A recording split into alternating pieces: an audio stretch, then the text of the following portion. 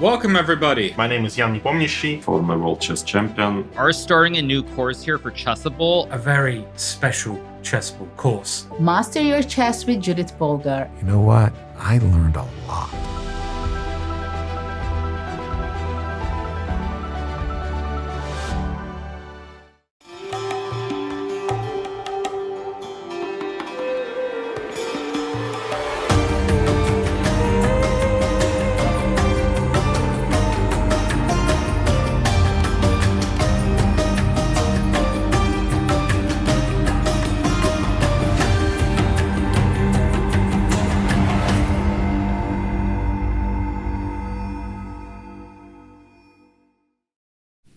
Hello everybody, welcome to the 44th Chess Olympiad. Now we are here in Chennai, India, which is something extremely special, and it is the home country of chess itself. This event was originally planned to be in Belarus in Minsk. Later on it moved to Moscow, and due to some very unfortunate reasons, the Olympiad moved to India. And I think many of the players are very happy about this. Of course, everybody was waiting it with huge excitement because the organizers had only 4 months to arrange the Olympiad when usually they have 2 or 3 years to prepare. I'm going to be your host. I'm Judit Polgar for the next 2 weeks on the 11 rounds of this exceptional event where we have participants from 186 countries. And it's so special, but we're going to be talking together with my co-host. Let me introduce you, Mihail Marin, who is played 12 occasions in Olympiads, many experiences. He's a grandmaster from Romania, and he was also a board medalist. And he's going to give us the history of the Olympics and a lot of insights about chess. Welcome. Hello everybody, thank you Judit, it's an honor and a pleasure to assist you, especially that this is a truly fantastic Olympiad.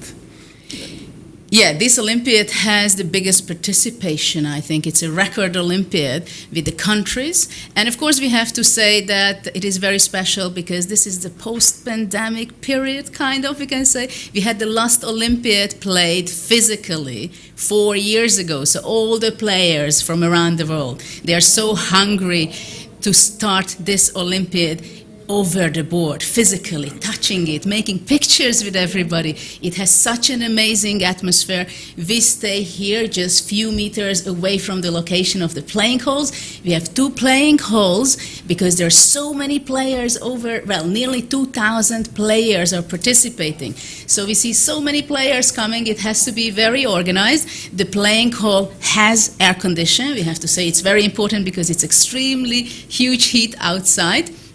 And also we have a huge participation in the ladies section because we have more than 150 participation, right? 157 or something. Yeah.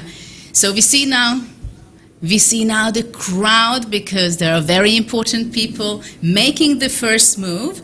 And in the open section, we are going to see the Indian Minister of Sport, Anurag Thakur. First Indian board is going to be made. Of course, I'm sorry about that. We don't see that much from the camera, but it is because there is such a huge interest in India about this Olympiad. You always find hundreds of journalists around, but at least 50 or more.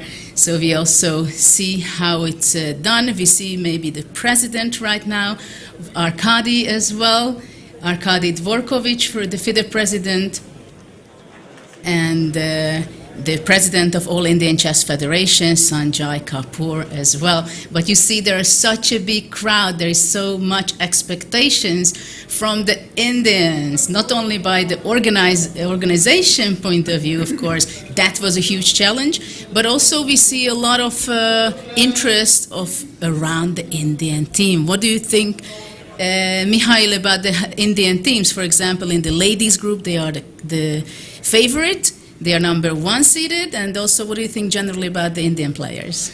Well, India has become, historically we earlier had the Soviet chess school, which some might divide into Armenian, Georgian and so on. Then the Chinese produced some emulation which was not so clear how they did it. But now India is really developing so fast. And I know part of the system. I see all these kids massively participating in European Opens. They are low rated, but they are so strong. I have dropped many half points and even full points to. I don't want to even mention the rating of and age of my opponents. So it's obvious that there is a massive support from official point of view. Now we see the Ukrainian ladies team on the picture. Yes. So who is your favorite Indian player? Let's say, apart from, of course, the great role model, 5-time world champion Vishwanath. Well, of course, Anand, it's great to find anybody. I appreciated very much Hare Krishna, but he's not playing here, I believe, no? Is he? I don't see him in Team 1. Okay, maybe I can just check later. I played with him a few games, so I know his style. He's somehow classical player, but also ready to go for an attack if allowed. He would never accept a draw until everything is off the board. So we see still the actions and preparations in the first round. Of course, when we have the first round in an Olympiad, there's a lot of excitement. First round, is the bus coming in time? You're reaching out. You have to pass the security, of course, and where the players actually are not allowed to take mobile phones nor smart watches.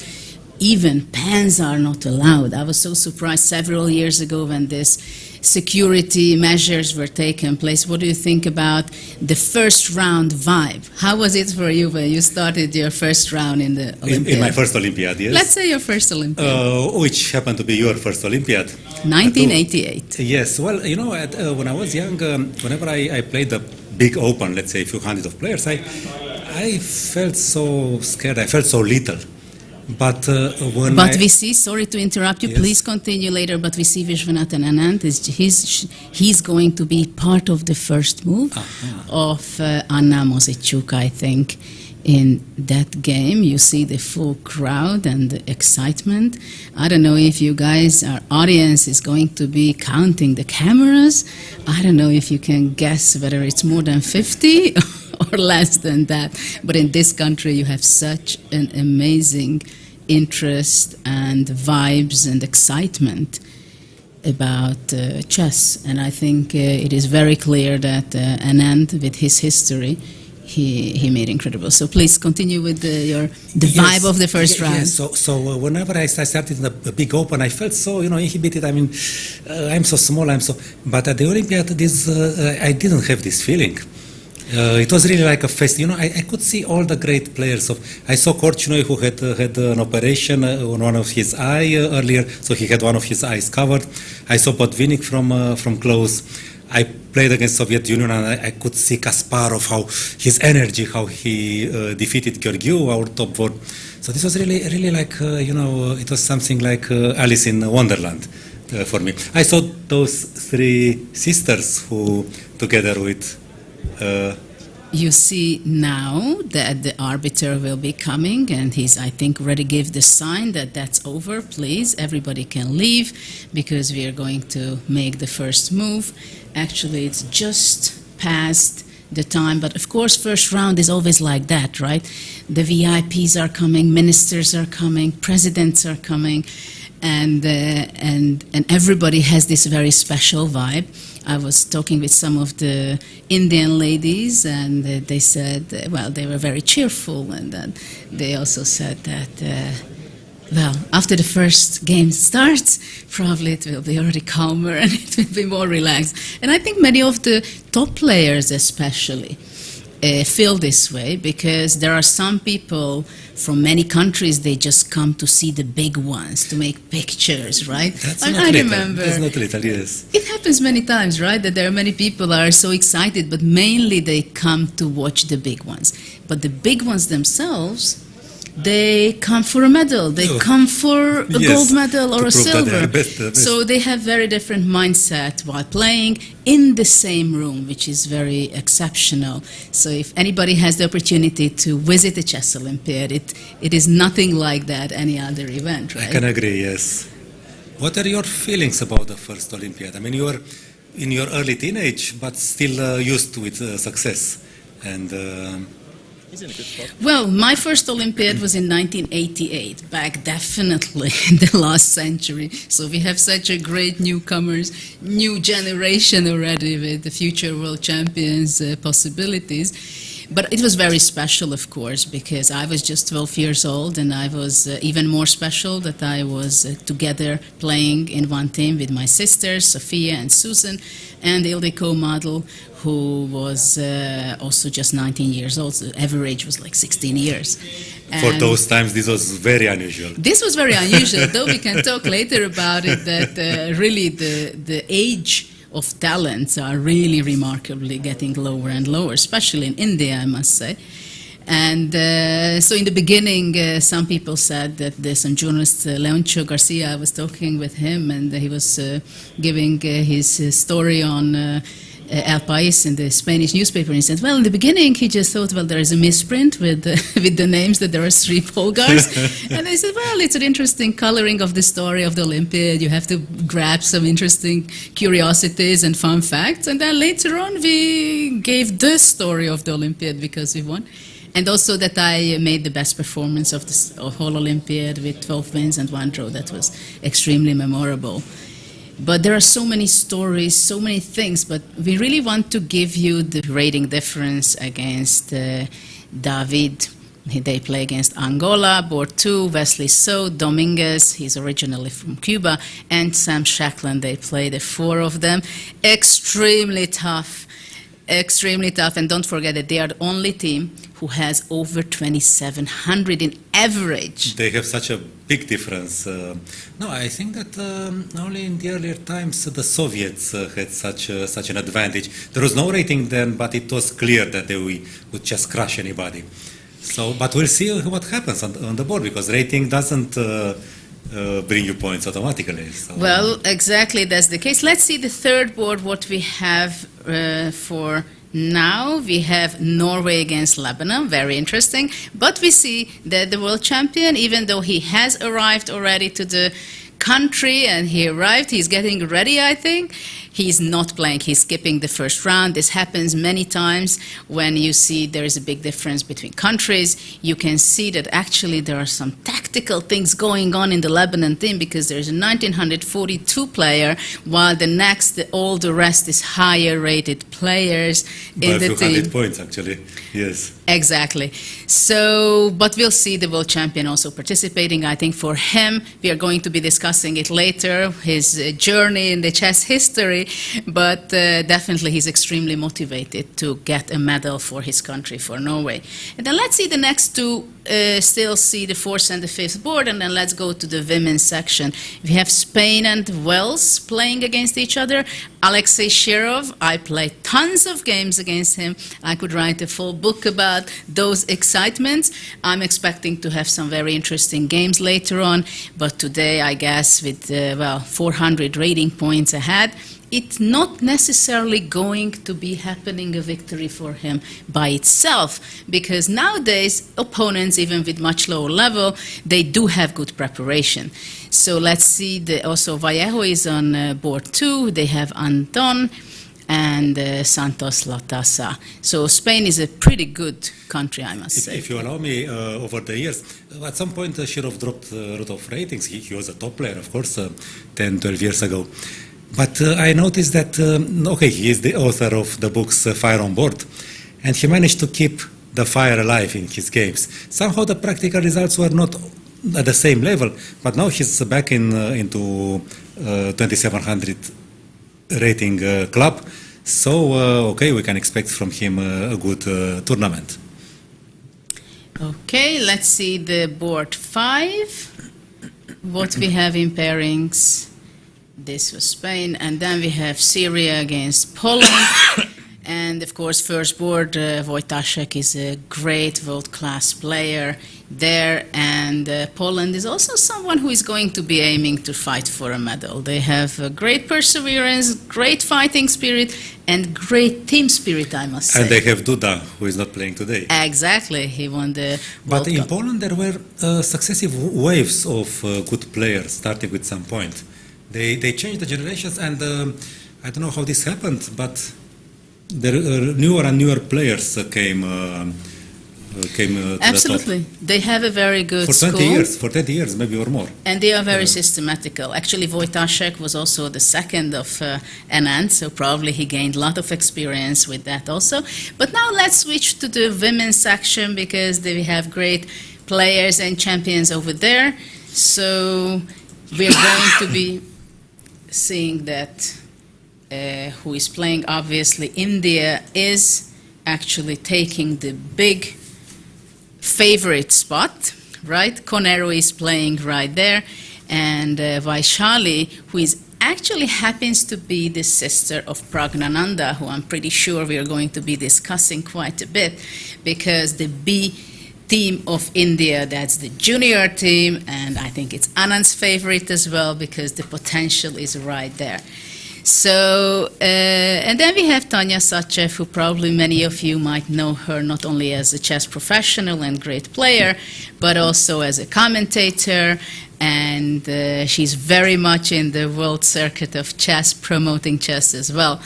And then we have on four's board Kulkarni, and well, we'll see later on some of the games probably will peek into that. So let's see board 2.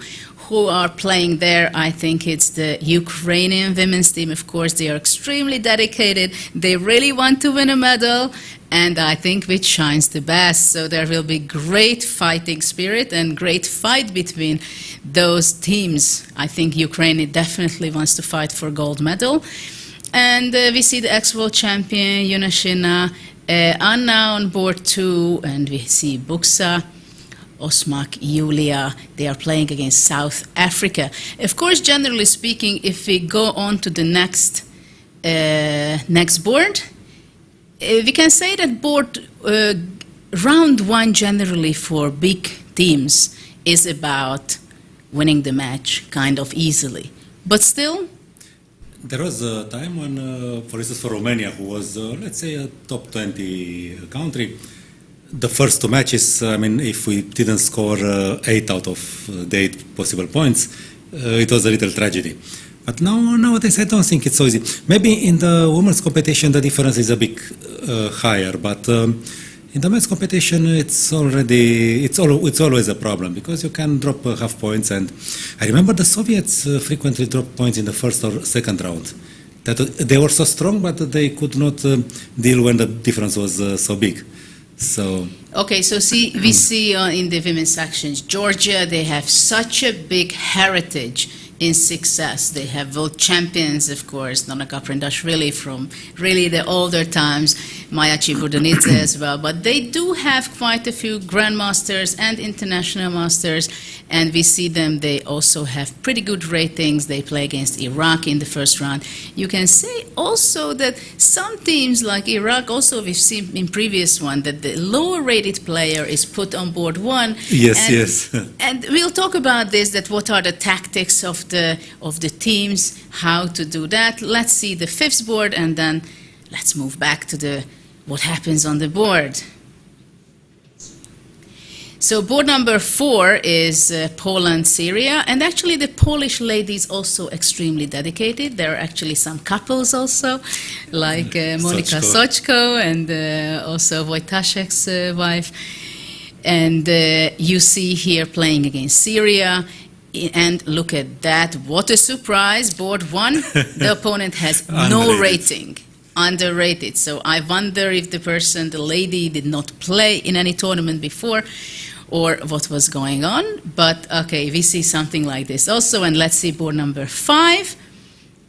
That's Monaco against France. France is also quite good in the ladies section as well. So let's start to... Oh, I see a Romanian, Navrotescu Andreea. She's born in Iași. I assume now she has a French citizenship, but she's playing in the French team. She lives for many years in France already. It's a surprise to see. Maybe before we go to the first game, to look at it in the opening, because they're still very much in the opening, so it's not so much to talk about. You see Konero on the right side from India in first board, maybe, I'm not sure. And Yes, so, but maybe before that, let's have a peek inside what has happened yesterday in the opening ceremony, because it was so amazing, so spectacular, and also we had the Prime Minister also visiting there. So just a little peek inside to that, and also the vibes of the city of Chennai. It would be interesting to show it to you so you understand where we are in India, Chennai, and how much it is really you can feel in the city everywhere what is going on, how much the chess vibe is everywhere. Of course, it's not so easy. So let's see.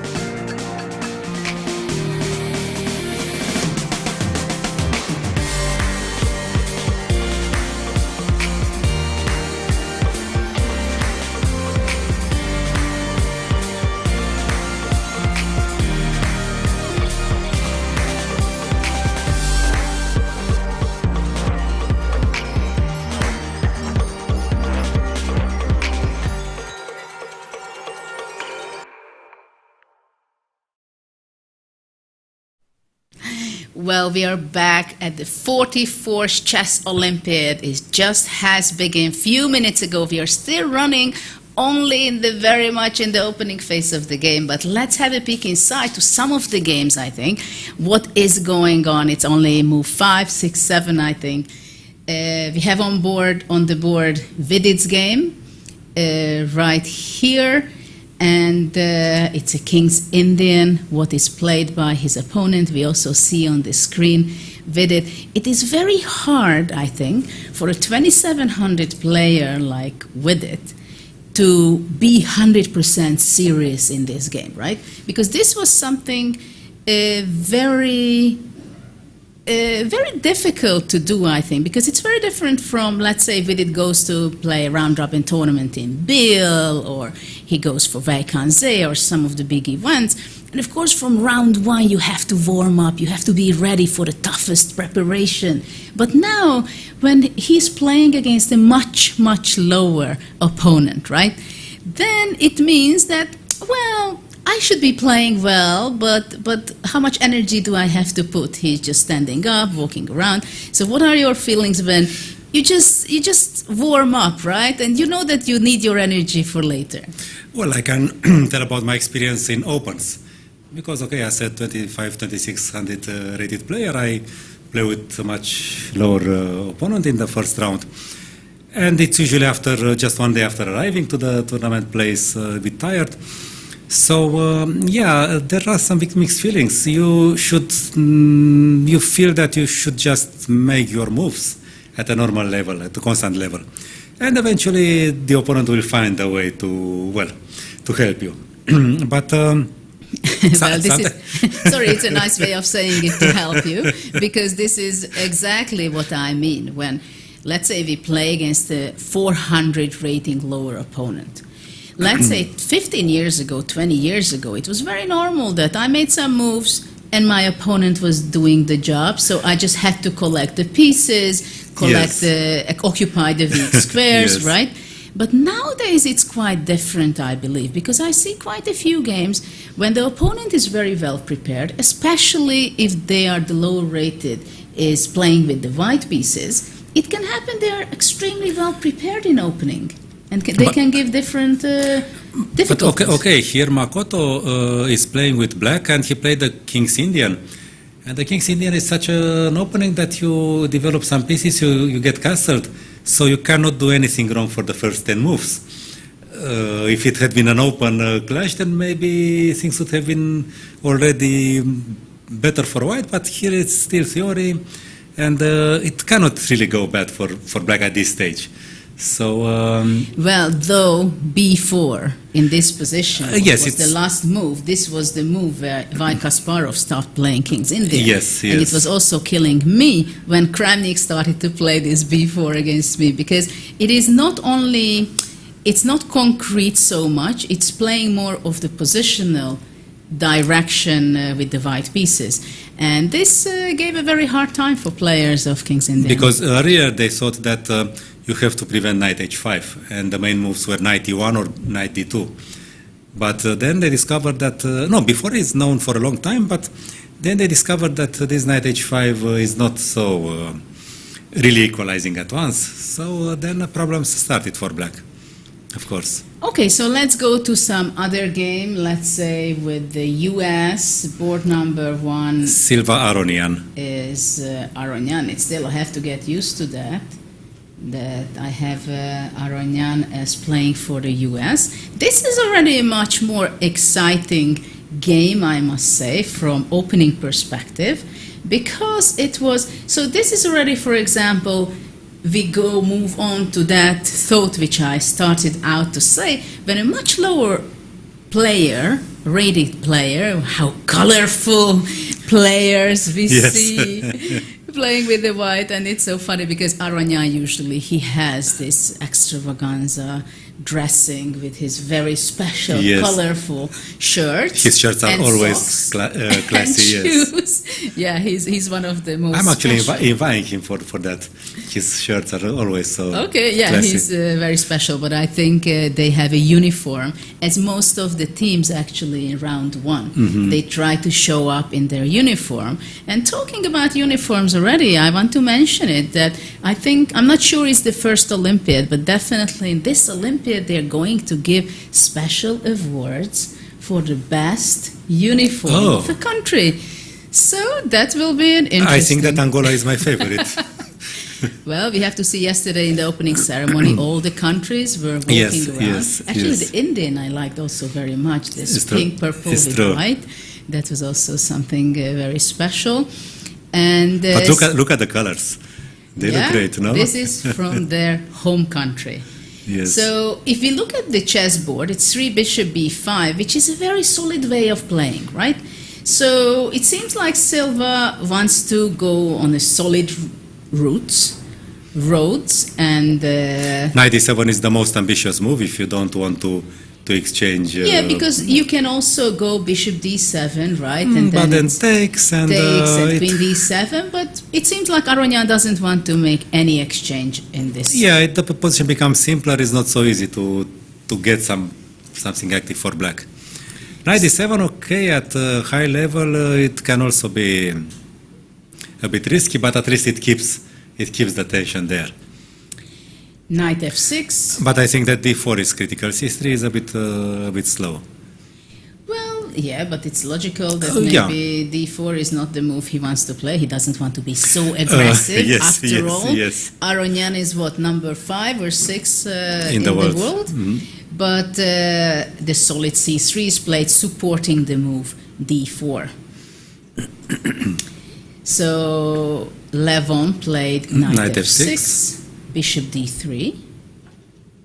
Well, later on, I guess white wants to go bishop c2, and after that d4. But he went knight e5, I believe. I saw the current position. Yes, next move is knight e5. So now we see a very strange pawn structure, because, well, the bishop is hanging on d3, but these 2 pawns, the e5 and e7, it's kind of a strange double pawns. Well, I played this with black, and I had, not in this position, but in similar lines with d3 on the second move, for instance. The idea is that, okay, white cannot play d4 anymore, and there is some pressure on the d file for black. And also the double pawns, they control a lot of squares. After e6, white will not have access to d5, for instance. The question is whether he wants to play e6 because he went g6 Ah, and G6, he wants okay. to go the fianchetto, Okay, having his okay. bishop on g7. Though I must say, after d3, bishop g7 is not a fantastic, powerful bishop there. Yes, but think it this way: d4 now is not very probable from white, and after f4, the bishop also stands better well on g7. And if white doesn't do anything, then okay, black can prepare his play little by little. No, the main thing now is to take measures against white's activity. So bishop g7 makes some sense. Well, it's also a way of playing against your opponent, which works many times, even on higher level, but I think on lower level even more, when you play against your opponent's plan, right? You let him. You don't force him to do anything. If you force, I mean, when there is a difference between opponents, if you force him to find moves, he may find a long series of them. If you let him just play, then it may be easier. What I was talking about, help from the opponent. Yes. So sometimes it's better not to force the opponent to do anything. Yes, because now white will have to make some decisions. Actually, I'm not sure that the bishop on e3 stands very well, because later on at some point black can go knight g4 with a tempo, and maybe even to play f5. I was thinking that maybe a plan like f3 and then a3, knight d2, b4. f3 making part of the plan. Yeah, knight h5 is coming, it's also true. But knight h5 is coming anyway.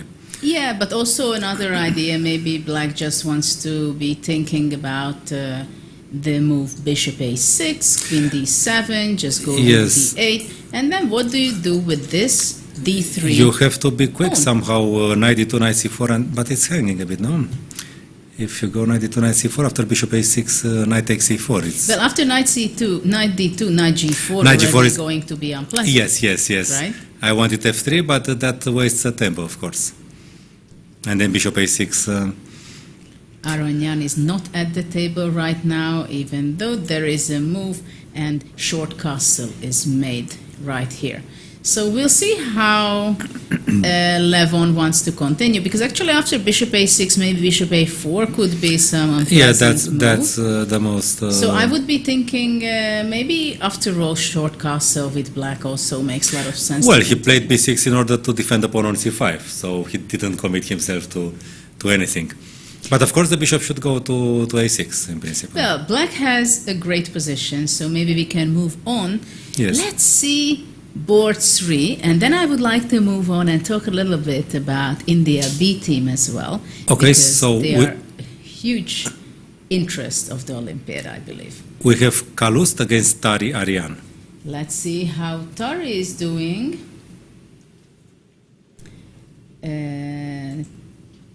Tari is doing well. We have a Catalan here, 3g3, and after g3, d5 was played.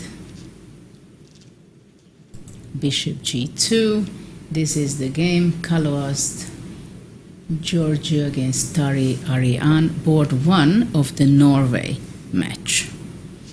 Bishop g2, d takes c4. Were you playing this system, the Catalan yourself? No, I have played a lot. The Catalan and, okay, the English opening similar positions with the pawn on d2. But, well, it remains, okay, talking about, choosing the opening for your lower rated opponent. I could be afraid of playing this with black if I really needed to win against a much lower rated player, because there's some forced things. White has some compensation for the pawn on c4, and I don't know, maybe it's not my style to take such pawns, but maybe his play will become concrete, and then this is what he needs to to show his higher class. Well, he took the pawn, he played knight c6. I was never playing this way. I was more playing with bishop e7 way. And short castle, rook b8. The idea is to move b5 later, so protect the pawn, try to save the extra pawn on c4. And white played a4 in this position. Which is a rare move in principle. Well, after a4, of course, the b4 square becomes extremely weak. Also knight a5 is a possibility. Knight a5, and well, the knight is stable there. I mean, not at once, but eventually at some point. Yes, yeah, yes. Because black has to be careful. I mean, basically for white, the main idea is to control and put the knight on e5, yes, right? Yes. So that is something. That's how he can get initiative or compensation for the pawn, I must say. Actually, one plan I liked, but instead of a4. It's e3, just provoking b5, queen e2, b5, and then play b3. C takes b3, a takes b3, and then fantastic play along the a and c files. But there have no e3. Okay, E3. that's why. Sorry, I was surprised on E3, your no. idea. But after e3, there is some new trend now. Yeah, the idea would be yes, just to provoke b5 and then play b3. I mean, to make it a real gambit. White doesn't want to retrieve the pawn. But then there are some new games, bishop e7, knight e2, e5, bishop takes e6. There is some gambit line, and apparently it's very complicated play, and apparently white cannot prove an advantage so easily. So after e3, black doesn't have to play b5. That's okay. So right now the position. But he played a4, okay? A4. And let's see, what's the position? He played the knight a5 already, or no. That is no. I just mentioned that there is a square there. A4. No, actually a6 is probably also a move. No, actually knight a5 is played. I'm completely surprised. Yeah, because there is a state No, of... I think it stayed from our...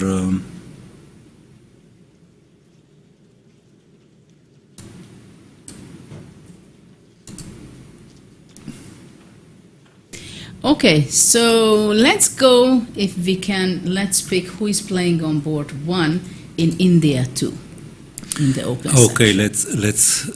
let me look for the game. No, this is the ladies team. Ladies event. India board 2. Yes, I'm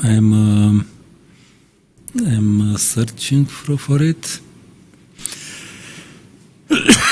And in the meantime, while we are getting this game, I would like to say a few interesting things. For example, that this is the first Olympiad where we had a torch. And it was quite amazing, as it was part of visiting in 75 different locations. It made 27,000 kilometers of road of journey. It was visiting in so many different places, and this was the last part in Chennai when it arrived, the 75th location, and Anand was giving it to the Honorable Prime Minister Narendra Modi, and he gave it to the new generation. So Pragnananda and Gukesh was the two youngsters who was able to lighten up the Olympiad, and that's how it was beginning. It was remarkable, very nice feeling that it had a very special moment over there. And it reached, obviously, millions of people. And, well, there are going to be a lot of interesting happenings in the Olympiad, but so far everybody is warming up for round 1. They are already getting over the opening. And the next table will be... So you mentioned Gukesh. Yes, so he's actually playing on board Al-Hosani against Gukesh is the top board of... board 2. It's board 11, actually. Match 11. It's match 11. Wow. Al-Hosani against Gukesh. I'm not sure. The first board of India 2. I'm not sure I can bring that. Can you tell me another board of that match? Sultan against Sarin. Sarin. I'm not sure. Which number of board are they playing? 11. 11. So maybe we don't have that match running. Okay, so let's see who is playing on board 4. So match number 4, we have Shirovic, who is one of my favorites, against Tocek Gregorz. So let's see, because his From games Wales. are usually already quite interesting already Yes. before it enters to the middle game. And I'm not surprised what I see right here already in the diagram position. Let's see how it is. I mean, he was always a great attacker. Yes. What a player. And he's playing with the white color. Obviously, he wants to smash his opponent, as many times it happened. So you see a Philidor kind of position, G4. He played that before. Can you check it, please, how many games we have with G4? I'm a great G4 fan. I know. think many of my fans know that because I played in many different positions where it is expected and normal, and it's part of the spirit of the position. Many occasions when it was not exactly a very natural move. And this G4, I have to tell you that if I would be making this move 15 years ago or 20 years ago, some people would make me jokes that, well, we should call the ambulance because she went nuts, right? But nowadays, things are very different because everybody is working with engines, and sometimes you have a strange idea, immediately you're checking it with an engine, and then it says, well, maybe it's not even so bad, so let's look at it deeper. And somehow the engines may support your idea and even encourage to look deeper and go further. And that is the reason why we can see actually more and more often strange moves like this, because normally we have a traditional understanding that you have to have a strong center, you have to develop with your pieces before you start attacking and come out with your other pieces, right? Yes, but I believe that Shirov played this many years ago. The movie is not really new. So actually, when I saw the position, I tried to remember what he had. That he had something aggressive in. So there are some games. I don't know how I can see when it was played for the first time. Okay. The main move is knight takes g4. Yeah, this is what happened in the game. Of course, it's always the h6 first. is also h6 is also. Always the first thing is to look what happens if you capture it, right? I mean, if you go h6, what can happen? Either g5, right? Yes, or h3 like they play in the Keres attack, or maybe h4. Why not Well, rook g1? H4? we never know what is his plan. By the way, talking about this g4 thing, there was an old game. Bronstein plays against Imagine, and he starts the game with d4, knight f6, g4. And he saw that Simagin would fall under the table and think for a long time, but Simagin reacted very quickly, and the game ended in a draw by force after 15 or 18 moves. And Simagin made a gesture, I had analyzed this, it's nothing for white. As if it was the most normal thing in the world. I mean, this g4 on the second move. Well, it means that in the old times also there were strange moves, but I think we have a completely different understanding on such a moves, because whenever something like this happens on the board, we can make sure that your opponent made the preparation with an engine. So when you're reacting on such a move, you understand that it's a home preparation not only by the person, but it was checked together with an engine, which can be tricky, of course. And different engines make different evaluations as well. But these opening preparations can be very funny and very dangerous when you play on the other side. Let's see how it continued. Knight takes g4, rook g1. So white's idea is to gain the initiative, right? Yes, that's why we sacrifice a pawn. To get an advance in development, he probably wants to go bishop e3, queen d2, and long castle. Well, he went bishop c4. Okay, bishop c4 is also part For of now, it. immediately knight g5 is a threat because the f7 pawn would And be bishop e7 is not possible. under the attack. Why? What happens on bishop e7? Oh, I can take on g7, no? Well, bishop, yeah, actually I was, my old idea was not the simple rook g7. I was thinking about how can I make bishop f7 work?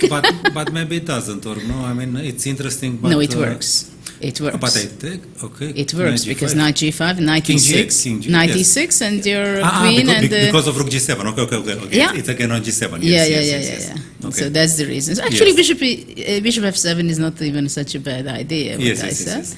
But okay, so bishop e7 is definitely not the move. So h6 probably, g6 doesn't seem to work. He Knight went G5. h6 exactly to stop this. But now what is he doing? How is he going to get castled? G6, bishop G7, short castle, runs into rook takes G6.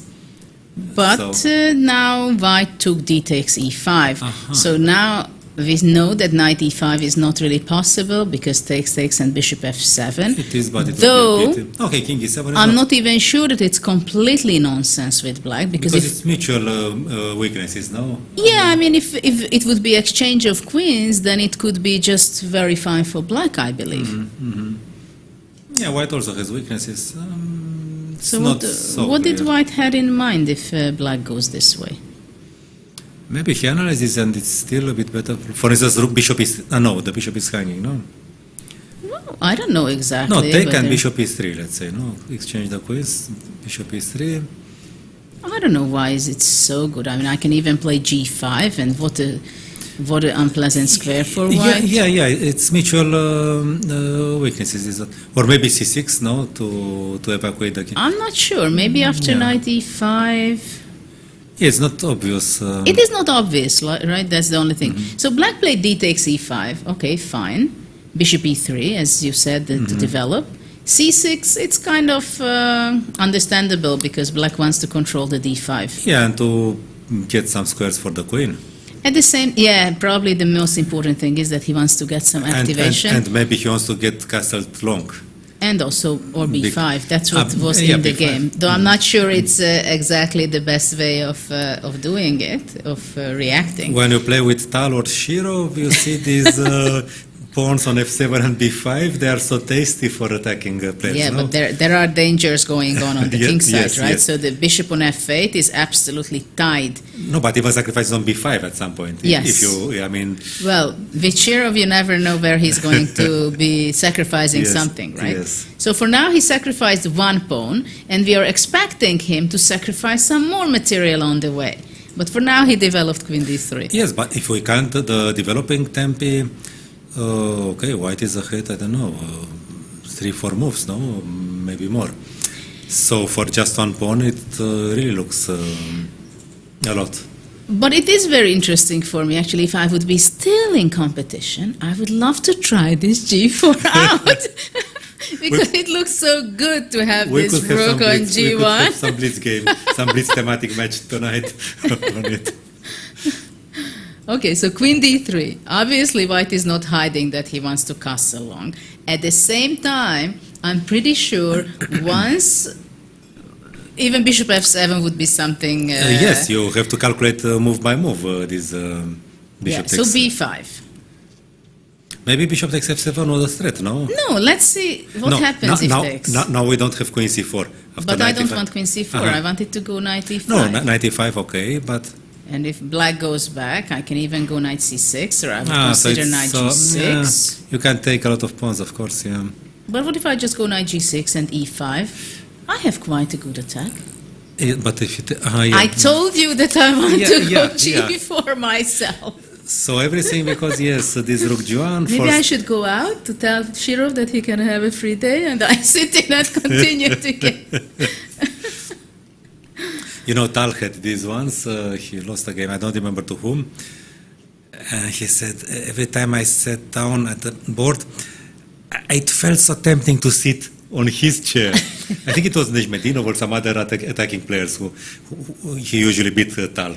But he was also such a crazy player, sacrificing. And so he would so gladly sit on his opponent's chair. You know, it was such a funny story I experienced back in... 92, many years ago, when I played for the first time the Najdorf tournament. He was still alive. He was a lovely guy, lovely old man with his suit and tie every day. So he was an extremely nice person. And on his tournament, he felt, of course, he does whatever he wants. And at one point, he liked Ivan Morovich's game. And then simply, Morovic was walking around because it was his opponent's on move. And he sat down and he started to look at the board, and he found it very interesting. And suddenly the opponent, I think it was Nikolic he was playing with, maybe some of our viewers still remember, I mean, it's a long time ago, and Nikolic is making a move, so actually it's a white turn where Miguel Najdorf is sitting and thinking and taking the place of the player, of Ivan, you know. And then it was very unpleasant for Ivan. He was coming and said, how to disturb Miguel, right? When he's sitting right there. And so it never happened to me that somebody took my prize. I saw it happening at the Yerevan Olympiad, I think. He was the captain. He was quite advanced in age. He was the captain, I think, a sponsor of the Argentinian team. He was looking with such interest. And I think it was Wei who played with Argentina. And he did the same. He sat. It was so interesting that he sat on the, or maybe we were just playing around, but I saw it with my eyes. Yeah, this old man, his expression like this, as if he had never seen such an interesting game ever. So yeah, he did the same. He sat on the opponent's chair. Okay, so I can't play instead of Shirov, but at least in analysis, I can share with you my thoughts. I mean, obviously, I would be very surprised if Alexei would not consider Bishop f7, to tell you the truth. Yeah, in principle, it looks logical. But you know what's possible? Maybe after Bishop f7, King f7, Knight e5, maybe Knight takes e5 would be the reaction. Giving up the queen, and after that give it check on f3. So now King f1 would be losing on the spot because this cover check on h3, taking the queen on d8. So it's not obvious where you should go to. Sorry, so instead of King f1, I would be going King d1. Well, King d2, it comes to okay, check. But after King d1, Knight g1, and suddenly Black has two pieces. Yes, but after King d2, it's the same. Knight g1 with check. Exactly, and so this is the reason why it's not good. Otherwise, it would be not a bad idea, maybe. Yes. So let's see what happens after b5. So Bishop b3, very sensible move. Black played Queen a5, long castle. Yeah, you still have time. Black doesn't threaten anything concrete. I mean, after b4 or something, you can always think of a sacrifice. What would happen after b4, by the way? Okay, good question. So my first thought was Knight d5, but it should be not enough. But what about Knight a4 simply? Probably for now, but okay, Black can go Bishop a6, after that Bishop b5, trying to attack Bishop them. a6 already, yes. Or you want some checks? He gains some temp. Yes, and then Queen b3, no? I don't know. We have cleared Queen some. b3, yes. Giving this strong check. King e7. So Knight takes e5 because we have Bishop c5. No, Knight e5, but no, Queen e5. Queen. We can't give all our pieces away. We can, but it's not sure. No, but Knight h4. Knight h4 is a bit irritating, no? Powerful. Okay, so there are pretty dangerous stuff going on. All the pieces are playing. Even the Knight on a4 is somehow ready to jump. Okay, but in the game after castle, Black did play Bishop a6 immediately. So maybe it's a wise move. Yeah, because it doesn't clear the queen's access to b3. So Black wants to go b4 right now, attacking the queen and the knight. And interesting move was done by Alexei, Knight d2. So let's see what he has in mind Knight c4, after no? b4. Knight c4. So we see Alexei with his back, the España t-shirt, yes, playing with white. So let's see after Knight c4, what happens if b takes c3? Knight a5. But that should be better for, no? Bishop d3, I'm not sure necessarily. After all, there was a pawn sacrifice in the beginning, right? No, but it is advancing development which persists. Well, probably even rook d3 is possible, right? Yes, the c6 pawn is very vulnerable. Yes, but I'm not sure it's so clear. Okay, but how do you... No, of course it's not. You cannot... Knight e4. Maybe CD was, but okay, CD... CD is not something but I now would Bishop like takes very f7. much. No, right? Bishop takes f7. No, in the final position. Yes, Knight d2, b4, Knight c4. Takes...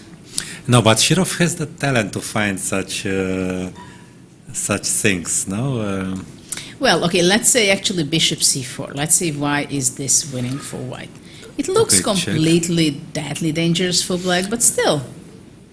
You have to show a move, no? I don't know. Let's go and have fun, right? Takes, no, maybe rook g7 was possible, no? I just thought that I can do this and Bishop e6. Bishop e6 and it's... Bishop d6. And maybe I was exaggerating. Bishop c5, no? Bishop c5, Knight c5. Knight c5, okay. queen g7, rook e8, so it's not so easy as I expected it to be. So after king d8, you wanted to take rook g7, nice. But maybe it's not Nice working. idea. But you take at Threatening. king c7.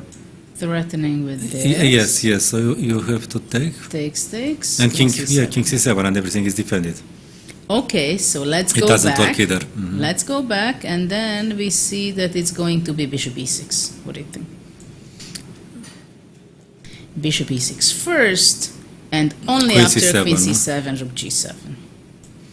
Aha. This okay. is what you wanted to say. Oh, no, I didn't want to say this, but I had some abstract idea in my mind. Yeah. I know queen f6 is a threat, yes. Yes. And if rook f8, then queen f8.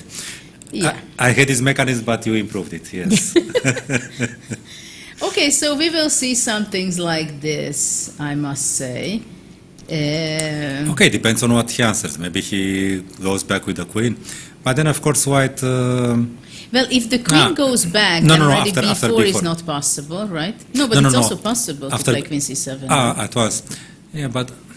Yeah, because, If okay... he goes, you want to say after b4, right? No, actually, after queen c7 at once also makes sense, because he may ask white what has he achieved with knight e2.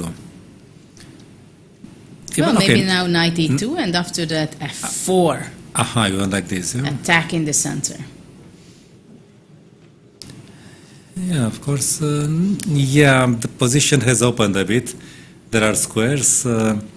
No, in such cases, it's important to parry the opponent's threats somehow, directly or indirectly. The threat was before. If he has parried that, then of course white has very good sound compensation for the pawn. Now I can check.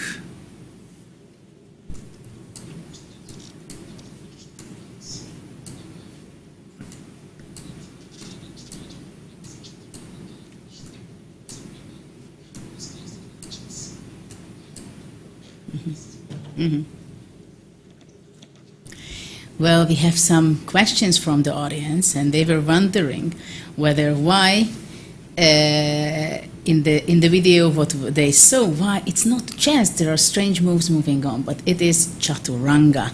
That's why you were seeing something strange things.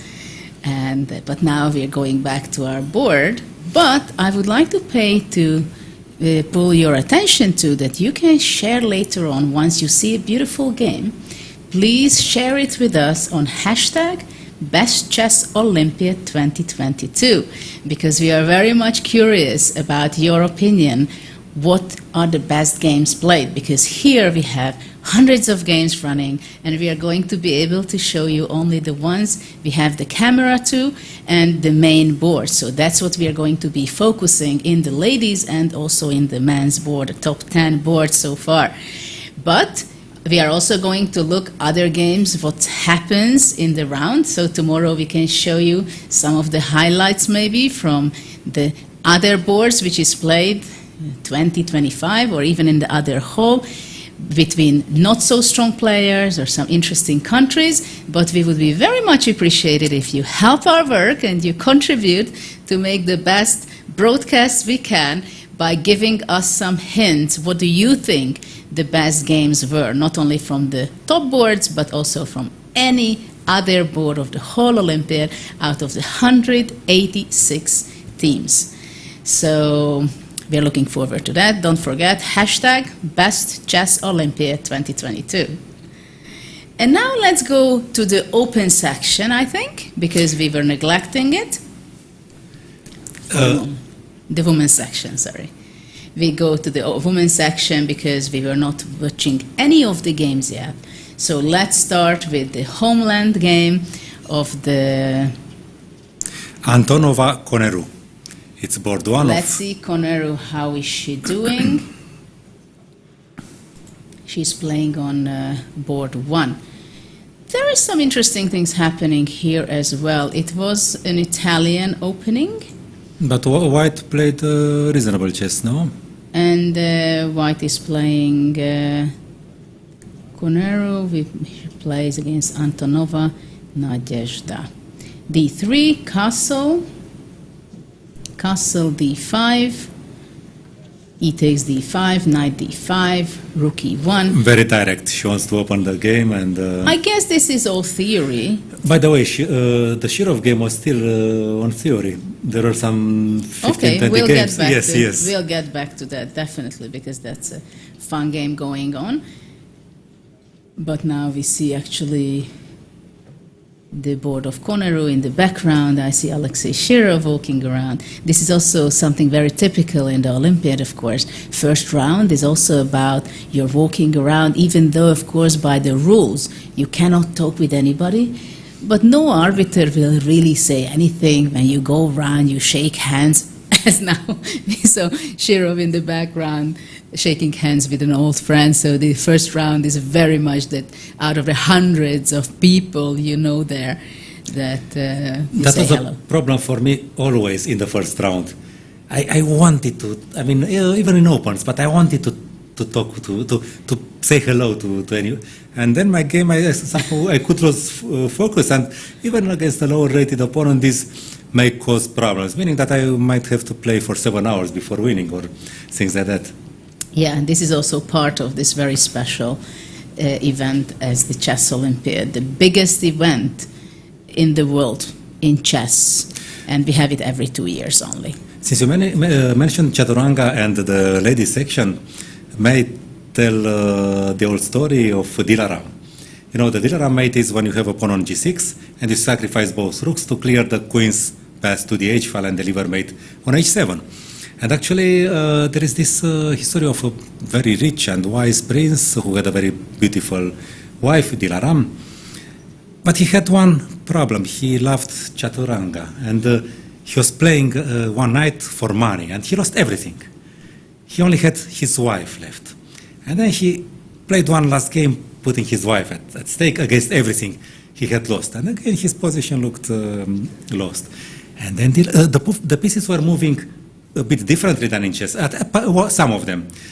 And then Dilaram, who was not only insanely beautiful, but also wise, he came and whispered to him, "Lose both your rooks, but don't lose me, my prince." And then he saw the combination. And he Giving got, up two rooks and give checkmate. So now we call it easy. Yes, somehow they were jumping, but okay, the mechanism was the same. Just to sacrifice them to deliver mate. That's a nice story. Okay. Knight d2. I don't know what is in the opening in this. Let me Let's check. After knight d2, black goes knight b6. I'm pretty sure it should be still in the opening phase of the game. Now, of course, the bishop has to move, or that's what I was thinking, but actually it's not so easy to move, because bishop b5 is the only move. d3 is attacked. So actually, I wonder whether white is really playing the right way here. Oh, I have some problems connecting here, but okay, I will. After knight b6, white played knight e4, and then bishop d6. Well, of course, at one point, black wants to go f5. But it's always double-edged, no? I mean, well, okay, bishop b3, I guess, is the move now. Bishop b3 is the move, and for this reason, Koneru played king h8, with not really hiding too much about her plans. But is it really a threat? Knight g5.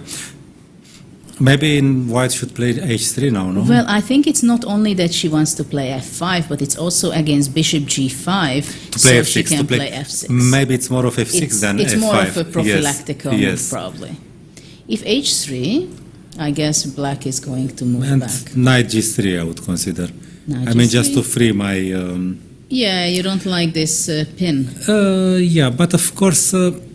there's like some sort of reversed, I don't know, Philiter or King's Indian. You gave up the center with white, but you have some good pieces, no?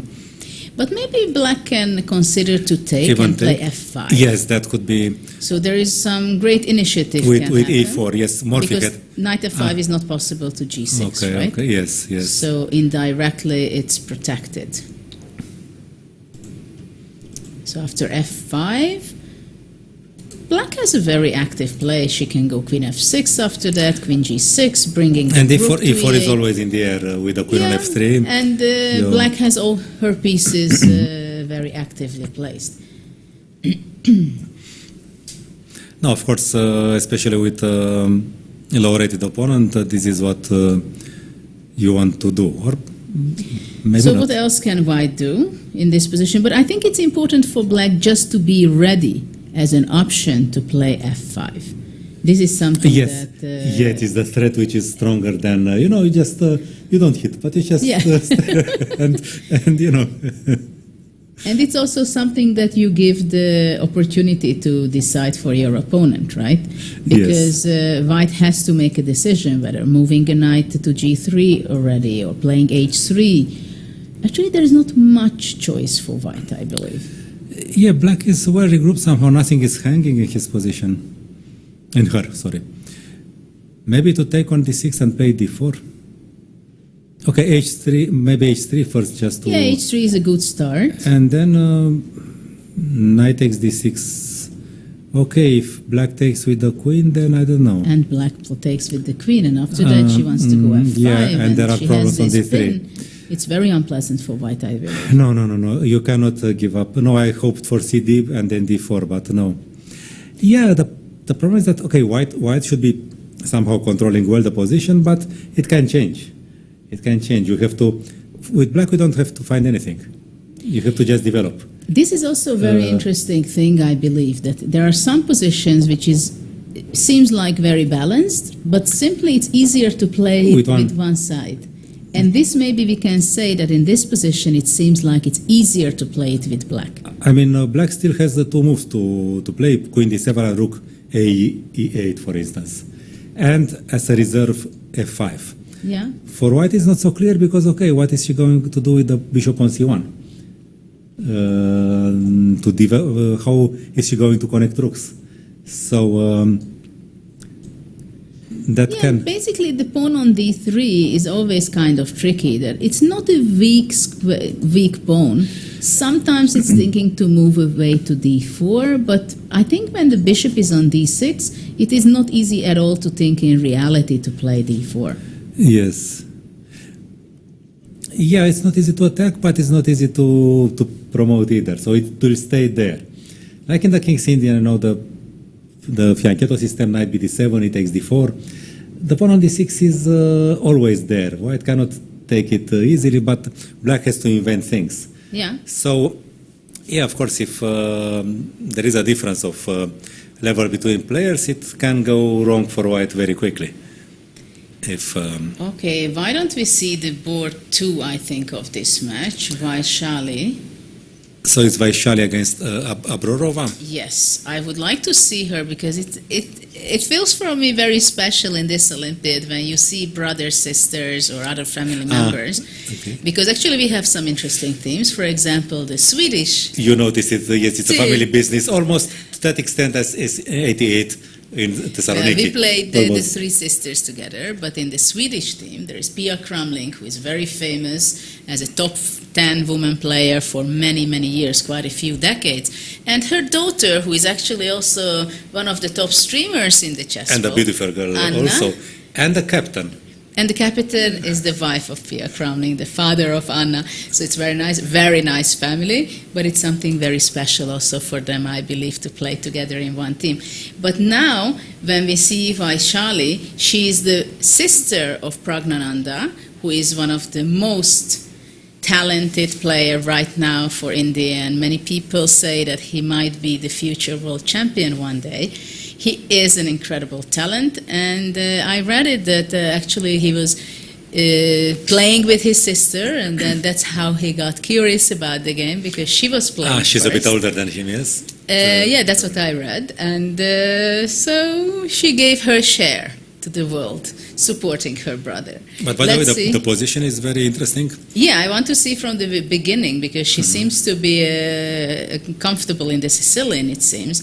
Though knight b3, I never played this move. No. I played a4, bishop e2, bishop d3, bishop c4. I played bishop e3, bishop g5, rook g1, h3, g3, f3, f4.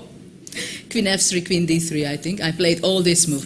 Knight b3 was not in my repertoire But ever, objectively, knight b3 cannot be a good move because, there are many variations where you play, you waste the tempo with black. Queen b6 or queen a5 to provoke. Yes, knight b3. usually you do, but of course when you have a preparation and when you want to surprise your opponent, then you may make the moves which is not the best. Yeah, but if you have a player who has general culture, then knight b3 is just like offering a tempo on a silver plate. So it also depends on... Yeah, but you can. It depends if your opponent is an expert, because if she's not an expert, you can also end up having no problems with that, and not in every way. So it can transpose to something, because actually it's asking black, what are you going to do? Because I guess you consider knight b3 also strange. Not only that sometimes black goes queen b6 or queen a5, yes, and forcing the knight, retreats, and then maybe goes back, but then actually then both of them loses a tempo. No, only black. No, but queen. Yeah. No. Now Sorry. knight b3. Now if e6 and queen c7, but also there is another way that many times e5 is played. Yes, but this is the knight off. Okay, but now you don't need to weaken the d5 square to kick the knight away. Yes, no, I'm just saying that the d4 knight is differently pushed away, and sometimes black is even taking weaknesses in order to push it away. Yeah, I mean the idea of the knight of so knight b3, e6 is played. So this is e6 now, is the soundest. This is kind of a Scheveningen, but of course once someone plays e6, you block the bishop's power, and then g4. Look at her. So it's some sort of keres with the knight on b3, okay. Well, actually... h6 made some sense. With the knight on b3, h6 makes... Well, h6, I think generally it's always a question whether should you play h6 against g5 or should you allow. Because after h6 you cannot be developing and going short castle. It's some sort of different... That's a package deal, right? Yes, h6, no castle. Yes. This is... it's true. So if you want to stick to your idea to castle, then you don't play g6. Maybe you get mated, h6. Maybe you get mated later on, but you can castle. Yes. But she did not castle, actually, because bishop e7, g5, of course, after g4, g5 happens, knight fd7, h4, b6, very weak move, I'm sorry. What b6? Because in these kind of positions, you always go b5, unless white has already pawn a4, and to stop b5, right? So b6 is a very, very surprising move. But then she played a4, which is even more surprising, no? No, there was no e4. No? Bishop g2. So this is a very surprising move, even though black anyway can put her bishop on b7. Bishop b7, bishop e3, very logical. White, of course, in these kind of structures. Where does white castle? Most of the time to the long side. Yes. Queen e2, preparing the long castling already in the next move. And rook c8, f4. f4 is something that you don't have to be fast, but at the same time, of course, rook c8 is a very sensible move. That's where the rook belongs. Well, knight e5 is some sort, knight c5 and knight c4. Exactly. This is why. So f4 makes sense. This is the reason she played f4, I guess, to control the e5s, because after castle knight e5, even sometimes rook c3 can be yes. a nice positional sacrifice. Tasty knight, yes. Yeah, let's say I just want to show to our audience, if let's say a3, of course it's not sensible move. I just want to show that in these kind of positions, black can go queen c7, time to time she can go d5, opening up to attack the a3. But generally speaking, this pawn structure is not something that without risk for white. You played like this against the London attack, no? You had some game or knight fd7 something, and then I had, but of course you get this opportunity very rarely on a higher level, because this is something. Usually it's not tactical. We have to understand that this sacrifice on c3 is not about tactical things. It's about positional, that you're attacking, you're pressing, you want to have your square for the knight on c4, and simply white is going to be completely destroyed with her king on c1. So I like f4 very much, because this way the c6 knight cannot move so easily away. Knight a5 would be a move, but it would have been better to do it with the pawn on b5. Yes. I mean, and, I don't want to say, but I still say it, that what about playing b5? Oh, yes. No, talking about positional sacrifices, I think that many times positional sacrifice should be valued more than a tactical sacrifice, because a tactical sacrifice you can calculate, you can work out concretely. So you do something you know. Yeah, but for a positional sacrifice you need to understand, to foresee, to know something. So that those are you don't get an immediate compensation. It's long term. So that no, of course, Rook takes e3. It's quite obvious in the Sicilian. I'm not talking about this, but just to make the difference, you mentioned that.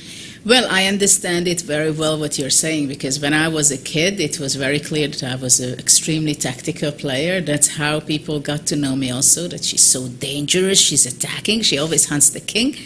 But later on, of course, with time, I had to understand there is not only tactics in chess, but there is strategy and positional play, which I was not paying attention, I think, up to age 12, 13, 14. So people were looking at me, giving weak squares, and I was not paying attention, well, even to pawns, but weak spots. Did I make weaknesses? It was not something that I cared too much. I was successful giving checkmates to my opponent. So that was quite good enough. But once they started to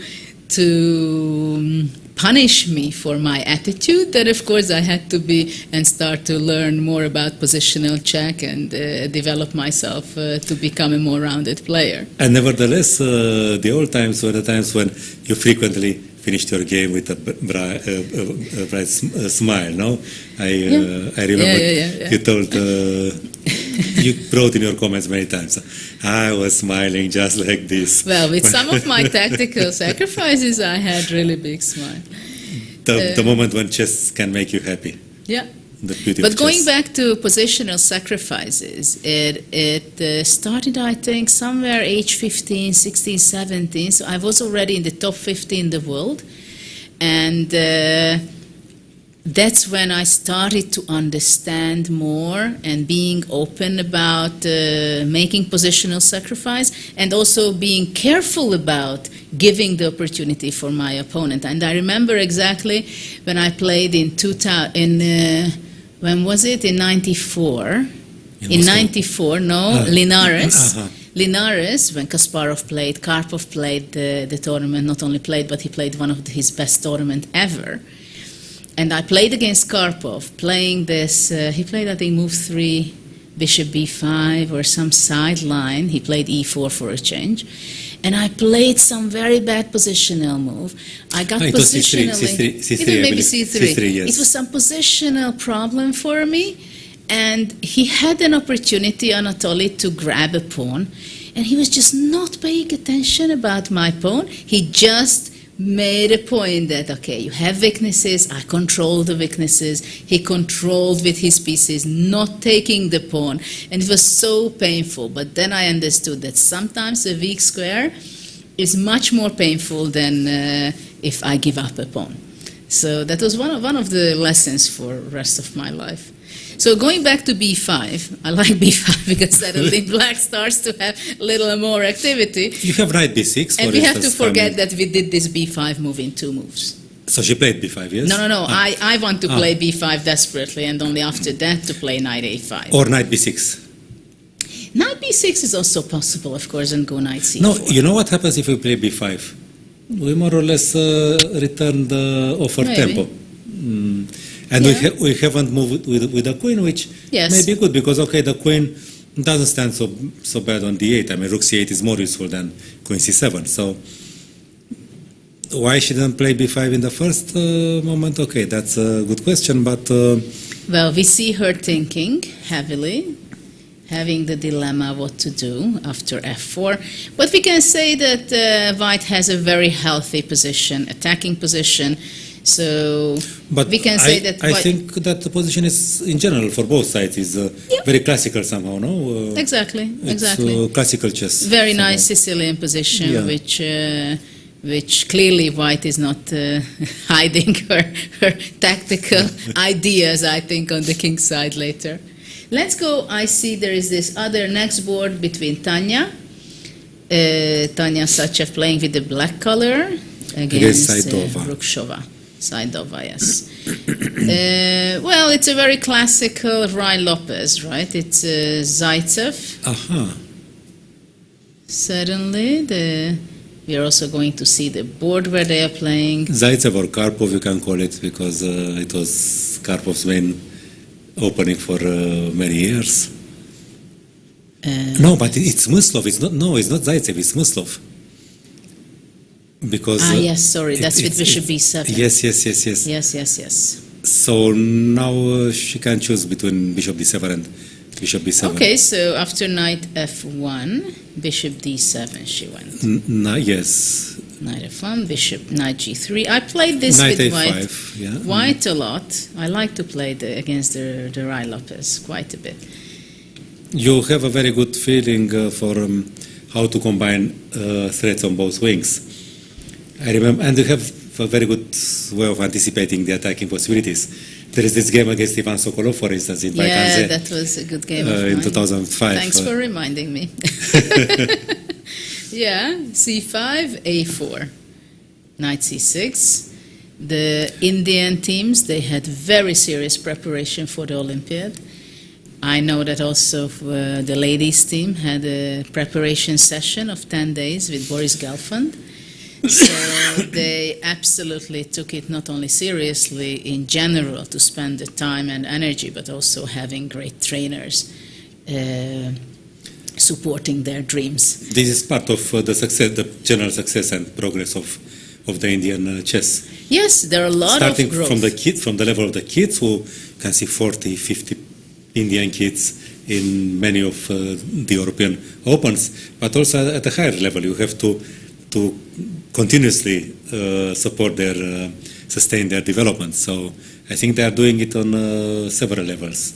Yes, absolutely. I mean, in the last years, they have grown so much in talents, in grandmasters. I think they have nearly 75 grandmasters already. It's not little. It's not little at all. And also, Anand has his academy where he supports the top talented girls and boys, maybe. Girls, I don't know how much they are also involved, but definitely they have very serious trainings. I was talking with Vichy about this.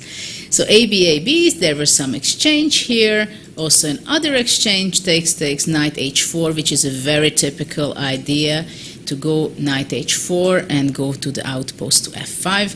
And Tanya played g6, stopping this maneuver. Well, it looks also a very balanced position, I must say. Black has no problem at all. Maybe I would rather take it with black. In principle, I played a lot of closed Rai-Lopez systems with black. And, well, I don't play e4 so frequently. But this can be very solid positions. And, of course, here black can be very happy.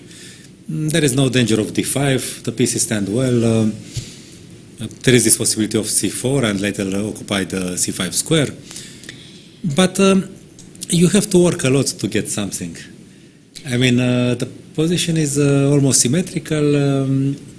You have to be ready to play for 6 hours, even against a lower-rated opponent. So, but it's a matter of style. I don't mind it. I mean, I play that. I want to talk about the time control here and the rules a little bit, because I want everybody to understand how is this happening. The Chess Olympiads, before we had many rounds. We can talk about a little bit about history, where it comes from. But generally speaking, well, when I started, it was 14 rounds. By now, it's 11 rounds. So this tournament, this Chess Olympiad, 44th Chess Olympiad, is 11 rounds. And when I was a kid and you started with your first Olympiad, we were counting the board games, the board result. Now it's a team result. So whoever wins for 2.5 or more, then they collect the victory for the team. And only later on, when at the final stage they are going to have the same number of match points, only then they are going to be counting the board points. And also there are some special rules because, for example, they are not allowed to make a draw offer unless it's move 31 already. So in the first 30 moves, they are not allowed to make an offer of a draw, which is also quite strange. If I look back 20 years ago, when it was very obvious that you can practically offer a draw any time. But this is a new trend in international tournaments also, but also it touches the rules of the Olympiad. So first 30 moves, no draw offer at all. Unless there is a perpetual check, of course, then nobody can say anything, no arbiter, no rules, because if it's a perpetual check or a move repetition, then you can claim a draw. What is the time control? The time control is 90 minutes for each players until move 40. And after that, you get 30 minutes to the rest of the game. But from move 1, the players are receiving 30 seconds extra bonus after every single move. So this is a shorter time control when I started to play the Olympiad, and it can be very stressful, especially after move 40, right? Yes, it's true. And you have to be sure about your endgame knowledge. Earlier, you would adjourn the position on move 41. Later, they changed to move 61. But and then you could analyze a bit. Now you have to have it here. Well, this is the reason I always tell to club players, not only club players, strong players, grandmasters, professionals, how important it is to talk about endgames, to learn endgames, because we don't have adjourned games. Probably some of our viewers maybe don't even know what a adjourned game was. A adjourned game was that when I was a kid, let's say after move 60, we had the score sheet in an envelope, and we went for a break of 1 hour. And then after an hour or two, we came back and we continued the game, which sounds ridiculous, right? I mean, now I think about how ridiculous it was. I mean, what is that you break the rhythm of a game, you go away, you can analyze. And of course, it was broken, this rule, mainly because of the engines. Because obviously, if you have a few minutes already, you don't even need an hour, you have a few minutes, you can make the annotations, analyses, you know exactly the evaluation, the best few moves, what you have to make after that. So this is why we don't have adjourned games anymore. But due to this reason, it is much more important to know the endgames very well, because in the 5th hour, 6th hour, you are already very tired, you have all the adventures what you had in the game. So anyway, you should be knowing the endgame, the theory, and also calculation and many other things, plus you're tired and you're on the 5th hour already. So endgame knowledge is extremely important. Yes, talking about tiredness and shortage of time, you have to know the endgame somehow. You have to have it inside you to feel it. I mean, you don't have time to remember, oh, this was page in the... No. It has to come out of you. I mean, to just... well, some things you have to know, as I say, that if I wake you up at 3 in the morning, then you have to know how to win some things. For example, rook, bishop against rook. We have to know how to make a draw. It's a theoretical draw, and how many people lost it. Yes. I lost it in some of the most painful time in my career when I missed my GM norm. But you also won. I also won. Against Lanier, and also there was some black pawns against Gasinjanov. But the different thing is that when I won this extremely crucial game in the World Cup against the Dominguez, I knew what I was doing. Yes. I did not win the game by chance because he made the mistake and I realized that I'm winning.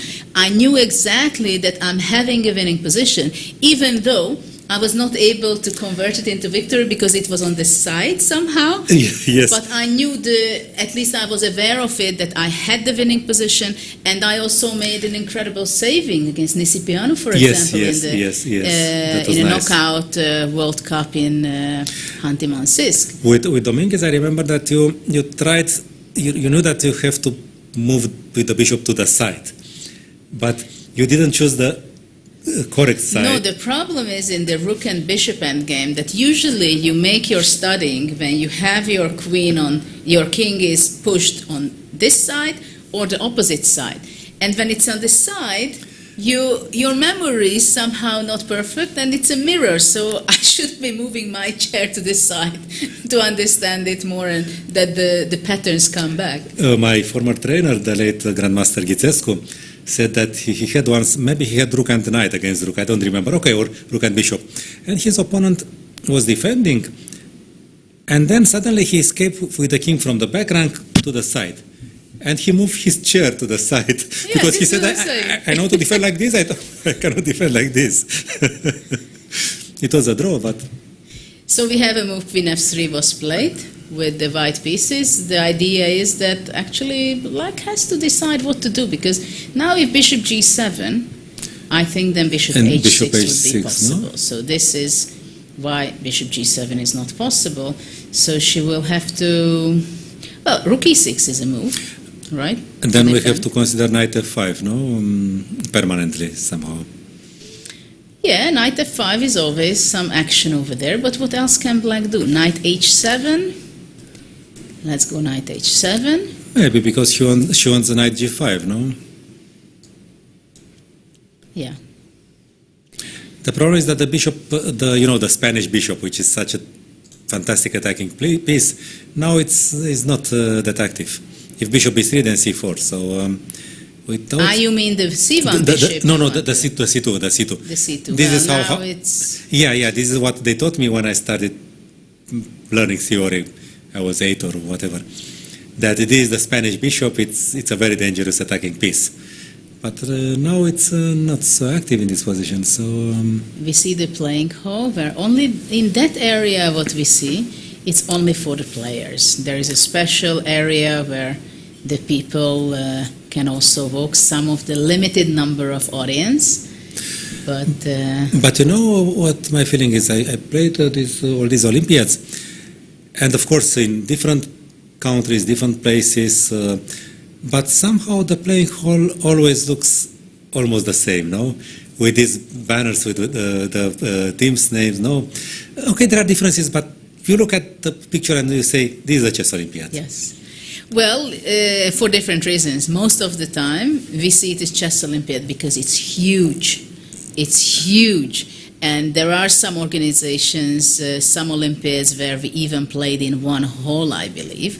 But here, we have a number of teams in one hall. This is the A hall, what we see now, where the top board of open and women's section are taking place. I think the first, I'm not sure, less than half of the teams are, this is a smaller hall definitely, and just opposite side of the road, there is the other part of the Olympiad with open section and women's section as well. You have to, unfortunately you don't see it now, but I hope we are going to be bringing you some video summaries of that, but this is really like an Olympic village. Here, thousands and thousands of square meters around. There are different buildings, the media center, the 2 huge buildings, and there are many activities. There's an expo area where they have the Queen's Pavilion, I think just now. Shortly in half an hour, they are going to make the inauguration of that also, and they are going to be having some social events and activities. It is always part of the Olympiad that it's not only that things are happening on the board between these nearly 200 countries or teams which taking place, but also there are side events all the time, and this is what's going to be happening here as well, because India, of course, is very rich in culture of chess. It's the homeland of chess, and they also want to show that how much they are dedicated to the game. There are great support from politically, from every side in India. You can see that there are a lot of things happening. So I would like to take this opportunity to show you the mascot of the Olympiad, Tambi. So I would like to show you some pictures of that, because whenever we go out and when we from the airport we took the road, we could see everywhere the walls are black and white, and also we have some Tambi. So you can see here some pictures when players were arriving, I think. You can see Tambi, this big knight, chess knight, located everywhere in the city, in different places, as a statue, as you see.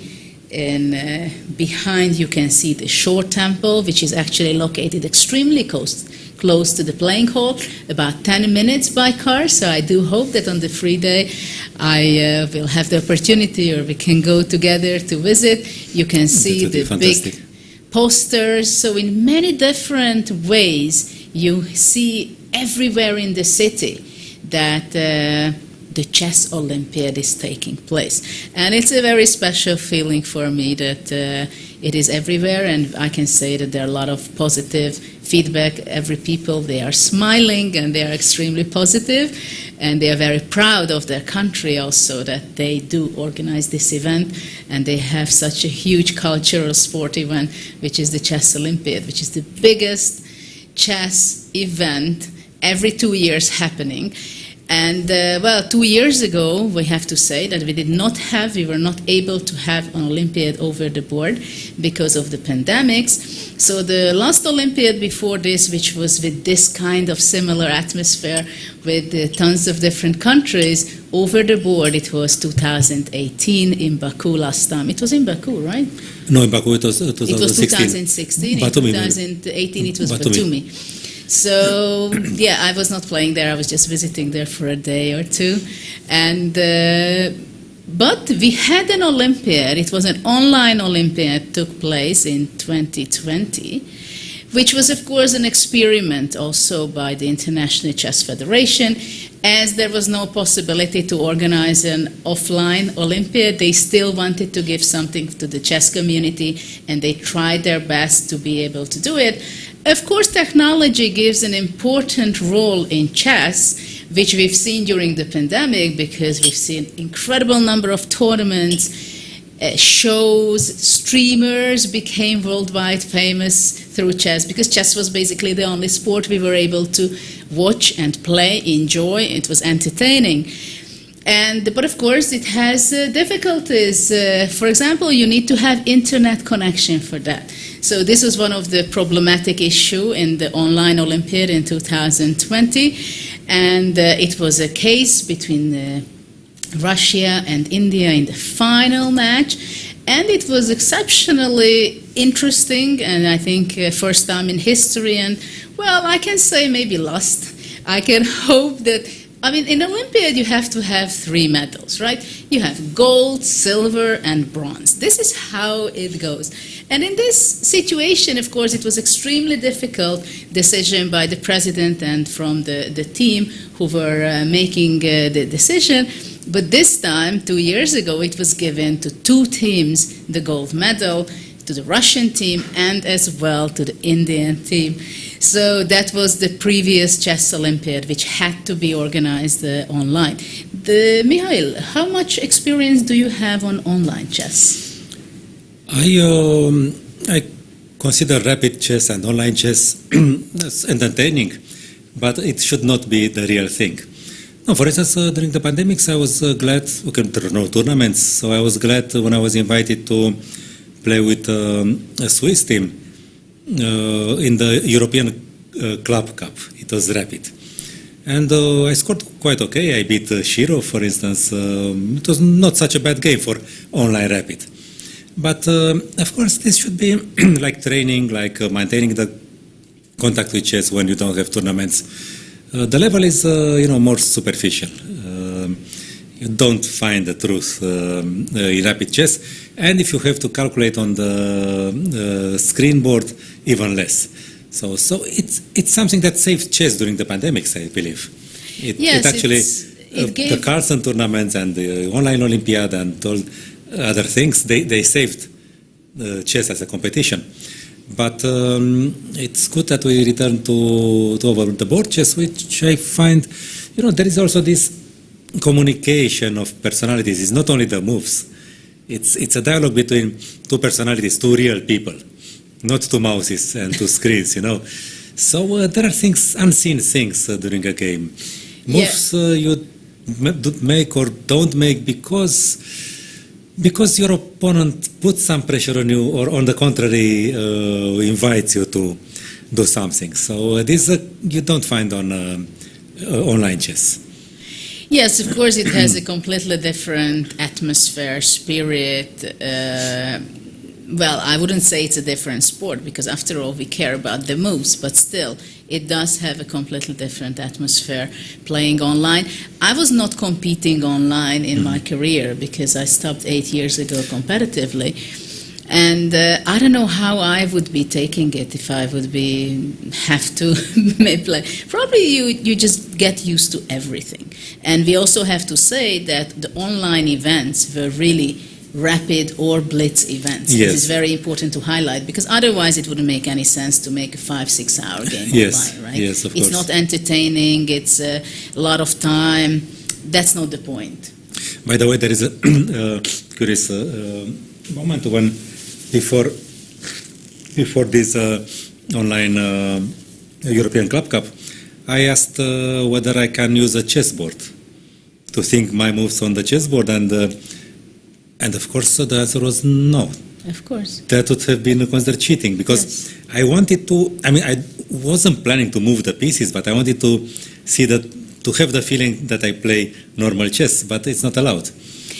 Yes, So- because I completely understand. It has a different perspective, right? Yes, If you yes. see a 3D chessboard front of you, Yes. it's a different feeling than if you see it on the screen. And you have to have the same circumstances when Yes, you play. yes. This is why it was very important, which was also quite strange when we started to get back to over the board and we had these plastic, Oh. transparent thing where you were splitting between row, line 4 and 5. Not to and talk there is- about the masks, no? and the mass. So, I mean, we are so happy that we don't have to play this Olympiad, for example, that way. But we can say that actually that all the boards are played on digital boards, which is a big thing. No, Let's of say course, 10 of years course. ago. I think it was not that all the boards, maybe already more, I'm not sure. But this is a big thing that they have like more than 1,000 or nearly 1,000 boards set up. And it's so interesting that just few weeks before the event, or few days, I don't know exactly the timing, it was tested whether the digital boards are working properly in a way that there was a world record set up by the organizers, which is, I felt, I think it's quite amazing that they made a tournament with the world record of having an open tournament and all the games played on the digital board and clock with 1,400 participants. So this is quite special already that that's the way they tested it, that it really works out well. Yeah, this speaks about the effort made by the organizers to try to make everything perfect. No, it's. Yeah, absolutely. So let's go for Muzicuk Anna's game because she is playing on board 2. Against February. Board 1 of her country, of Ukraine, and Okay. against February Jazz. And actually, they are heavily in the middle game already.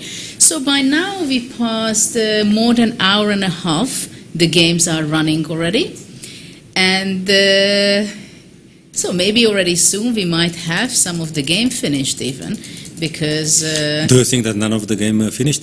Because there is the 30 move rule. well, there's the 30 move rule, but if you get checkmated, then I'm afraid it's going to be faster. You are allowed to move away from the board, yes? To step away from. Absolutely. So let's see what's going on right here between Anna and Jess from South Africa, I think. She somehow won a pawn. And well, that's what we see, that white has a huge advantage because there is an extra pawn on c5 or a2, depends which one you want to take it as an extra pawn. And the bishop is not so dangerous. The bishop is practically blocked, the king is standing very badly, so I do feel that this game will not last very long. Also white, after, well, her move was knight c4, the last move, and her plan is to go knight b6 and start attacking from the side probably to d7, then this diagonal with the queen. It looks extremely powerful, so this game we can... She may also play a4, a5, just, I mean, the knight on c4 holds everything. Well, Queen this is the E3. difference between you and me. I You go want to knight do b6, I go knight b6, knight d7, queen g8, let's go home, round 2, let's go back to prepare. You're playing a4, b5, I don't know, you want somehow positionally to win. Yes. I mean, it doesn't hurt to have the pawn on a5 and then do all the things. Yeah, but if you can win the game faster, I think why not It's to true. do that? It's true. That's also. But okay, we understand and we agree that this game will not last long, and White is going to be winning this, right? Yes, there was some fourth sequence when Black tried to free her position in the opening.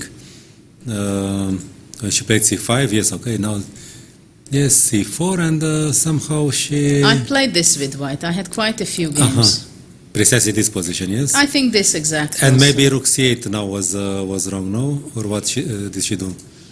It was rook c8 what Yes. she played, and DC. after that dc5 takes and b4. b4, and now she loses a pawn, no? Why?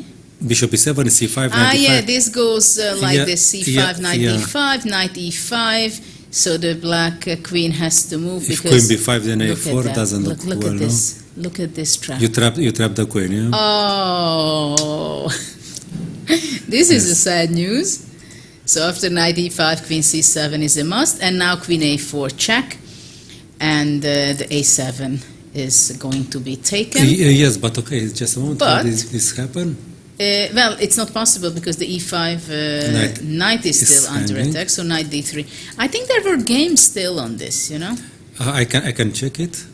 I wouldn't be surprised if there was with me too. No, there is nothing new. No? There is nothing new. No, actually there was one game.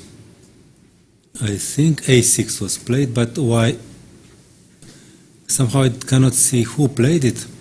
It was Well, a game okay, played so in- after in- a6, it's... well, the problem is for black is just simply that she cannot castle anymore. So this is the big problem. and of black. G6 is also no And solution G6 is- either. yeah. So it has to be something more elaborated, either G5 or H5 And in such a cases, it's always a problem that you cannot get out because bishop h6, Yes. you have to go here, white castles, and then this rook is there for quite some time. Yeah, so probably she has to try G5 or H5 and I don't know what next instead Well, of she went a6, she went f6. F6. Okay, but now she took the pawn. But it's a big question that why did she think that that Anna will not grab her pawn when it's for free? So it just took queen a7, king f7, queen a3, coming back, rook h d8, white castled, e5. I understand that black is doing quite reasonable because this pawn structure is quite strong. The d3 knight is not located very well. It would stand much better on c4, right? Yes, yes. But the queen on b3 will be standing exceptionally well, I believe, because this diagonal, it gives some problem for black. King f8, so this is very weak diagonal for black. And you can see the technique of Anna. That But simply... if E4 is not the move, I believe, no? Well, e4 is not so good. I believe that anyway the white knight should be relocated to c4, and it's even helping her out to move it to c4. Yeah, it offers white some squares. Well, in the other hand, it's a pawn up, right? So you have to do something concrete with black. Yeah. After all, now I would go with your a4 and then b5 and then gain space. Can I try B6? But no, it's a pawn down. No, Well, it's a pawn down, right? It's only thing that after knight b2, knight f4, exchanging the pieces. Yes, but I'm not sure. Yeah, okay. No, but in bad positions, all the moves are bad, no? Tarash said it. Yeah, after knight c4, we can say that game is over. Okay, maybe H5. Okay, if anything, Okay, she has to try H5. knight b6. So I just was an exchange, you mean, yes? Well, you have to go rook e7, Like this, then okay. I'm going to be taking on d8, check, and go rook d1, and it's just everything No, is I understand. Yeah, queen e6. It's over. I understand. White has full control, so Or after h5, knight b6, rook c7, if I can go also queen e6 Queen e6. immediately. So there is no, it's awful. yeah, it's game over. No, the bishop is passive and also somehow in the way of the own pieces. Yes, yes. The e7, that's the bishop. Yeah. That it's The white c5 pawn is also blocking it, but also having the pawn on f6 is just horrible. Okay, so let's go to some more. Let's pick Sara Batsiashvili, the top board in match 3. Or do you want to see more Ukrainian games? No, let's see what we have here. Ushenina Badenhorst. Okay, let's see that. Let's see that. Wow, it's very interesting what's going on here. Very complicated game. It was a Caro-Kann with e5, bishop f5. And, well, it's a closed system. Probably you never played this, right? No, I played it with white. With black. I played with black. Actually, if I was sure that white would play e5 against the Caro-Kann, I would only play the Caro-Kann. Really? Yes. Here, 3e5. Yes. It's very fashionable, but I feel very much at home. Well, in these blocked positions. It makes the position extremely complicated. As you see that all the pieces are on the board, and sometimes it happens that even all the pieces are on the board even in move 30. Yes, and you cannot really evaluate. Okay, there are tactical positions. Those are, let's say, easier to analyze and calculate. But there are positions like this one, it's not obvious whose attack, whose plan will get through earlier. No, of course, I don't like the knight on h6 here so much. But okay, there is f6. Maybe it's not that bad. There is f6 and then the knight... You mean that's the position we have now on the screen? I have the... Okay. g4.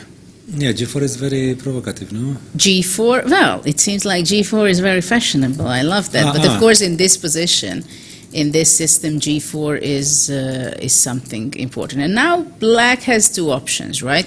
All the time. Knight h4 looks more natural, but she played knight yes, h6, but it's round one. You're a much higher player. You not necessarily want to play objectively the best move, right? Mm-hmm. Because after knight h4, there are two options. Either white takes and plays f4, let's say, but then bishop e4 can be unpleasant. E4, yeah. Or more knight e1. Knight e1. Yeah. So white can go away, but even though I like knight on h4, black can even go h5. Yes. I mean, black can sacrifice the pawn and play bishop f5, bishop h3. There are squares, there are... Yeah, so after h5, maybe h3 white will be doing. Apparently g4, the position after g4 was not played. Well, maybe it's too early to play g4, you know? There was only one game with that position with the knight on f5, white went a5. So there is no big theory. After knight f5 or bishop e7, we are already out of... Yes, because somehow I have the feeling that black reached most of the things she wanted. This is how I'm treating usually the Caro-Kann with black. I don't want to go c5 quickly, because then there is this clash, c5, then c4, and there is a lot of analysis, concrete play. And of course, in forced play, white always has something. I mean, he has the right to move first, no? So I don't like that with black. So I just go slowly, you know, just developing the pieces like this, taking some squares. So this is why I like this position for So black. after h4, after g4, knight h4 maybe objectively I would rather play this. But she played knight h6, and after h3 went short castle. Generally speaking, I don't like this knight on h6 with black. But f6 and knight f7 she might want to play, no? But true that in this position, f6 or even maybe f5, but probably f6, what you say is better. If f5, then... yeah, then I can push maybe g5. Maybe g5. Yeah, but it's not so clear if you can stabilize with white. So maybe even g5, f5, yes. I don't know, maybe, what about I'm panicking and I take on h6? No, I don't play, no, sorry. After castle, we have to check first queen c1. Mm-hmm. Probably queen f6. c1 is the first thing. What happens if I just grab a pawn? So you take it, okay, you have to take takes, it. Takes. But, let's say I'm doing a primitive way of doing it. You want to take this? Maybe I can take that, no? Maybe I should take that. Yeah, I don't like this b3 knight so much. Especially with a4 in the picture. That's standing horrible. But okay, this is part of this opening, right? So I shouldn't It's one of the complain variations, much. yes, knight d2, knight b3. Well, that's how you open up the line for your bishop on c1, Yes, and that's yes. how you develop to bishop d2. So that's part of the deal. Though sometimes I prefer to have my bishop on e3. So maybe here white is very slow. What about, after all, let's say I take on h6, takes, and I go bishop d3, trying to simplify the position a bit. And to inhibit f6, no? But then I would go c5, probably. Then if you go c5, I'm just going to take. I want to play simple chess.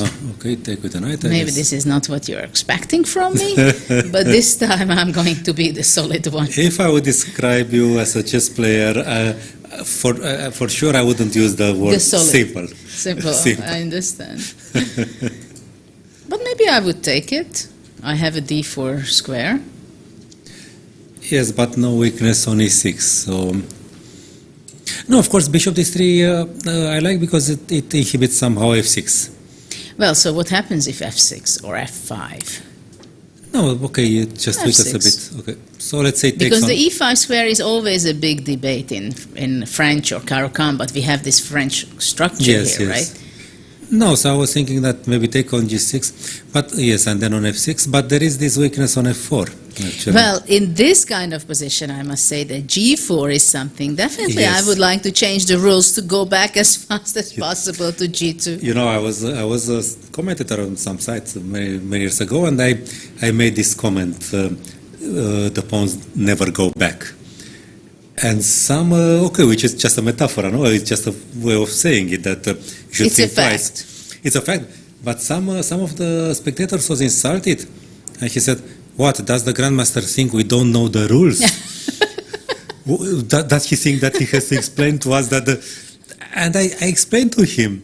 And he continued being so outraged that I said that pawns never move back. But okay, Well, we say this yes. as commentators. No, we remind ourselves all the time. I reminded myself, I don't know how many times I was hearing this sentence from my coaches. The Judit, do you know that the pawn never go back? Because I was making weaknesses like this, playing G4, and look at the weaknesses on F4, right?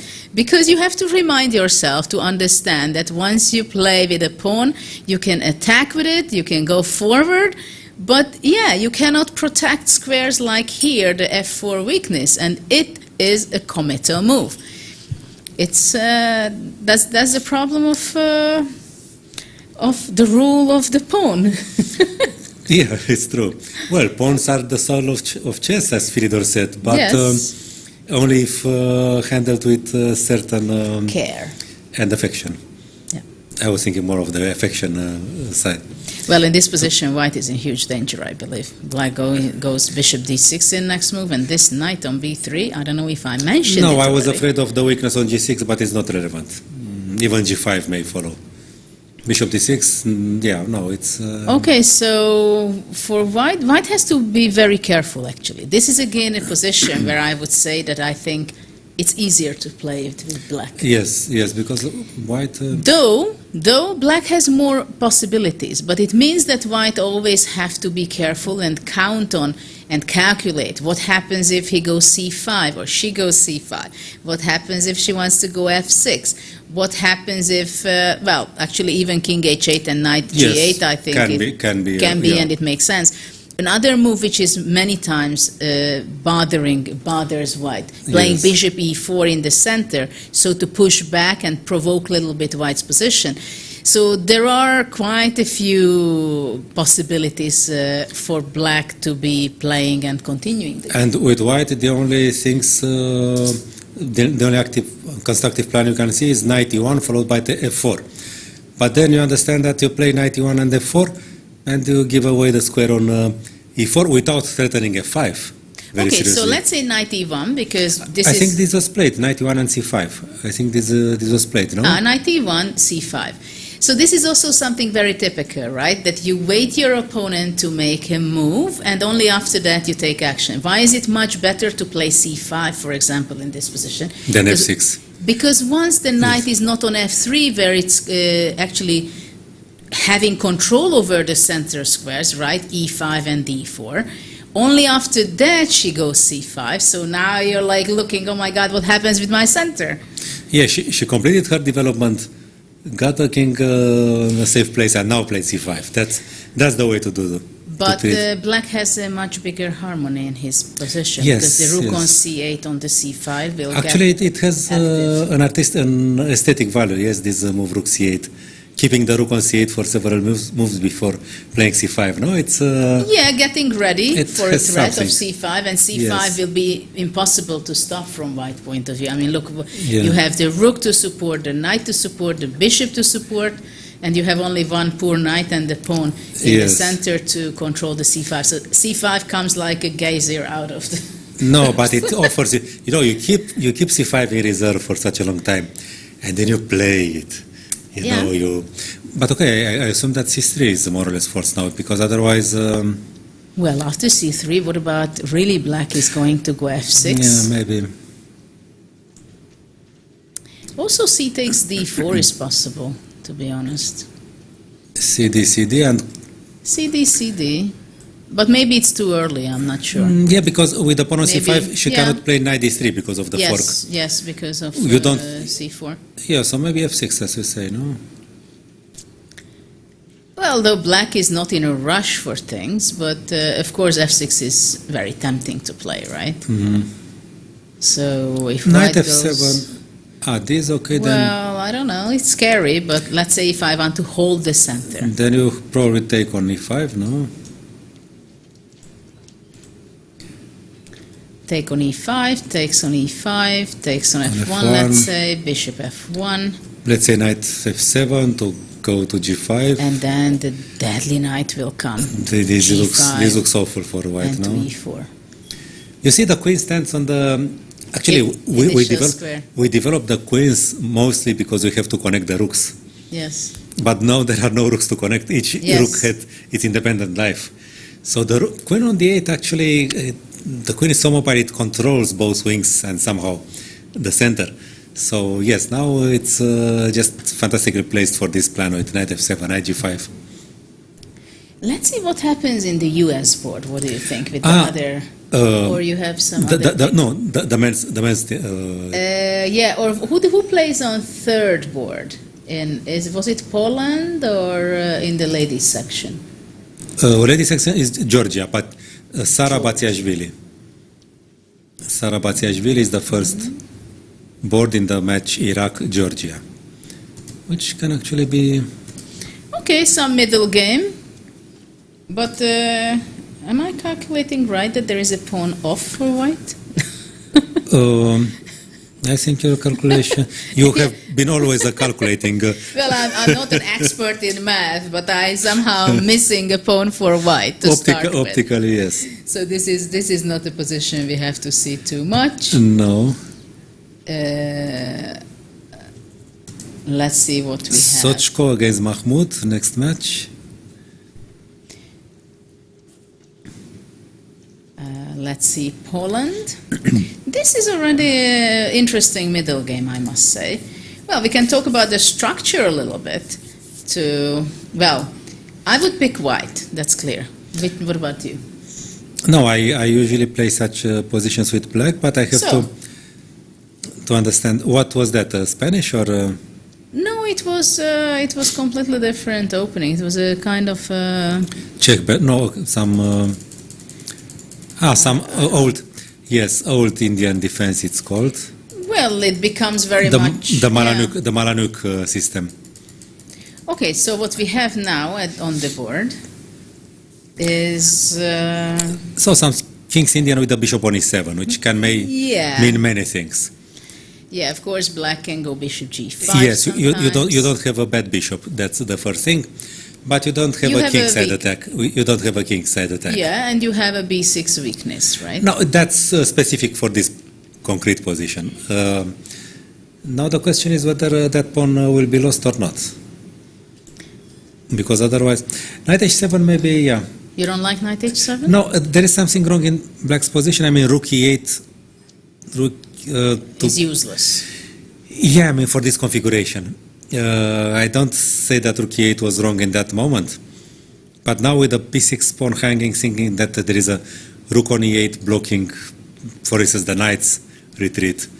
And the knight on h7, far from anything, it's not harmonious. Because of course we would like, why not something like, to prepare bishop d8. Let's say queen c7 and bishop d8 to just... Well, I guess after queen c7, I would want to consider bishop b5. No, something went wrong earlier here. I just looked at the position on the king side, but I understand that the queen side is... generally, right? Because, somehow it seems like black is behind in time. And really, as you pointed out, I think I also don't like the rook on e8. It should be placed on f8. It would be better, because if you move the knight to h7, let's say, what was happening in the game, the rook is, if it's on f8, then f5 is much more powerful as a plan. Yes. No, but even when it was played, this is not the first urgency. a6, I know that. I mean, it was move 8, rook e8. Yeah, that was some time ago when it happened. I mean, what do you want to play? Bishop f8, g6, and bishop g7 to transpose to a king's Indian? I don't know what was her to plan. No, you have to prepare the play with a6, b5. Then, if the position gets blocked, then you. But rook e8 kind of Okay, so let's see what we have now, because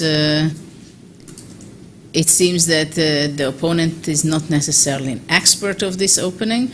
But she ended up in a situation where, black wants to go bishop g5, right? So still white has to prove that. Yes. No, of course, bishop g5 makes things a bit easier for black. So how to play with white? But if knight c4, let's say. If knight c4, which is the most straightforward, attack the b6. Maybe b5 is possible, no? That's because the question, whether can black go b5? Probably this is the plan. b5, but knight a3, let's say. a5. I wanted to go knight a5 in order to go knight to c6. But also knight a3 just grabs the pawn without... Let's see. If knight a3... It's funny, now you want to grab the pawn. I want to go position, and after knight a5 I would be happy to give the pawn with knight c6. So knight a3... Knight a5, the only question is what happens after knight a6, if you go knight a5. Your pieces are hanging.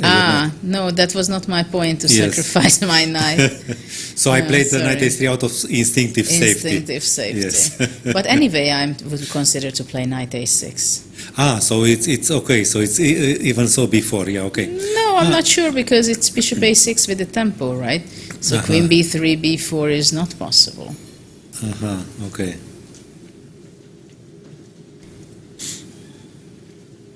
So I don't know if after knight c4, is there any other way for black instead of playing b5? She played rook b1.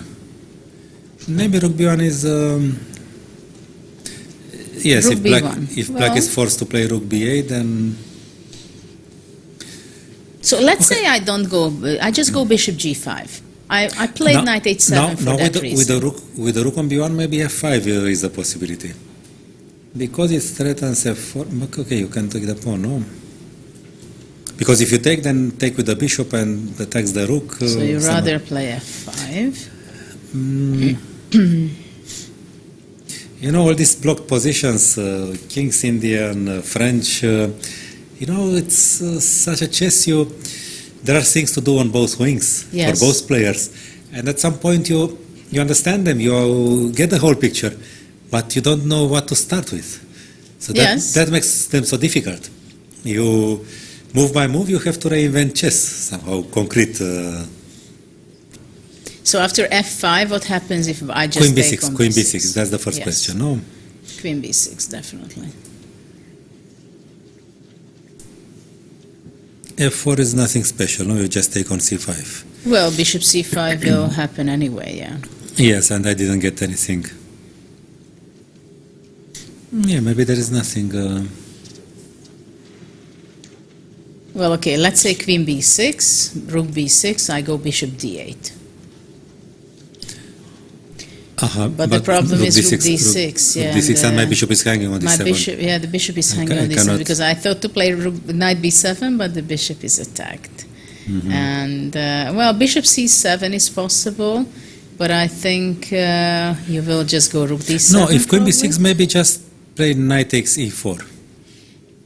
I play bishop c7, okay? Sorry. I was looking. Oh, sorry. I was looking on my board, and you were doing things. Bishop c7. So bishop c7. But maybe I take on d7. And Yes, that's what I had the F5, feeling, no? that you take on d7, and And on after F5. rook d7, he takes f5. Of course. But I'm not sure that this is... so one-sided. So one-sided. Yeah. It should be good for white, but maybe not so one-sided. Yeah, I mean, here still it's tricky, right? Because, well, white has 3 pawns for the exchange. It should be But much better. the pawns are not going anywhere yet. But they are here and there, right? Yeah. And there is the c file, the second rank. Yeah. So what happens if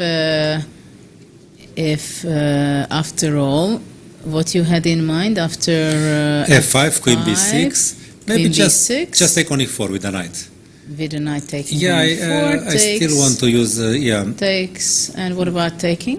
bishop f5. I was thinking, and maybe use the pin because and now what? Generally, it's a great idea to take advantage of the pin, but Because knight actually, f6 doesn't work. Yeah, it doesn't work because yeah. knight jump and takes the bishop, right?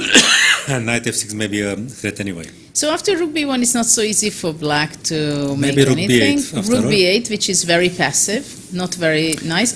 But I Yeah. think white maybe just wants to simplify I think that would be one of my favorites ideas. to favorite exchange ideas, yes. the bishop on d7. It is very useful because the c6 square is a huge weakness. Yes, it's tasty. So maybe, bishop g5. What else? No. Well, I think white has a very nice advantage at this point, and But it's never easy. With the blocked center is never over. I of course, yeah. Well, so far we covered some of the top board games. Of course, we are trying to show you some of the diversity what the Olympiad is offering on board 1 in the open section and also in the women's section.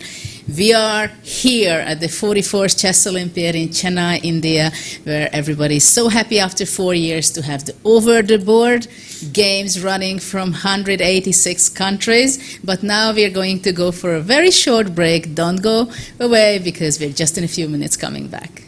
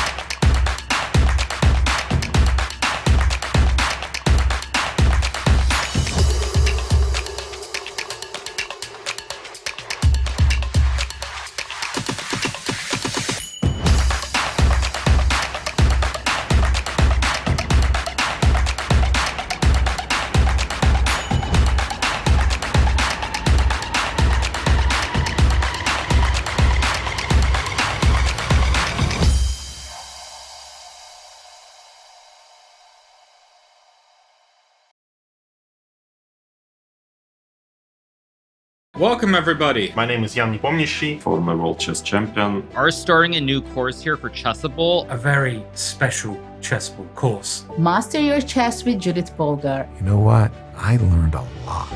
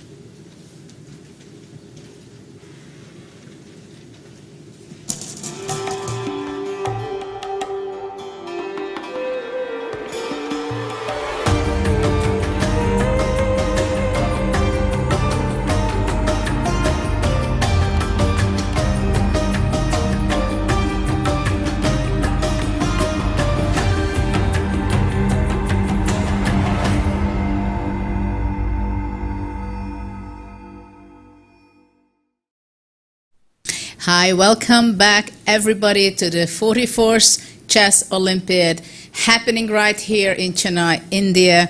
And already the first 2 hours passed from the first round, and things are getting more exciting because, of course, the opening phase of the game, everybody is looking what to play, move 10, move 15, but now we are heavily already into the middle game.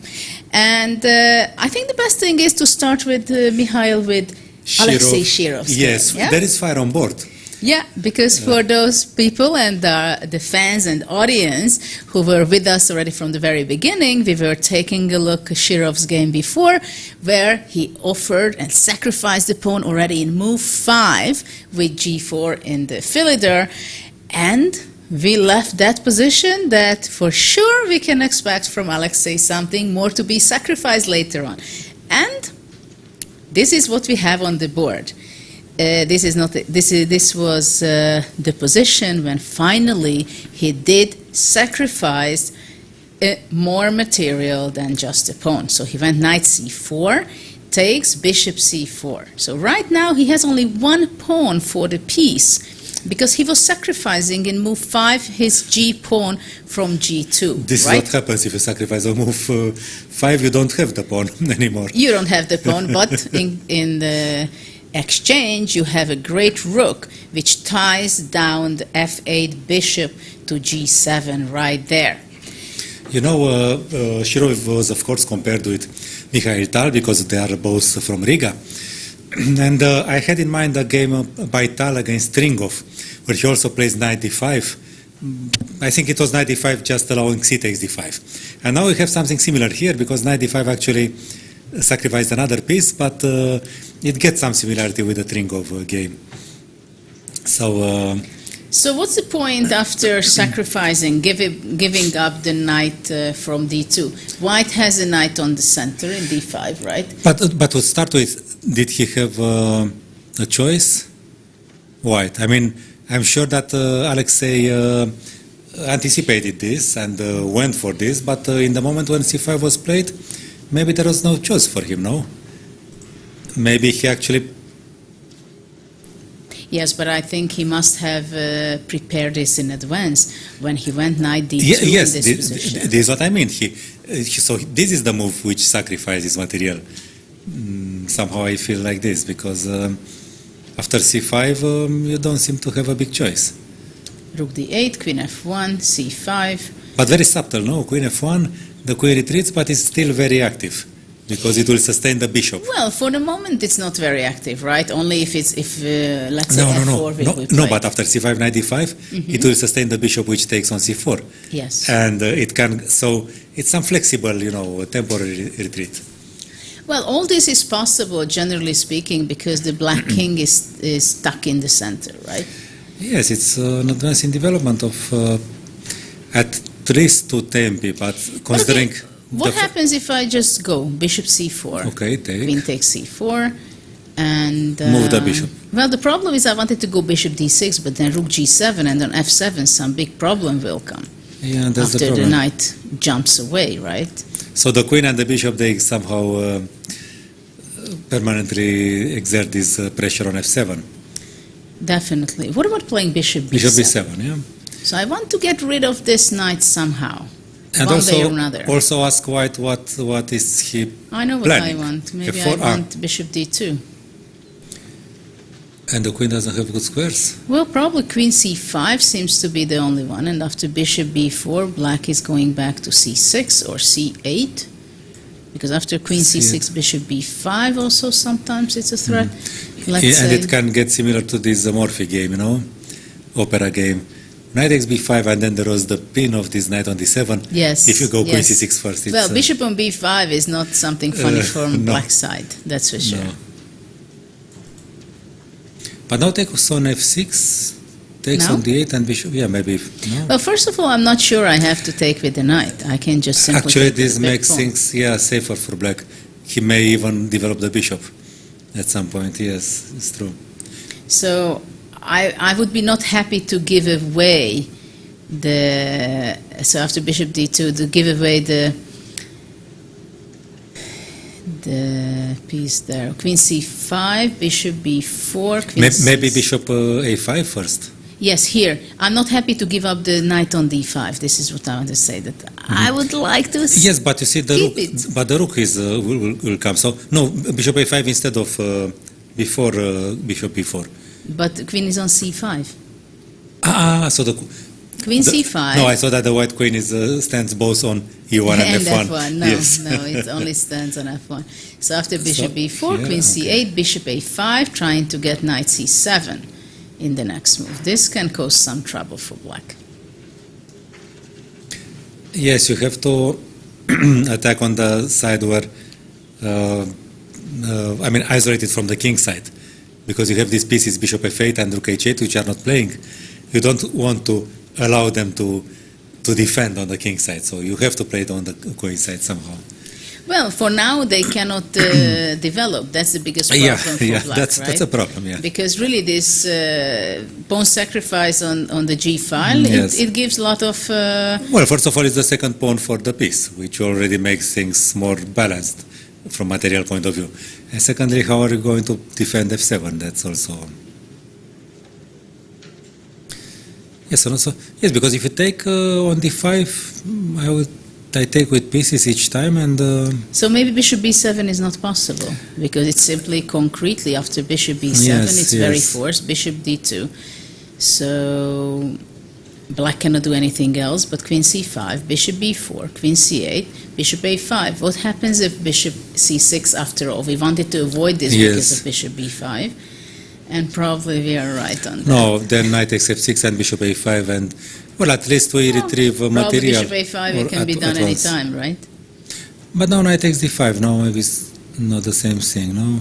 Well, I just take back, that's crap. It's still a crushing domination, no? This is not going to be else than a victory for Shirov in this position. Yes, yes. So bishop b7 probably is not a good move.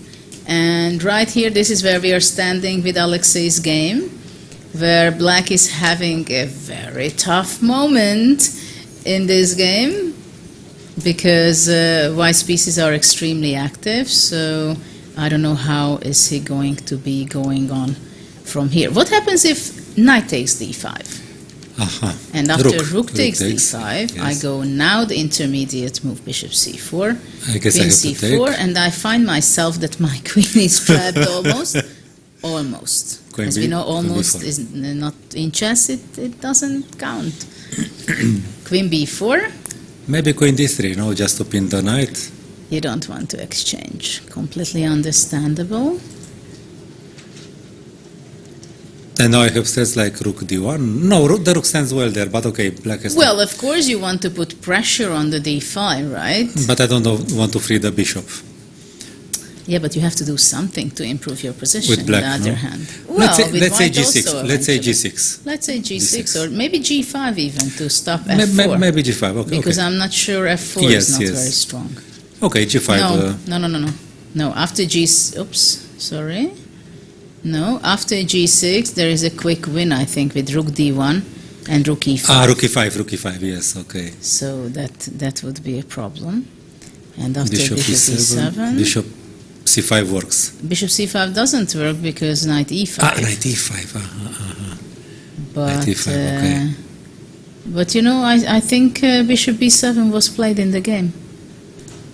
Bishop b7, what we look. So after bishop d2, Yeah, it offers white some tempo, you know. I make my prediction that Shirov wins in the next maximum 10 moves. Do you agree, or But that would be before move 30. Is he able to allow to they are step not away allowed? from? They are not allowed to offer a draw under move 30, but the players are allowed to win the game under move 30. That's a good thing. That's a good thing, no? There are some restrictions. True. So let's So see. we thought that after bishop b7, Yeah, bishop. bishop d2 is very powerful. I like the mechanism.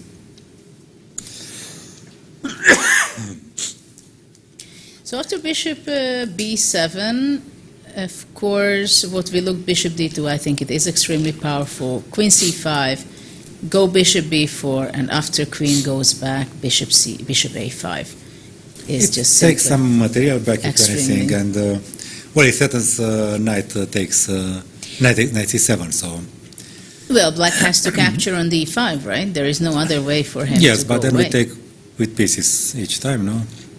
Well, takes. Now the queen is also But 1 second, maybe it's not so easy. After knight d5, bishop takes d5. yes, queen rook d5. And no? rook d5, knight b6. Rook Queen e5. queen b5 check is also possible, no? Queen b5 check, maybe even Queen stronger, no? b5, rook d7, Now rook e5. bishop b7. I mean, now 2 pawns for the piece. Well, it will be 3 after rook g7. Well, if you want to go rook g7, rook d1 maybe also makes sense. Yes. Or also bishop b4 makes some sense. To put... White is still playing with an extra piece because the rook on h8 is not... Yeah, okay, but it's a rook. One day it can become a rook. Well, yes. But I believe that for an attacking player this looks promising, no? I mean, okay, what does your intuition say about this? No, it's clear that white has a huge plus, very dangerous for black, I think. Of course, choosing the Probably most it should be effective and convincing continuation is not easy. No, that's also a Because big... everything glitters, but not everything is gold. Yes. That's... Yeah, there is a... Well, you have to learn also the technique to win a winning position. Win sometimes when you have a huge advantage. But what can be also very difficult, that you know that you're winning, but you don't find the best move. Or even more, you have a position and after that you ruin it, or that's how you feel it. You go back and then you say, oh, the engine says plus 12. And why didn't I find it? Yes, but okay, these things with the plus 12, I heard this many times, but there are such positions where there is a consistent plus, but you really have to find some very hard moves. I'm more convinced about a plus 2, which remains plus 2 after any reasonable move. I mean, then from human point of view, you can say that I missed a win. Yeah. But if you have plus 8 only because there is a variation where in move 6 or 7 you have something you would never think of, then it's hard to say that it was a winning. But it's also interesting that nowadays, this new generation, obviously, I remember the first time I heard it maybe in the early 2000 years, that Rajabov was telling me, yeah, I was calculating, I was looking this, it's plus 0.30, it's not much. It's not like in the old days we say it's plus equal, plus under minus. That's how we were judging the positions, and we understood that there is a small advantage, bigger advantage, or just a win. And nowadays, of course, this new generation, everybody is working with engines where it says plus 1, plus 1.5, and then we know exactly that's the significant advantage already, or 0.35, that's no big deal, even 0.7 in some cases, it's not so much from practical point of view. So for me, I had to adjust myself to that. Yeah, well, there was a previous moment. Petrosian called the younger generations the children of chess informant. And I don't think he referred only to the thing that the chess informant was kind of like some sort of database, no opening database. Probably he also had in mind the fact that now the comments were without words, only symbols. Yes. And of course, in the 50s, in the 60s, also earlier, the Soviet players and all the players in the world, they would explain why it is slightly better Chess or whatever. Emojis. Yes, but then I heard such comments that I have a plus over equal, but a small one. So yeah, but probably he referred to the fact that now the comments were not so personalized, that they could not teach the essence of the game. So yes, because when you look at a text of moves and comments, just the lines, it's you who have to make your conclusions. Yes. When you have it with words, when you write your books, for example, that's why you write it so the people, the audience, whether they are amateur players or masters or someone who wants to improve on a higher level also, you explain it because that's the way how you will be able to implement it yourself as well. Yes. Not only just, okay, this is winning, but you have to understand it, right? And with international signals, the chess emojis with plus, minus, minus, plus, or whatever, it gives an indication and it gives you feedback and it gives you what it wants to be, but you have to make much more on your own to make the filtering that, well, this is really good, and actually, why is it good? So you have to look at it carefully. No, of course, the chess format was a good thing because they, in relatively little space, I mean, one book, they could include hundreds of important games. But you should not limit yourself at using the emojis or the plus, what you said earlier. I think that classical comments are still useful because they say something that you may remember in a similar situation. Yes. And use it because you have it inside you. You feel it by heart. But this is, I think, seeing the playing hall, it seems like everybody's in red, all teams. Yes, From this perspective. And I join with my red shirt here. So yes, the next match is... Bishop d2 is on the board with Alexei. Alex. Yes, and nowadays, of course, talking about informant, that only the games and the moves and the evaluation and the like a question mark, exclamation mark was in the informant. Nowadays, we have little similar from point of view if you're working on the computer and you're seeing your own game or you're looking any of the game of the Olympiad, you switch on the engine and actually it gives the same thing, right? Yes. It gives the evaluation, it gives the suggestion what is the best move, but still you're not going to be understanding exactly, okay, I see it's winning, that's what the machine says, but actually why is it winning? I have to look at it. You have to observe and look further the move. So this is, I think, a big challenge for this generation also, that how to balance the preparation over the board. I mean, that they are physically touching the pieces, playing it out in a training session, or they are only looking at it on the screen. And there is a huge debate also about whether is it good for your chess or not so good for your chess to play blitz online. Even more to play the bullet blitz, which is 1 minute on your clock and on your opponent, and there is like an extra even more on that. It's even quicker than... There is a quicker one with 30 seconds, which is Alireza Firuza, who is world number 2 or 3 right now in the world. He was doing during the candidates. So the result was... The result was quite obvious there. But what do you think about playing blitz or bullet blitz online as a preparation or just for fun? Is it neutral or is it something that it can give improvement? No, well, okay. For me, for instance, 3 minutes plus 2 seconds. That's normal. During the pandemics, I have played on some site. They had a Bundesliga. I played with the team every Thursday and Sunday.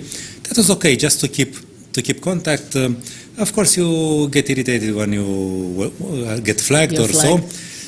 Of course, for me, plus 1 minute or half a minute, that's something which doesn't have anything to do with chess.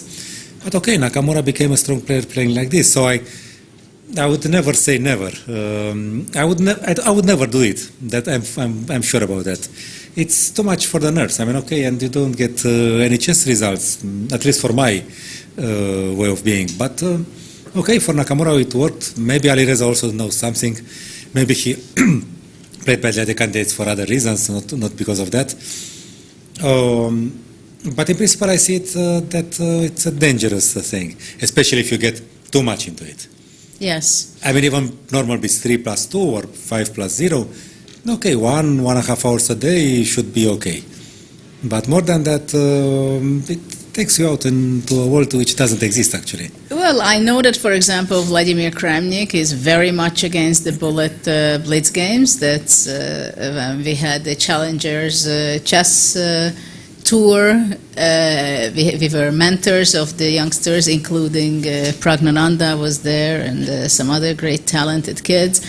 And we were telling, and Vladimir expressed his way of thinking about bullet chess completely. He's very much against it. I can fully understand and feel for that view. At the same time, I see that this generation, they are so much grow up with the possibility of playing. For example, I was playing tens of thousands of games in my very early year. I was with my sisters playing every day 10, 20 blitz games, to say the least. Also, I was playing like blindfold chess as a training. And I'm 100% sure if I would be 6, 7, 8 years old now, I would also play, but probably I wouldn't play with someone physically. Of course, if my sister would be there, I would be playing, but I would for sure be playing with some friends or some people online. And also what gives an interesting opportunity for youngsters to test some of your some openings, of their for instance, openings, yes. because we were doing the reflex to see if you have the reflex in. Yeah, and I know yes. that even Magnus Carlsen, the world champion, he's well, maybe I cannot say it for too long that he's the world champion, but he also goes online and tests some of his ideas, whether it works, whether he has the feeling for it, or getting into the spirit of that kind of new opening, to feel the middle game, to feel the end game, to feel the structure, to feel the ins and outs, right? And I'm pretty sure that many of the players, the youngsters and even not the very young generation anymore, they go there and test. So Yeah. if you very deliberately know what you're doing in online games, I think it can be beneficial. No, of course I agree, but if you play 5 hours a day, then it's too much. No, that's... I think at least, well, each of us is built Yes. in a different way. But no, by the way, I believe that Fischer was somehow against Blitz. But then what happens in 1970 during the USSR versus rest of the world match, they organized the first World Blitz Championship. And Fischer won with 3 or 4 points more than the runner-up. So yeah, he was against it. He said it, but when they organized it, he played it and he won it quite convincingly. So, well, of course, it was 5+0. There was no Well, no times, digital. There was no Fischer clock, yes, right? The first Fischer clock was implemented and used in the rematch in Svetistefan between Boris Spassky and Fischer. Yes. And after that, the next event was my match against Boris Spassky, where we played. It was still very heavy, black clock with yellow top of it, where we could push the clock. We still have we have one sample. My father is a collector, and so that was the second event. And look now, by now, for a decade or two, or well, nearly 20 years, I think, we play with digital clocks, and how natural it is that now the players are receiving after every move 30 seconds. But at the same time, in top level tournaments, like for instance in the candidates, they also want to move back to the thrill of the moments where there was no increment, and they have increment only after the second control. Yeah, but it's strange, you know. For me, it's very strange that we have that in the World Championship match, right? After 61. In the candidates too, and some top tournaments. Also. For me it's very strange though that after a certain number of moves you have a different settings. Yeah, but okay, they want to make it real. I mean, to have a real-time trouble until move 60. Yeah. And then once you get only that quarter of an hour or half an hour, you cannot live forever out of that. So then you need the increment. Yeah, and of course it's always a question how to balance it, the time. How much time is enough for that, what all this was developed for. So the idea is to get an additional time after every move is not that you want to be very generous, but that when you end up in a position where it's blitzing out, so if you have a very winning position, you're not going to be flagged or you're not going to be such a big mistake just because you have only seconds on your clock. So that's the original idea of it. Yes. Only for the last part of the game. Yes. Not to be flagged. Yes, right? to defend the drawn ending or win, Yes. have the time to win. But by the way, about this increment... I think we have a game finished where Mozicuk, I'm pretty sure she won. Let's see what happened in the result. She won, yes. And she did win the game, which was not a surprise because where we stopped before. She had a queen for a rook and a bishop and 2 advancing pawns in the final position. So Well, we can just bring it up the final position. So You will recognize the structure. We saw that black didn't manage. well, basically, this is where we had seen last time, and it was clear that we agreed that knight b6 will be the move, Okay. going towards to the king. You win. And after knight d7, she went queen e6, and after h4, black lost material because the bishop Oy. and the queen cannot That is be bad. connected anymore, so she had to play queen f6, and after that it was only a matter of technique by Anna, which was not the biggest challenge of her life, but whenever you have your winning position, first round, you're a much better player than your opponent, you still have to collect the point. And as we were discussing, 2.5 points is enough for every team to win their match. At the same time, even in the round one, you have to make sure that you collect as many points as possible, because there can be 1, 2, 3 teams even to have the same number of match points. And when it comes to that, then already the secondary calculation will be very important, how many games you've won on the board. And anyway, it's not only that, but also that you want to build up your self-confidence, that when you are better, you're playing with the white pieces, you want to collect the point in the first few rounds. I mean, that's how the top players have their mindset that, okay, it's you have to do it. It's part of the job that in the first round you play much lower opponents, but that's how you kind of warm up. And then by round 3, 4, for sure we are going to have already matchups, which is absolutely going to be a different caliber of quality of the games also, because there's not going to be such a big differences between the one player or another from the countries. Let's go back for a second for Shirov, and then we can move Yes. to some other games, because I just... I just wanted to say about Shirov that for him there doesn't seem to be this notion of first round, relaxed round, warming. No, he goes for it.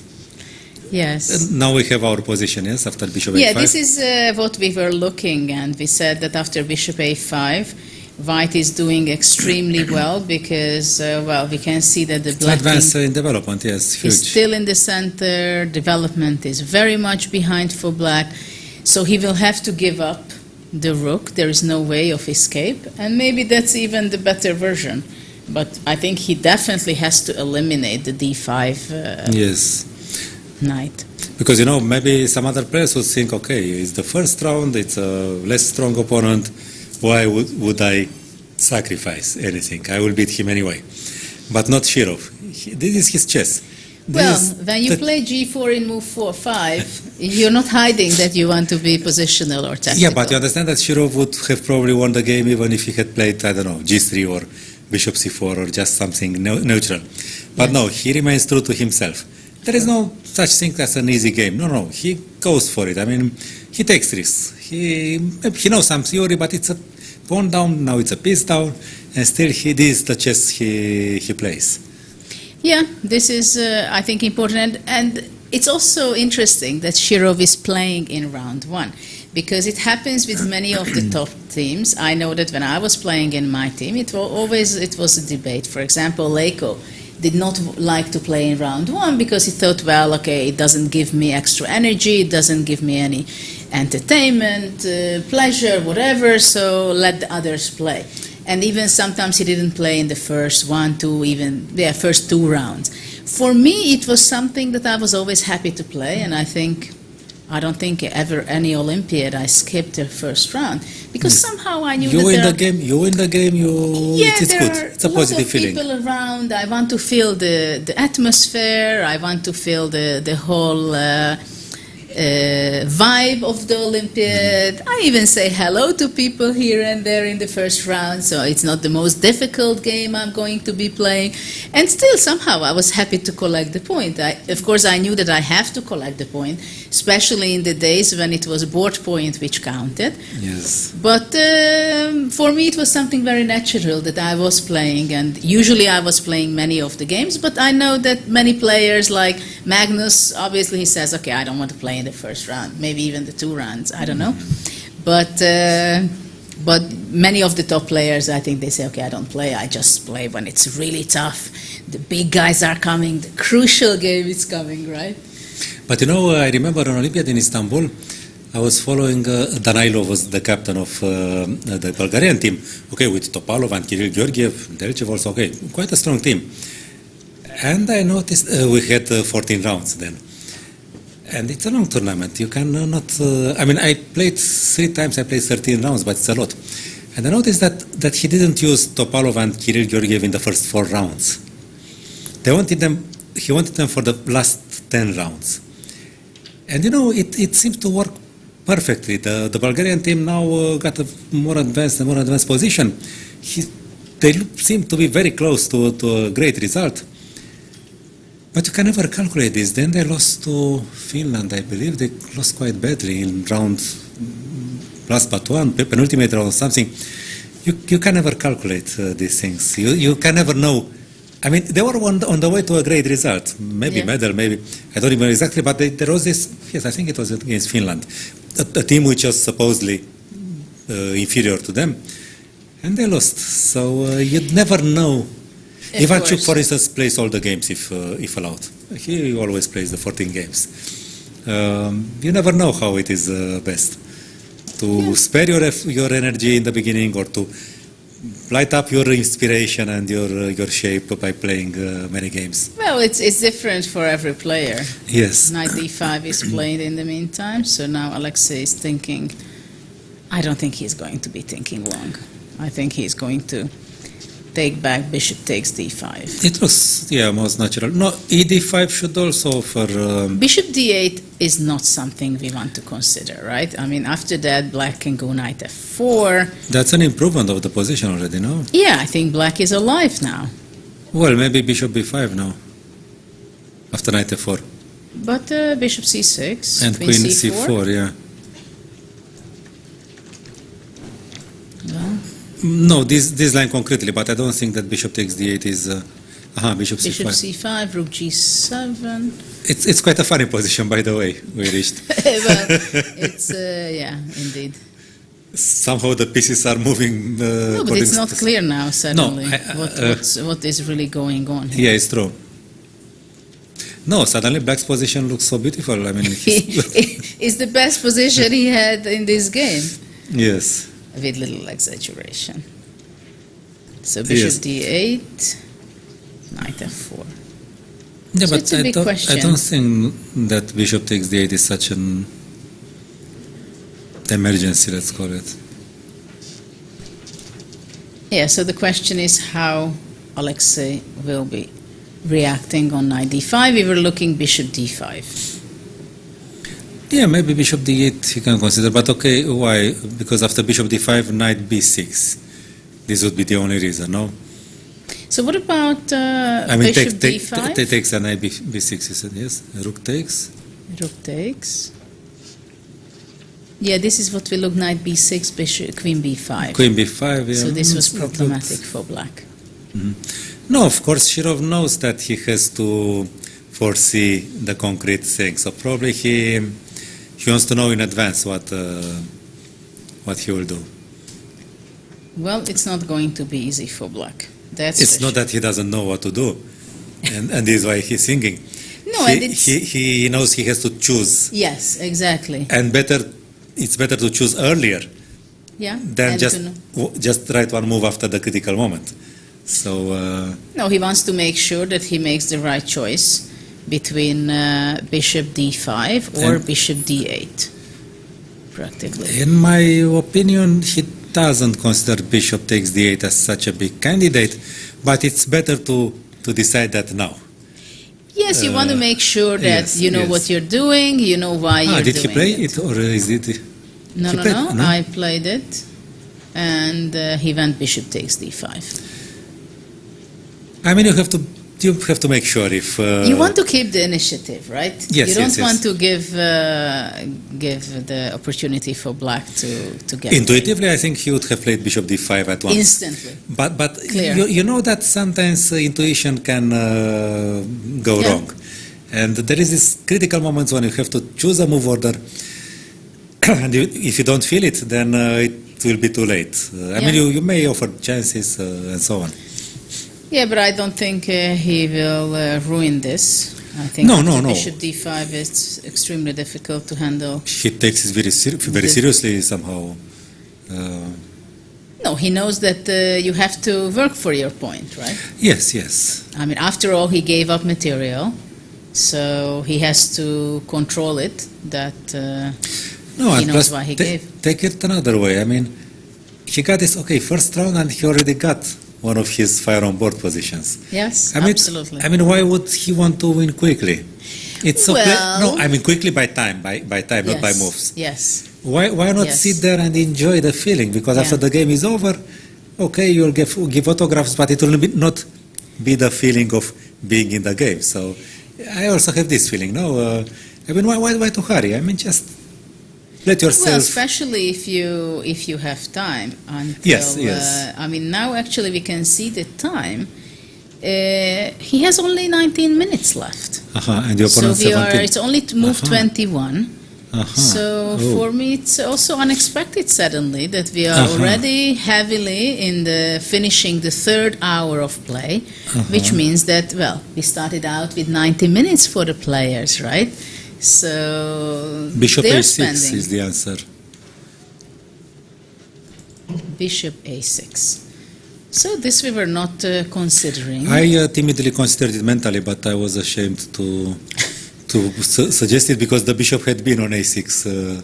Yeah, but the earlier. situation is not so good. So he wants to go away from Yes, opening yes. the D file, right? So this is kind of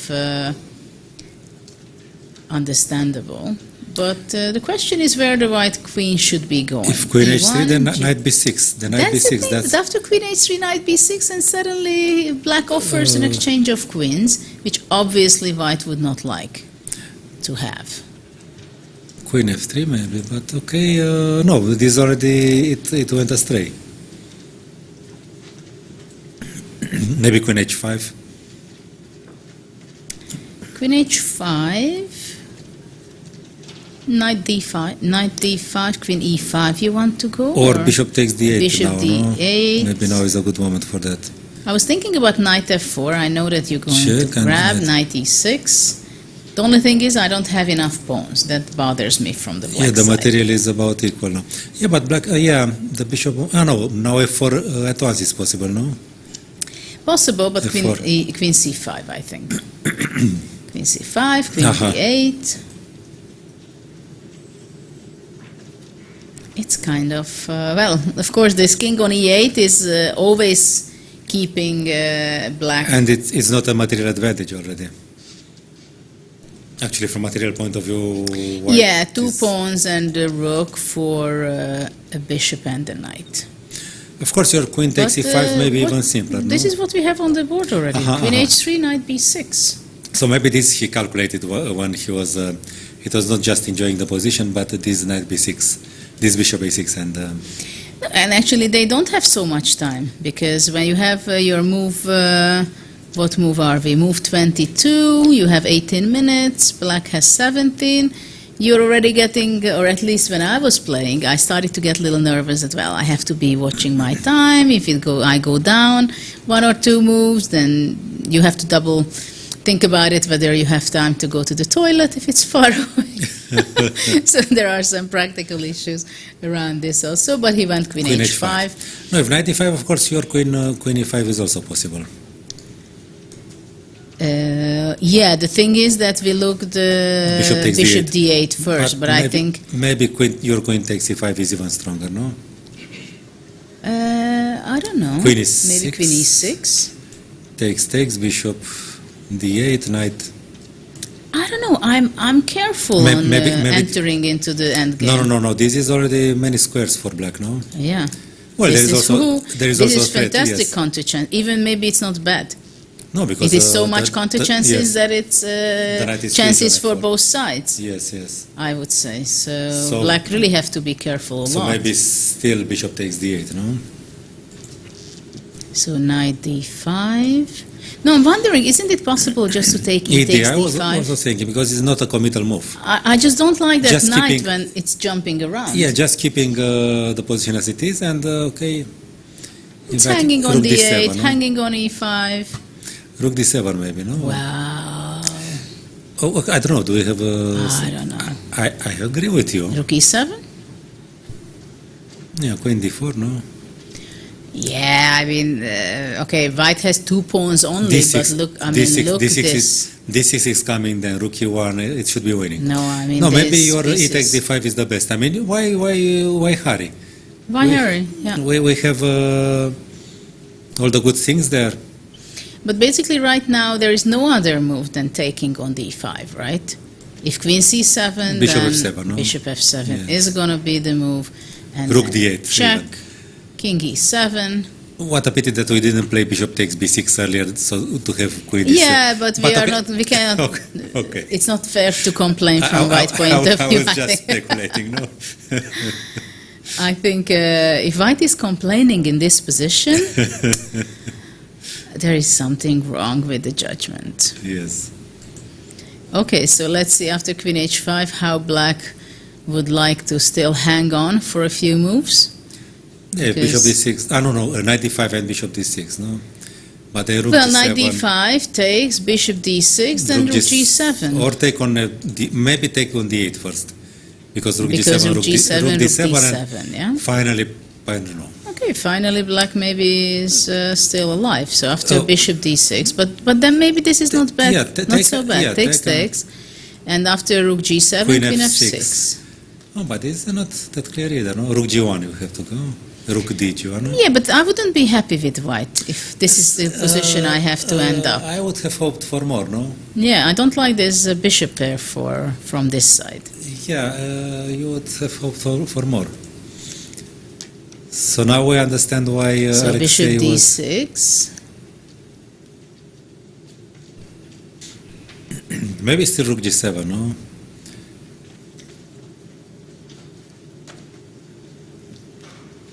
Well, rook g7, rook d7. Actually, let's see what we have on the board. Rook d7 was played. Once.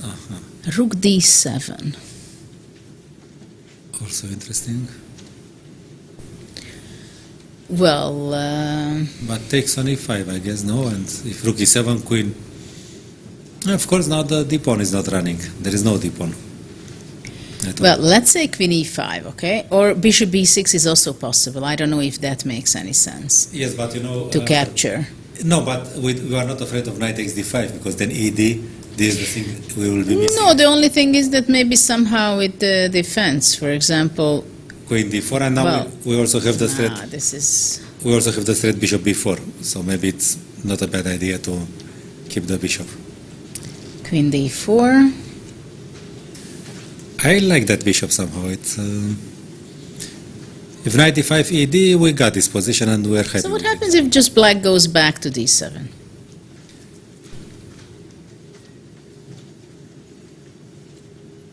Right. Is this possible? Rook g7. Well, not really. yeah, this is always a question whether Yes. white can also sacrifice extra material, takes Rook and f8, rook bishop f8. b4. No. Yeah, bishop b4. So this is the reason why you wanted to leave your bishop. I thought that no. Actually, I was thinking that after rook e7, I was threatening bishop b4 at once, Yeah. and now rook e7 is forced. No, I think. But it's a bit pinned for black. No, it's. No, now it's over. I Rook e7, then maybe we have bishop c6. And or maybe it's, no, we sacrifice too much. No, sorry, but sorry. here just takes Sorry. and queen e5 check. Ah, yeah, okay, the simple Now way. it's just The simple way, yes. it's just completely over. So after rook d7, but okay, I understand why Alexei is thinking. He has 16 minutes. He understands that he just has to find few more good moves. Yes, That's yes. all. Yes. That's all. I know that he's a very principled player. Oh yeah, oh yeah. If he believes in something, he does it. And like and that. and he's sincerely unhappy when he wins a game. If there was only one moment when he gave chances to the opponent, I remember he won a very good game against Harika.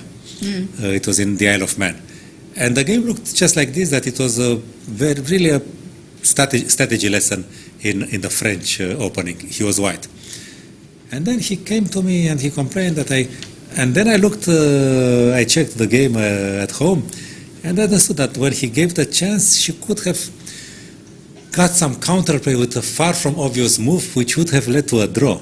But he saw it during the game, not with the computer. And he was disappointed. Yeah, the queen going somewhere, and somehow the white king would be not that. Okay, the game didn't want that way. It returned into the normal path. So, no, he doesn't take chess lightly. No, of course, he's an extremely passionate player. He has incredible games, very spectacular depth. And it's interesting that for many years he was extremely tactical, and you could see him, but later on he became a much more rounded player when he played his match against Kramnik, Yes, which of was, course. 2001 or something, Yes. somewhere, early 2000. He won a match against Kramnik. So he was in incredible shape in those times. He was there in the top 5, top 10 for many years. But even this game, would you call it a tactical game? It's not Well- really tactical. Okay, there are some tactical threats on the way, but actually it's it's an attack. But okay, things are developing slowly. Well, it's attacking game. It's an attack. It's an attacking game. But attack is a consistent thing. Yes. I mean, just Yeah. placing your pieces well. We saw some combinations, but none of them happened in the game. So. But now it becomes, of course, very tactical. Well, maybe very concrete. he will soon deliver a combination, but we cannot call the game in general as tactical. It's Yeah. It's a nice attacking effort so far. Yes. But it's interesting that, of course, all players want to get initiative. If you look at the top players' games, then with all the top players, you will find that people want to get initiative. And this is a great example of that basically already move 5, the pawn was given. And we have another game finished there. It's interesting how the structure. Georgia, Iraq, and I think in board 1, Georgia scored the first victory there. Well, already soon, from minute to minute, we are going to see more and more games finishing if round 1, because we are having finished 3 hours of play by now. I see that Aronian's the structural balance improved a lot, partly because. Oh, but he's an exchange. We will go there. No, Aronian is very interesting. Yeah, we go there. Just Silva Aronian. You remember the slow opening? But we want to see Queen E5 was we played. just have this These on the too board. interesting. These too interesting. Yes. So Queen A5 was played. I do believe that this game will not last long, to be honest. Yeah, when it becomes concrete, of course, he can calculate and he will play quicker. Yeah. Time So, travel. okay, let's go to Aronian's game. You say it's something interesting is happening over there. We have move 37, where people already expecting to have a position, maybe already endgame without queens, but it's not at all the case, actually. White has material up. Well, it's a pawn for the exchange, so let's say it's almost material Well, equality. Let's say which side would you take? It depends on whether I can defend the pawn on c7 or not. On c5, On yeah? c5. But what happened with Well, Aronian? let's go back to see. What happened with Aronian? We were looking this in the opening. We saw that black has a great game because he has very active pieces and the bishop attacking and the queen attacking and the rook will be I'm coming. not so sure about queen d6. It's Yeah, queen d7 we thought, but Yes. queen d6 doesn't seem to be... no, Is because it a it problem? runs into knight c4. But okay, he So didn't now play bishop that. d3 is not possible to rook d1. And if c4, knight This c4. is the problem, yes. knight c4. Okay, so this we understand. After queen f3, Levon started to play knight h5, which So is a far- sensible move, maybe even thinking about f5. But these pawns still, the double pawn is not necessarily Yeah, something if you play f5, nice. yes, the double pawn is. Okay, rook d1. F5 is better played with e6. e6 and f5. I don't know, so for that- now I think bishop b7 was played in order that after that f5 is possible and then Okay. black can be even pushing the pawn, possibly. Though I'm not a big fan of this bishop at all. I'm not Yeah, a fan but in of principle, black doesn't have a bad position. that. No, I mean, I no, think not it's- at all, not at all. It's almost Bishop one-sided, I would say. b3, king h8, still keeping the idea of playing f5, Mm-hmm. queen g4, provoking black, queen c6. Mm-hmm. Well, I like kind of to have the two pieces, the battery on the diagonal. But if it doesn't work, then no, I would just. So actually this was a provocation, by the way, that after queen c6, white did play bishop d5. No, but I would have considered e6. e6, no? E6 to play 5. Yeah. I like e6 with E6? idea f5, and also after that he can go queen c6. Yeah, of course, of course. But it's not so easy to win this game. So you think? I you think it's wanted not to so easy. to So I provoke think him? he did it very much on purpose, queen c6, Maybe. because he thought that he's going to be provoking. Bishop Bishop d5, d5, takes, okay. takes, f3. I wouldn't be so unhappy with black in this position, actually. You wouldn't be happy? Unhappy. Yeah, well, that's think- why he played queen c6. I think black has a great position, no? Yeah, I think black is completely fine. He has complete compensation. I mean, this knight also on a3. And I now- mean, this bishop on b7 is incredible powerful. Queen c4, queen More d6, space. queen a4. Well, I would rather play this with black myself. But queen b8, and then white started to go b4. I think generally black should be somehow fast, but still, it's a He very lost- tricky pawn structure. He lost space somehow. The queen went there. And then look at the f3 pawn is blocking the bishop on Actually, b7. Yes, actually, it is very irritating. So Yeah. maybe that bishop on b7 is not such, especially with the queen on b8, because there are no sacrifices on f3. Yeah, that was not nice that he had to go back. If he had to go Yeah. back. C takes b4, queen b4, rook e8, c4. No, something went wrong in the last few moves for black, I think. Yeah, I think that e6 would have been safer somehow. I mean, okay, exchanging. Maybe this exchange sacrifice, it was not so easy. It should be reasonably good, but it's not that. It's less good than it may optically look. Optically, it looks yeah, optically absolutely it great. looks pretty good. Yeah. But concretely, if a player of Aronian strength, no, because no, okay, White is not worse at all. White is playing now, no? White should be slightly better here, I think. I mean, It's clear white is plays, taking the play is very initiative. very easy for him, no? Queen b1, king g8, coming back, Yeah, it's, of course. bishop c6, queen b3, knight c5. Well, white took. I'm not sure I would be taking though. Yeah, but because there is a it's- weakness on b6, no? Okay, queen c2, bishop d7, rook b1. Actually, this also, yeah, this makes sense too. No, Queen there is- c1. Of course, white is going to be alternate the attack over the a5 and Yeah. c5 pawns. Queen b6, rook b3. Now regrouping to d8, which makes a lot of sense. this actually. queen has moved quite a lot, no? Yeah, and it had reached to the same place. Basically, from d6, it went to d6, c6, I think, Some other place, then d5.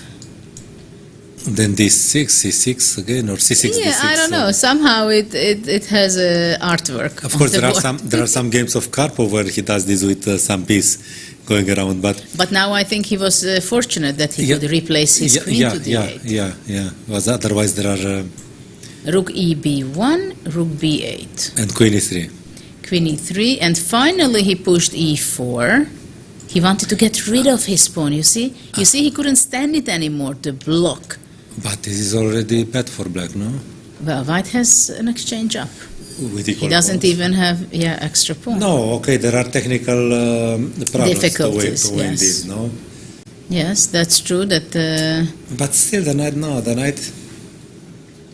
Maybe some king h1 to start with. It's not so easy to improve for white. Yes, because if knight c3, then maybe rook b4. And this e4, I think, was very nice, and it's so typical. Again, talking about initiative.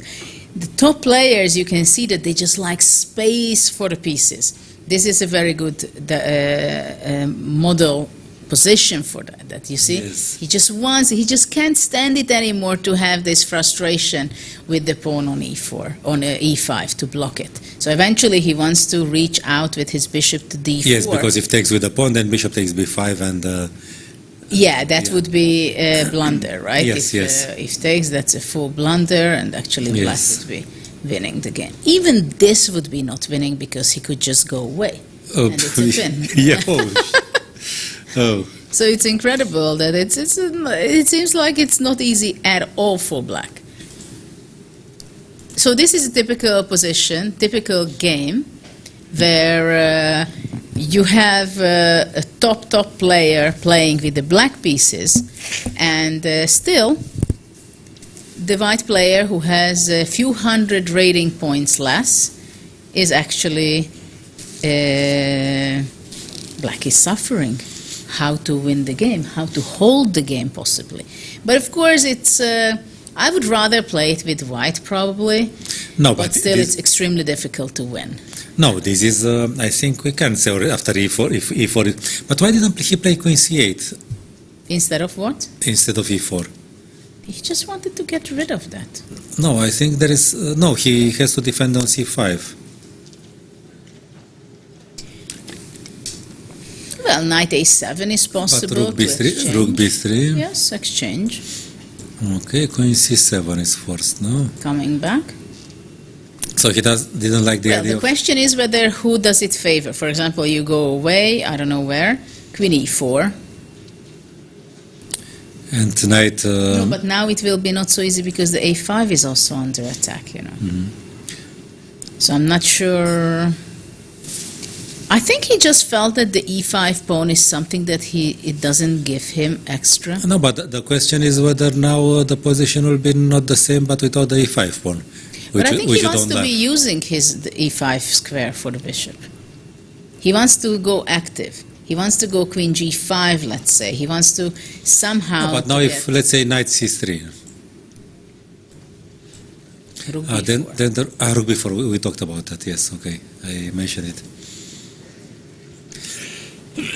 Even that may be not so simple because takes and knight b5. So the structure is, I don't know. Yeah, it's not obvious. Maybe I should just go rook b3, you know. Just go rook b3, and then play bishop d4 check. Okay. You go something king h1, queen g5. Or maybe f1, not clear. Doesn't matter. King h1, anyway queen g5. So, because suddenly black really has all his pieces playing. But knight e2, let's say. Okay.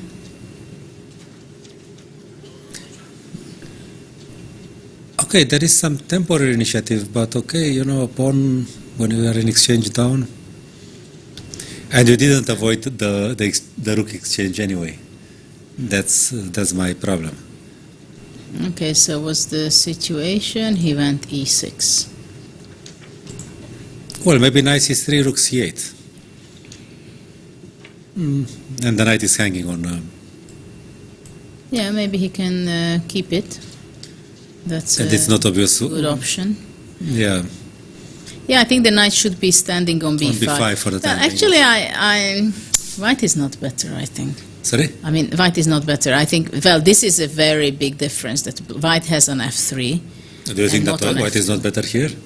With equal points? I'm not sure for practical, how really white. From practical point of view, it's not sure. easy, that's sure. And it's also extremely dangerous for white, because if black has the time to go queen g5 and bring the bishop as well, white can also get in trouble. Yeah, it's true. So it's a very intense position. I don't think that Aronian is that optimistic. No, of course not. But okay, for them it's not that important. What do you think about checking? Because I see the games are running on the US boards, and I saw Wesley So. Okay. Wesley So is playing on board too. So let's see now how the team is going. The team is, I think US is leading 1 point. If I see correctly on the screen, then I think board 3 Dominguez, won already, Lenier right? Dominguez, yes. So Dominguez won. They leading 1 point. So let's see in this position. White is Wesley, so against Miguel Sergio. Okay, he has an extra pawn and a better structure. Extra pawn, better structure. The bishop is a bit... well, is not passive. very active, yeah. Well, White will have to need some good technique, I guess. Knight d6 was the last move after rook a7. He wants to go to c4 maybe somehow. Yeah, maybe knight c4, of course. Well, passed pawns can be very dangerous. I mean, if black will have the... But okay, the king is close. But just in case, I mean, sometimes such pawns like a5 and c4 can be quite dangerous. Though it's not so easy for the technique. Yeah, the bishop does not have moves. Because once white plays f4, then the e4 square is going to be. That's right? that's e4 nice. is not easy because, I mean, there is a control over the e4 square. Yes. And there is always also knight c3 check as intermediate move. Yeah, and as we know, the knights are tricky. The knight should not move away from e5 because this would allow knight c4. Yeah, so what about attacking the knight on d6, playing Okay, rook e6? Rook a6 that is a reasonable... to push away. So is black going to play knight c4? Yeah, that's the question. Does he has enough dynamism? But maybe already after that, still f4 is not so good because of knight c3. Knight c3, I still have, yes, this... Yeah. So what But about not so clear. taking? Okay, takes. And e4. No, the bishop has got a diagonal. Yeah, maybe it is just as winning as it looks now. Now we see Wesley and Aranyan next to him. Still, I have to use to Played that. king d1, apparently. What happened? This is the first game of Aronian as an American, no? At least a team game. In team. Yes, in team. So Fabiano is left out today. He is not playing. Many teams did that. Yes. Well, and the American team anyway is so strong, and they know it when really they are into the game and they're fighting for the first with very strong top teams like India or even Poland or even some seeds. some grandmaster team. Yeah, I mean strong 2650, nearly 2700 team.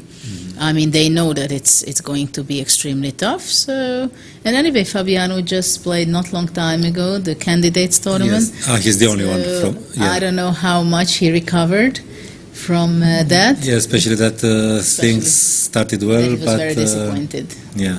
A disappointing event for him because after the first half of the event he was there, he was just behind number 2, behind Nepomniachtchi, and well, of course the whole world was talking about it, whether the number 2 seed will give anything special or only the prize money. And it was so interesting as I was the candidate, the commentator on Chess24. It was interesting when I saw people talking about it, and I was talking with some of the top players, seeing interviews by them. And it was interesting that people simply did not believe it, that Magnus can be serious about that. I also consider this as a PR move. Yeah, but actually, what he had said. It is very interesting because I think the top players, they know Magnus very well chess-wise. But when you look somebody chess-wise, how he is playing, you also know his character. And actually, Magnus is not hiding. He tells. Korchnoi said that the character of a player should reflect, because otherwise you cannot reach your maximum in chess. Wow. If you play the chess, you are not. So this is why he started to study chess again at the age of 30. I talk about Korchnoi. So yes, you are right that probably Carlsen, his play and his character are...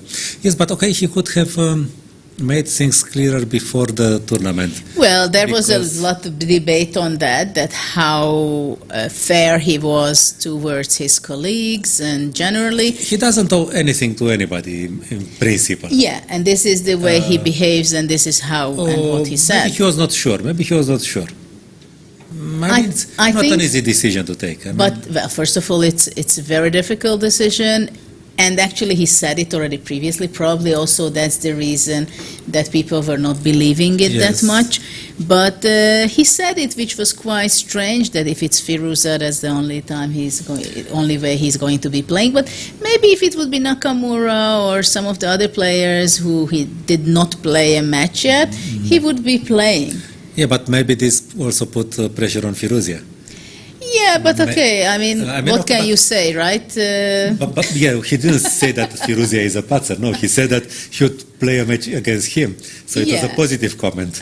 I mean, we have to deal with such emotions. Yes. I mean, you have two problems when they underestimate you and they don't believe that you're... I mean, this is what I had to live as a teenager, and when I was 15, 16, people were telling me, okay, she's just lucky, okay, she had another lucky tournament, okay, the opponent was sick or whatever. So there are excuses, or is it better to say, wow, she's great? So what puts more pressure on you? Well, I will tell you some incident. I was playing the Eurasian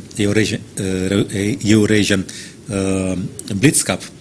And of course, it was a very strong tournament. First prize was huge. Jobava maybe won, okay, doesn't matter.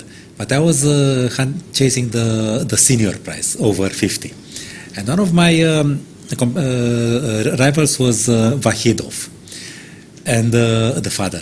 And then we used to play two games, white and black. And I play with his son, which is not a bad player. And before the game, he started saying, "Oh, I love you, King, your book so much. You are such a good..."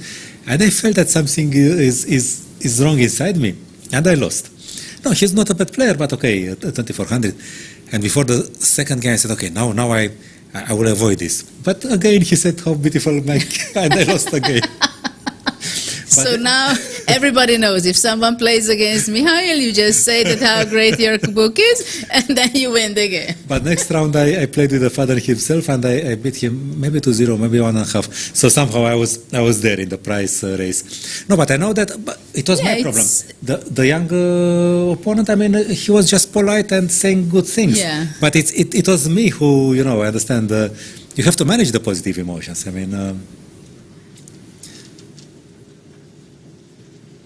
My wife, after today, sometimes says, "Oh, your books." Well,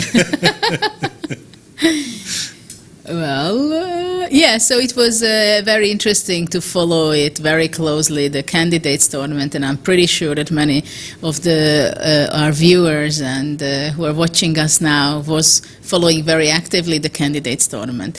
And at first I also thought that, I mean, why does Magnus say something like that? Is he serious about it?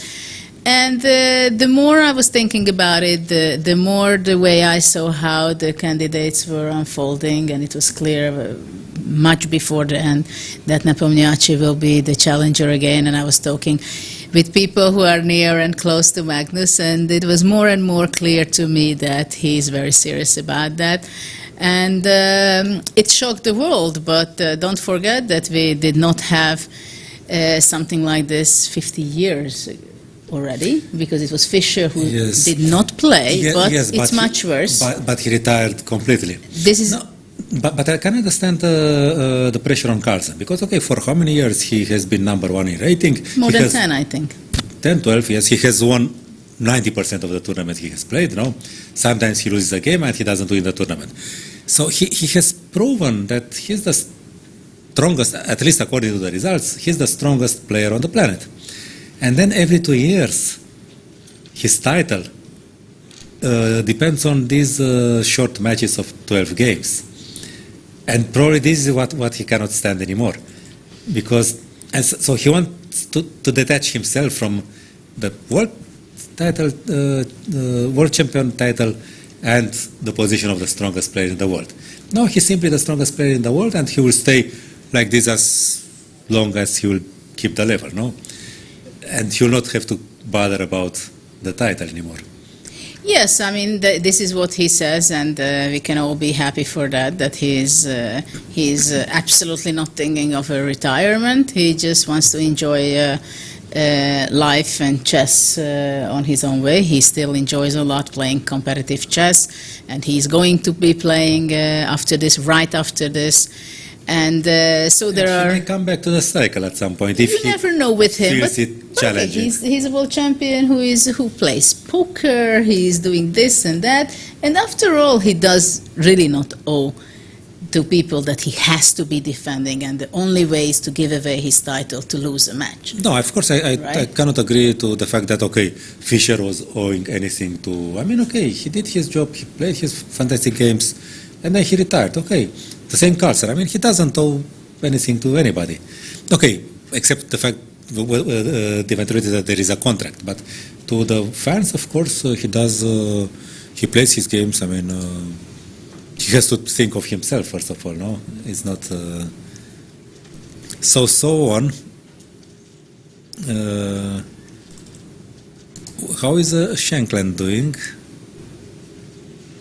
Well, he has a nice Let's see his endgame. game. Well, Shankland has such a beautiful ending. Yeah. You would be glad to have it against a player of your rating. Yes. We say, I either win or not. Yes. But if you play it against a lower-rated player, what if it's not winning? And it's not only that you have a very beautiful positionally developed position, right? I mean, look at this C file. To start with. This. My feeling is that it should be winning, but not in a simple way. So, what is the real point for white? C5 square is something exceptionally important. The knight can jump there anytime. But there is no knight. Shankland. On my position is by far more advanced. Yeah. There are no knights on board. I have only 4 rooks and the bishops. The king is on d3 already. But I don't know how did Aronian finish? So I think just now we are going to go for just a very short break. Just a minute, we are going to come back to make sure that we can provide you the next game and analysis. Let's see. Aronian also finished the game. Was it a draw by repetition or what? Let's see what happened between Aronian. You for the draw or what?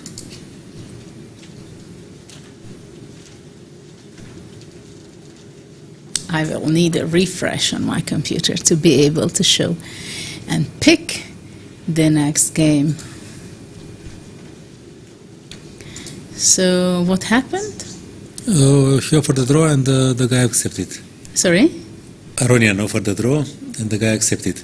Well, yeah, it was the kind of position, right? No, but what we have. But the position was without queens already. I mean, white could exchange the queens. Queen takes d8.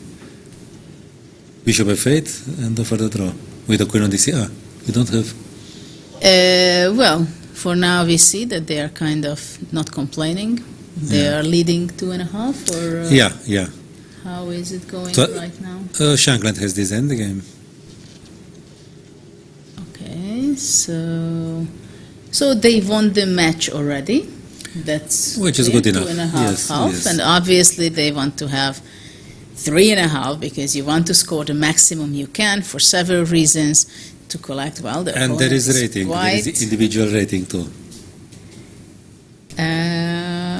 Yeah, well, the rating, of course, is something that you don't necessarily care that much in the Olympiad, right? I mean, the priority is definitely your team, how to play your team, and then, of course, only very much secondary is your individual result. Of course, it's sometimes there is a debate, and sometimes there are discussions whether should you be playing in the last round, ruin your medal, for example. It happened with me also, that I was playing. And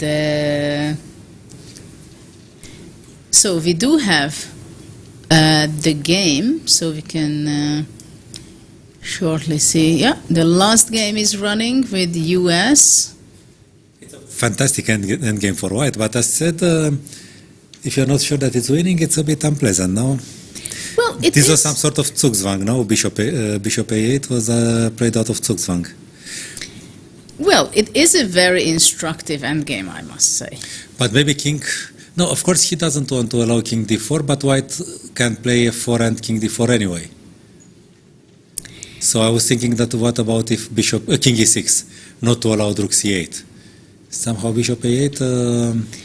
Well, but that's also kind of logical that black does not want to allow king d4 for nothing. Okay, king d4, obviously. yeah, at least f4 is also some sort I mean, of... maybe white will play f4 anyway, but... and it's still a Zugzwang now. Well, it's still a yeah, I Zugzwang. mean, it's just white improved on his position. I mean, I guess, I'm not sure Shackland wants to win this game so fast. It's just heaven, right?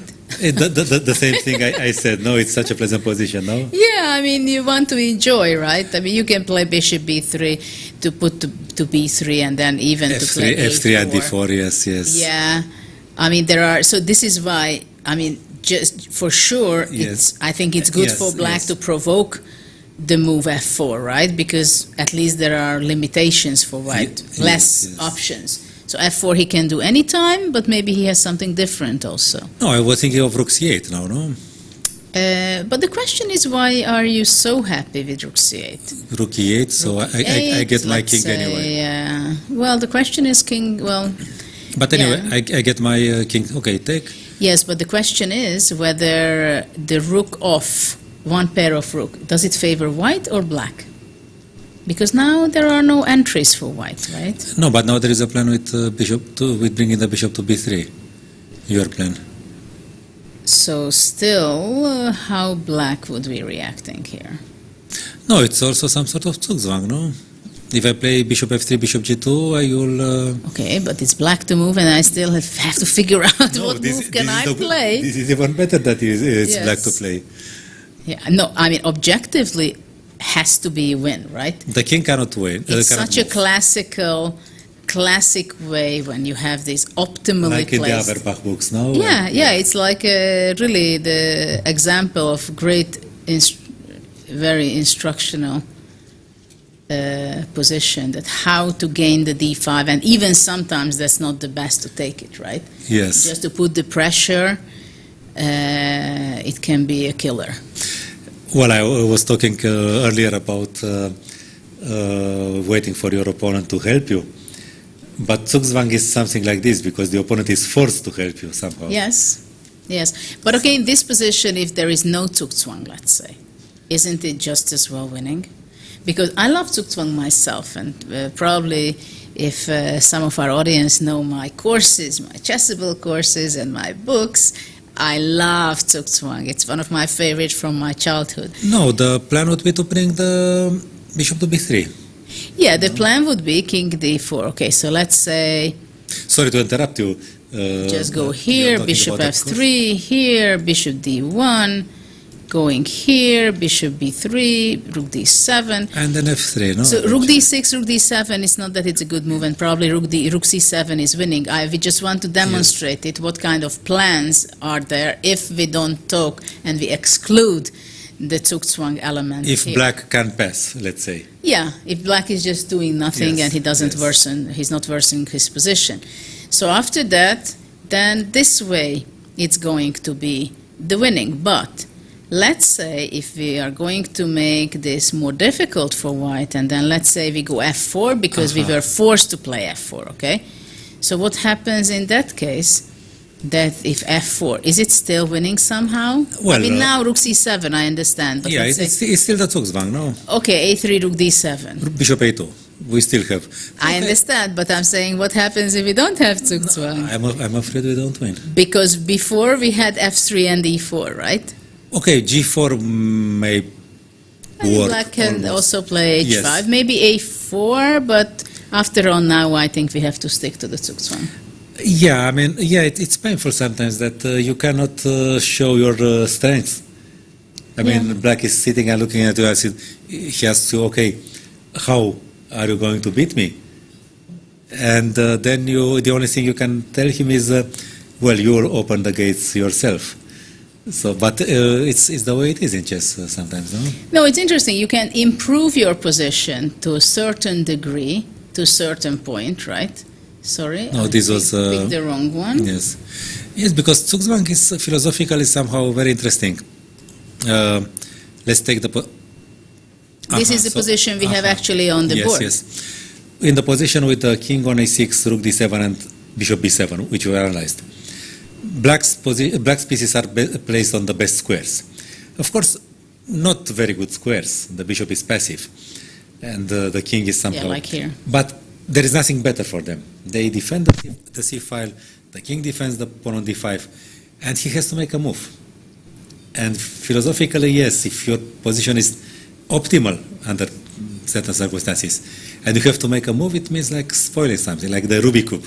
Yeah. If it's perfect and you make a move, then it's not a solution already. So let's see, it's move 40, so they completed. Well, it was more of a problem for Black because he running under 1 minute when he completed his 40th move. So the players are receiving extra 30 minutes just after the next move when White is going to be making the 41st move. So that's when we're going to see that Shankland will have 40 minutes or something like that. Black will have 30 minutes and still continuing receiving the 30 seconds. But from now on, the only extra time will be given to the players is 30 seconds per move. So if you're going to see a long game, then we may end up having that they have to live for many, many moves, only from gaining and getting after every move these 30 seconds. Yeah, so maybe Black has better chances now because there are no... Yeah, and actually in these kind of positions, we have to understand that it's obvious that White is much better, right? We have simply much better, more active pieces. But it's also important to understand that, for example, to exchange one pair of rooks practically leads to winning immediately. Yes, but he could have done that. Could he? Yes, because he played rook c7. Well, in this position, if rook e8, but after rook e8... No. Ah, yes, first of all this, yes. But also earlier. Why? No, rook e8 is our ending. No, but after rook e8, first of all, he could try to go move back. Yes, but then king d4, we get king d4. Yeah, but maybe after that, still with two rooks, it's not the same. I don't know. Yes, but he had the rook on c7, so he could have taken on c7, on d7. Ah, so he could... so he was not sure of himself. Yes, but he would need to play f4 probably. Yeah, but we said that that's simply... but maybe you should not... You should not hurry with... but this should be also winning, no? Because of... Well, this is what we said. No, but we had it with the pawn... Ah, yes, yes. This is what we had. This is what we were discussing. That after bishop d7, we play bishop f3, and then we go bishop d1 and bishop b3. Actually, we could also consider g4 here. Okay, Black goes here. Okay, but it is another pawn. Now g6 is weakened. Yeah, but I think once we cross somehow, it doesn't matter whether these are this way or not. The question is whether we can really win the pawn on d5, right? Yeah, I see. But we could do that also with the bishop on... so rook c7 now. To have it on g2, it's the same. You mean we don't have to make a regrouping? But maybe it's better on b3. It's a real pin. So bishop a8, king c5. Yes, this is a real pin, no but d4. Here also rook a7 is just a pawn. Yeah, yeah, that's simply... Okay, so now... Yeah, no, of course White's position remains better, but with 4 rooks on board, I'm not sure about the Zugzwang. Black may always have a reserve tempo, you understand? Yeah, but it's interesting that, for example, Shankland had the momentum. To take on d7? To take on d7, but he had to spend the time to understand that actually without one pair of rooks, it favors White. Because it will be Zugzwang, even though he has to play f4. It's obvious that he didn't want to play. Yeah, but for this you have to calculate and think, right? Yeah. Because... or feel. But eventually... Because in the other hand, you can think that, okay, with two rooks, both of them are extremely active. Yes, now he played g4. He wants to open a new front.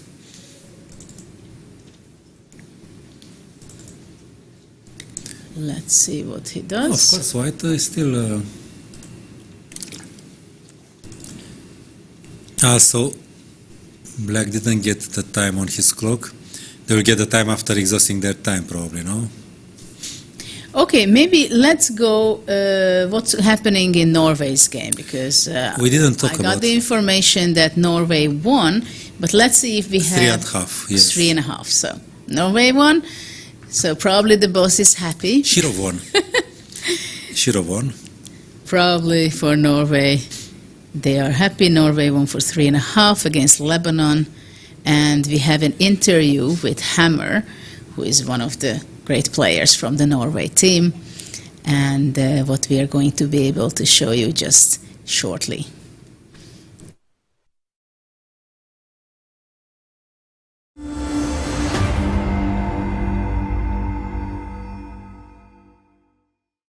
So my first interview this afternoon is with board number 2-3 of Norway, John Lewis Hammer. How are you doing, John? I'm good. It's interesting being back in India. I was here for the closing ceremony of the World Championship match back in 2013. And yeah, this seems to be a place for Norwegian success, and we hope to replicate that. So you started off well. You've won your first game against the Lebanon team. Also, I saw that Christiansen, I think, had also won. So things are looking well for the match. Yeah, Arjan is going to win. Urkedal won on the last board. Christiansen made a draw. So we're going to win 3.5. And it's a good start to the event. And we're going to have a lot of tough matches. So we just got to stay the course that we've started right now. So everyone wants to know if Magnus is already here. I saw a photo of him arriving last night. That is correct then? Yeah, no, Magnus is here. He was out playing some soccer this afternoon.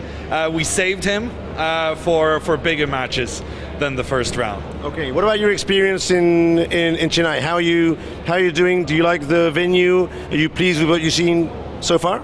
Yeah, no, the venue is great. It's well air conditioned, which is something you don't take for granted. I play a lot of chess tournaments in Norway, and let's just say in Norway we're not used to it being hot. So when it is hot, the playing venue is usually awful. Whereas here they are accustomed to a heat that I must say I have noticed it is very hot here, but they do a great job of dealing with it as long as we're indoors and playing, and that makes for perfect conditions. Okay, well, thank you very much, and hope you have a good tournament, and see you in a few rounds. Thank you.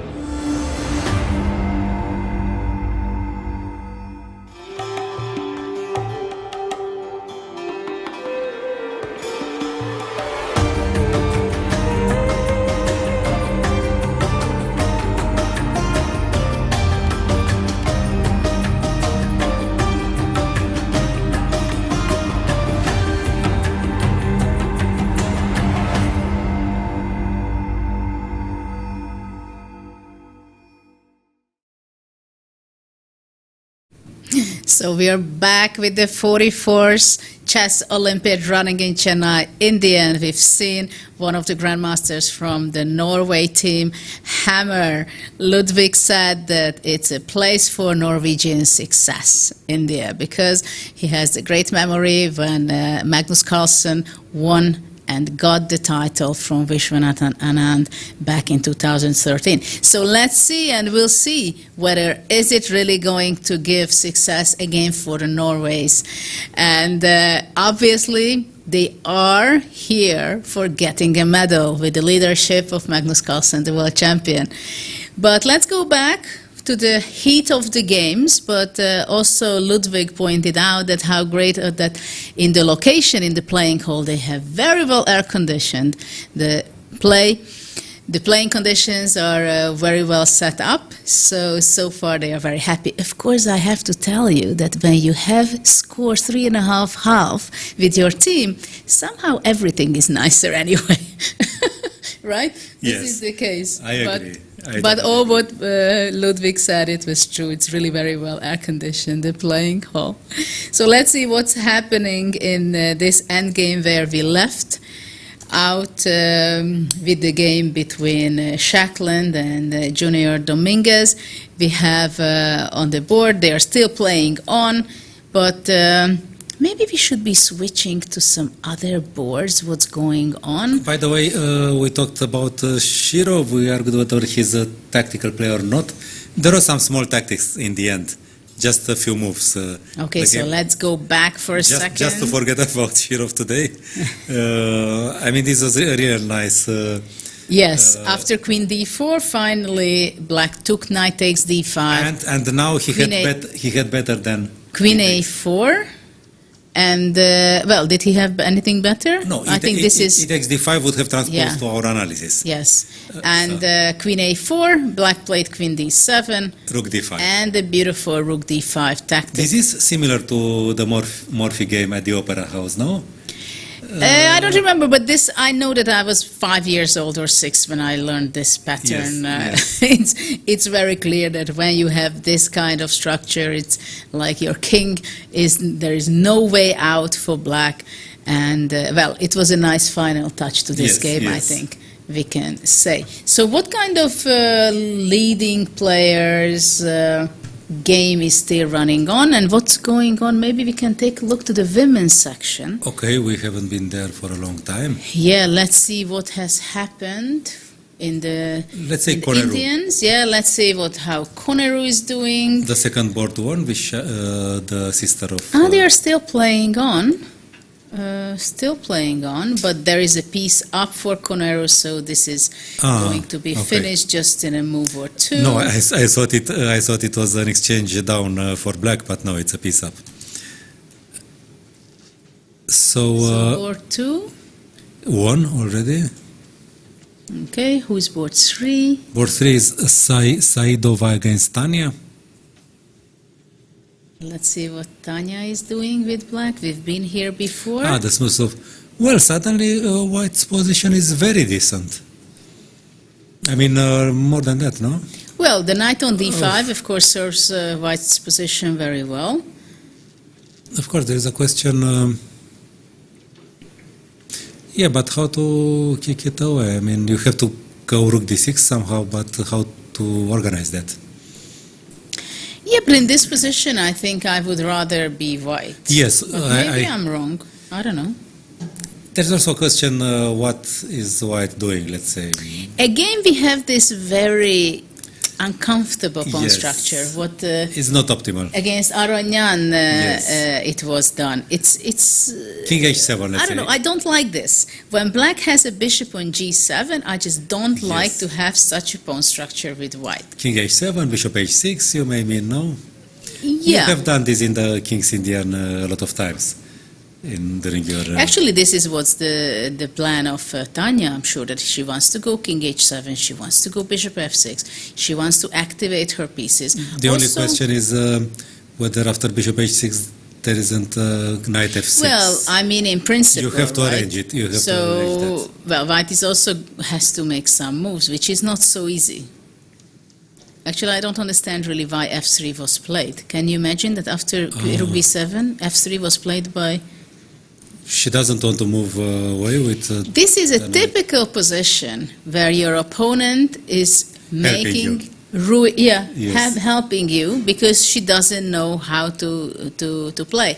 Because if you play this kind of structure, you know exactly that f3 you don't play. The only way you play f3, if somebody puts gun to your head, that you have to play f3. If you're a strong grandmaster, you know that in this kind of position you cannot play that because it gives weaknesses for your camp. I mean, look at this, what kind of weaknesses it was giving to Black. Yeah, it doesn't look nice now. Because now even taking on d5 at some point would make sense to allow Bishop h6, Bishop e3. So after Rook e6, well, White has to decide what was the point of her previous move of f3, which was a serious mistake. The only idea I think it can be the reason she played f3 is to move the knight to e3, so she defended the e4 pawn. So probably this was the reason of playing f3. Knight e3. But the problem is King h7, maybe knight f5 now, and after takes, Then already queen f5 and then rook d8. I mean, this might be the case. But rook g6, no? No, 1 second. I go e takes f5, let's say, and if you go rook f6, I go rook d6. So this can be funny, you mean, yes? So maybe it is some funny things, Rook c6, because then yes, the pin is yes. unpleasant for black. Mm-hmm.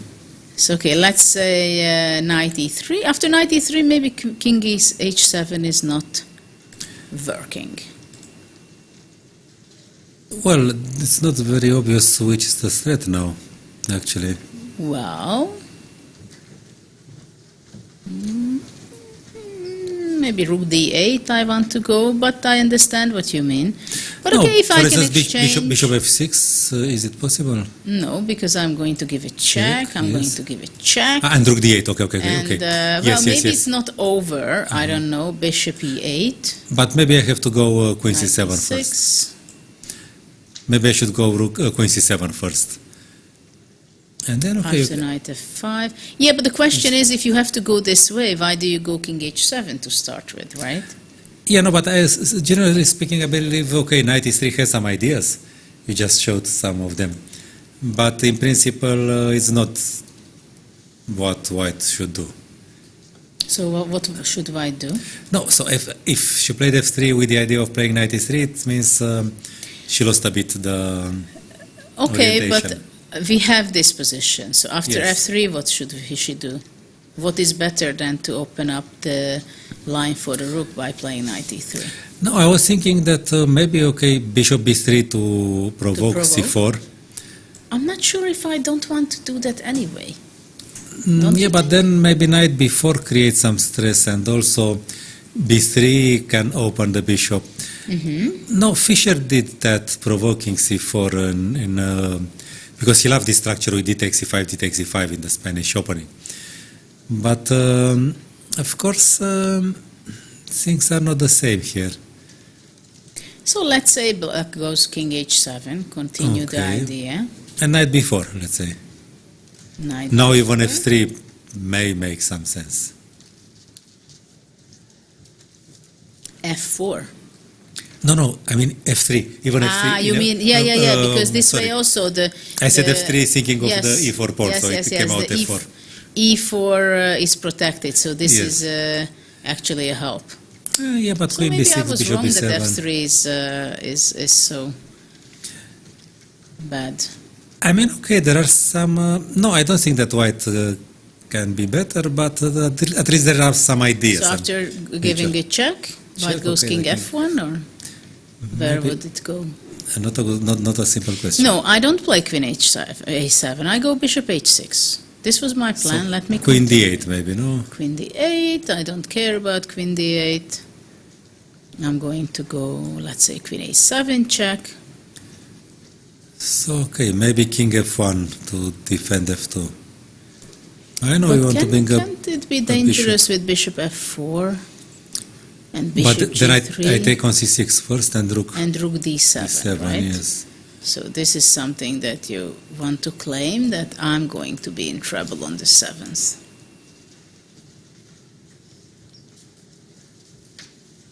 Yeah, this is not funny for black. No, yeah, white also has some ideas. Okay, so after. bishop b3 provoking c4. It's not clear that you have to go c4, but... Well, okay, bishop b3, I just go king h7. So I don't have to rush with c4, Yes. right? Because you don't have actually a Knight concrete before, plan. knight before I cannot No. play. Yeah, that's the problem, because my threats are not real after bishop e3. Because you don't have threats, right? You cannot go Yeah. back to e3 anymore. You cannot go anywhere with your knight. No, I think she should have done that with the pawn on f2, generally speaking. And if c4, then maybe knight before would have worked But anyway. let's say if white has still the pawn on f2, so in this position. Let's say bishop b3, no?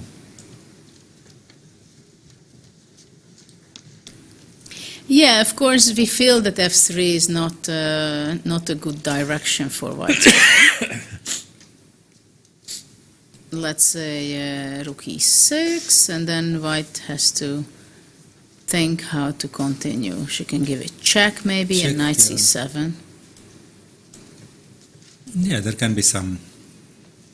Yeah, and for example, after rook f3, bishop d5. That's a big progress now. Yeah, to exchange the bishop, the white bishop, and then have the knight against the bishop, this knight against this bishop. That's quite amazing. But I see that, okay, we have this game, which is the rating difference between them. It's huge, yeah? It's 700 points. Wow. So, yeah. much? Tanya's opponent is 1624, and Tanya But is this almost 24. impossible. This is impossible. And 1624? 1624, yes. No, but white is playing much better than that. No, okay. You see that the girls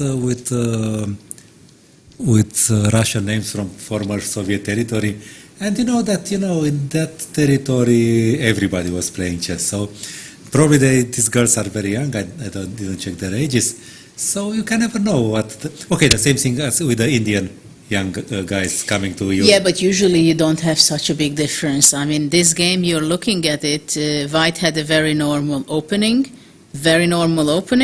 and then white was just not going to get advantage, but she was completely playing very reasonable chess against a strong player. She was not playing worse than Tanya, let's say. Well, that I don't know whether she played or not, but the position itself shows that it's pretty balanced position still, right? Yes, this is what I mean. I mean, it's not personal. It's just about the position. But F3 was, but f3 is not a good move. But compared to a 1620 rating, you understand? It's a miracle. Imagine you play with a 1600, and then she plays all the right moves. No. And imagine how frustrating it is for Tanya. You see right on d5, no? What happened there? And we have move 33. Some things happened, and they don't look good for Tanya, I think. I mean, now it's she doesn't have any winning chance.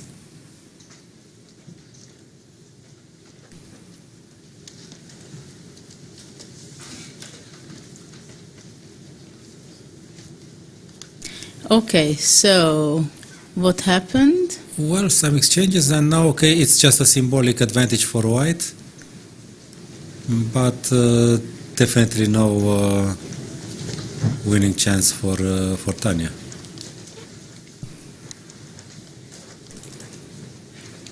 So You don't have the update? what was the last move for white? I see that Tanya is on move.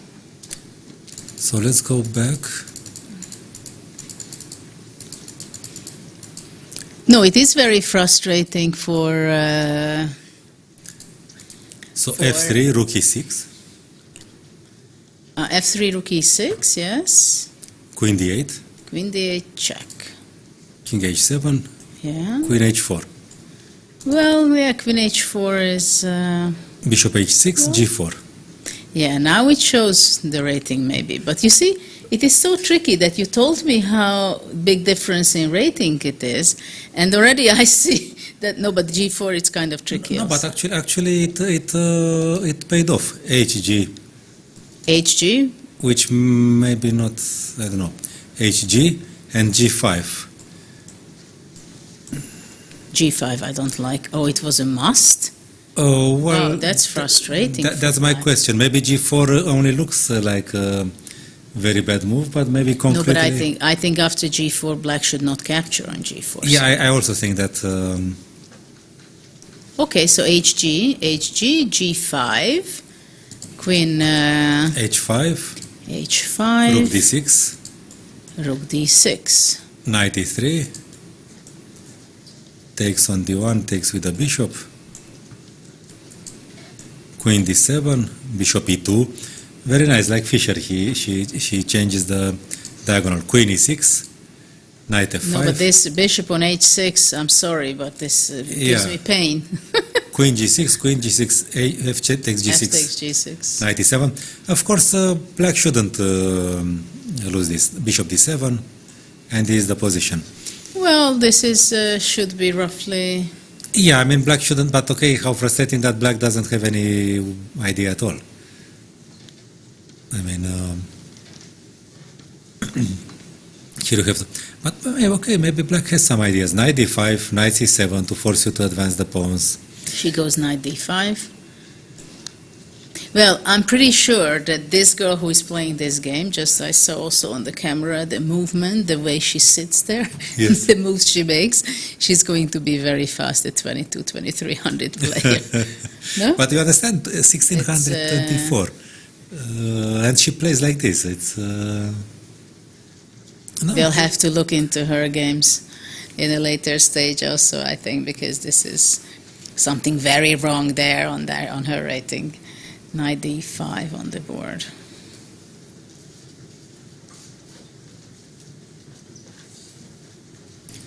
So king g7, or I don't know what to do, but then knight c7, c4. Sorry, I go back here. Or bishop g7, I don't know. But the idea is knight c6, maybe, Well, this maybe b3 first. b3. Okay, so bishop g7, you want to go b3. b3. And then knight What's c7. the idea? Knight Okay. c7 will be even stronger. Because But maybe bishop g7 is not the right move then. Okay, Sorry, I king went g7, I back don't here. know. So after bishop g7, let's say Instead- not bishop Bishop- g7. I'm sorry. I go King bishop g7. c6. Let's say. yeah, the problem is that you threaten to, but yes, to threaten to exchange, and then it's a draw. It should be a draw, no? Because after you go knight c7, then already And I c4, would you be have going c4, yes, that's. And in the next move already, I'm going to go back to bishop f8. Yeah, it doesn't look that white has real chances. Well, knight d6 now, but bishop d7. No, this should be drawn, of course.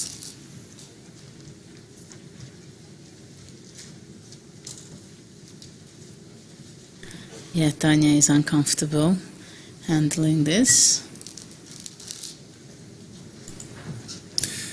No, this is what the Olympiads are about, partly, not only Who is about. playing on board? Knight c7, we have a move. But what was played? King g7, right?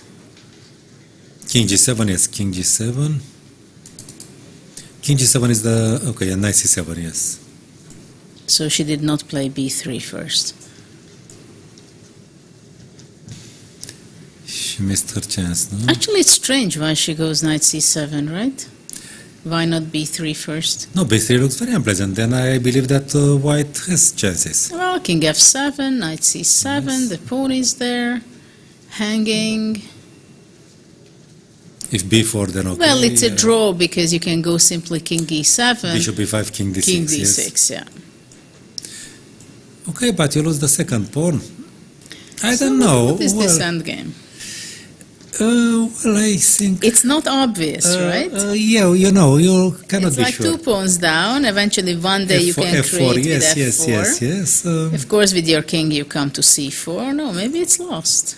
King to c4, bishop to Okay. e8. So what would happen on knight c7?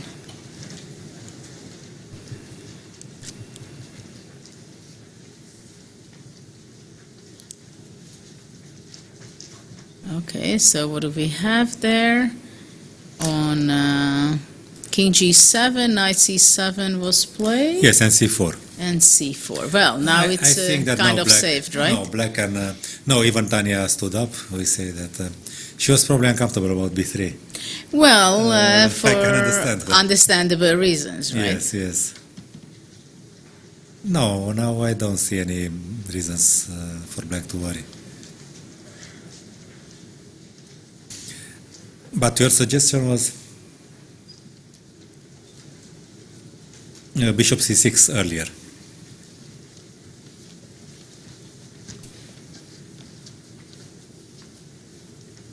Okay, so what else do we have? Who is board?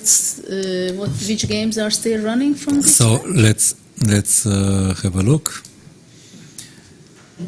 So Koneru won, Vaishali that was, Vaishali won, and the last board is they're still playing Hotami Bhakti, I'm not sure about my pronunciation. It's a queen ending, but white is 2 pawns up. Who is playing with white pieces? Or Kulkarni Bhakti. I'm not sure which is the family name. So what is the position there is? I have a position after Queen D3. Can you tell me what happened there? So queen, after Queen D3? Queen D3 is move. Oh, there was a lot of moves happening since then, right? Yes, okay. A4 bishop. Queen D3, okay. Queen G6. Okay. Queen takes D4. But 1 second, I'm very sorry, but in this position, why, what about Queen takes I'm sorry, but... it takes D4 and yes. Isn't this... it is. No, but this is impossible. It is. That's strange, no? And in this position, white played Queen D4? Queen takes D4. Well, sad news. Okay. Queen G6 was just completely winning. So please, to our audience, if you want to learn something, if you have an opportunity when you have a pawn up, then please consider to exchange queens and you will have a pass pawn and win the game. Yes, because, okay, if you have a material advantage, the more you exchange pieces, the proportion of the material. Well, no, I just want to double check it if I'm something wrong with me. King F5. B4, King E6, well, probably G4. Well, what do we do? If maybe King F5 is coming. So what? Well, where do you break through? No, well, B5 I and play King B5 B4. and the King to B4, yeah, yes. It's like... No, it looks like... And the king cannot go too G4, far. you can go, you can do many things. No, I just wanted to make sure if it's... Yeah, we don't teach. I mean, we don't preach what we about teach things. and what we complain that Queen G6 was the best move, right? Yes. So, okay, Queen D4, because the Queen's endgame is never sure that you're really going to be but winning. here it's an extra pawn and a better position. And what happened with black? Bishop Queen to C6, Queen D4, Queen C6. King H2. Of course, the Queen stands extremely well on D4. So this is why she didn't want to exchange it. Yeah, okay, I understand. I mean, you want to demonstrate you have the blockade. domination. You have the blockade on D4. You don't give it up for pawn ending. Okay. Okay, domination. King I understand. G6. King G6, but it's not so easy to win because the king G4. on C6 it doesn't allow white to play B4, right? Yes. Okay, so G4 instead, yeah. Exactly. No, I mean, let's face it. If you were told that once in every 2 games with white you get this end game, you would sign the contract. Of course. No? Yes. Okay, but if you know that you can reach a winning pawn ending, then you don't. So what happened? So G4. G4, Queen C7 check, King H3, Queen C6 back, Queen H8, Queen takes A4. Giving up the pawn. No, I mean, this was such a technical thing, and now Queen G8 check. I'm not so generous usually. King F6, Queen King D8. H7. No, Well, Queen D8. Yeah, but Queen H7 would also could be considered. Yeah. Okay, Queen B8. D8 check. D8, sorry. D8 check. The king went to G7. 1 second, I just, oops. Okay, Queen D8, that's also logical. King G7, to take Queen the B6. pawn with the check, yeah. Queen C2. Queen C2. King G3. Yeah, white has a good... But I'm not so happy about the king. Somehow the king... Why? I like the king on G3. Queen B1. And? What's the problem? B4. Queen H1. But that's only a check on H4. But H5 is a threat, no? H5 is coming, but Queen D4 check, I guess.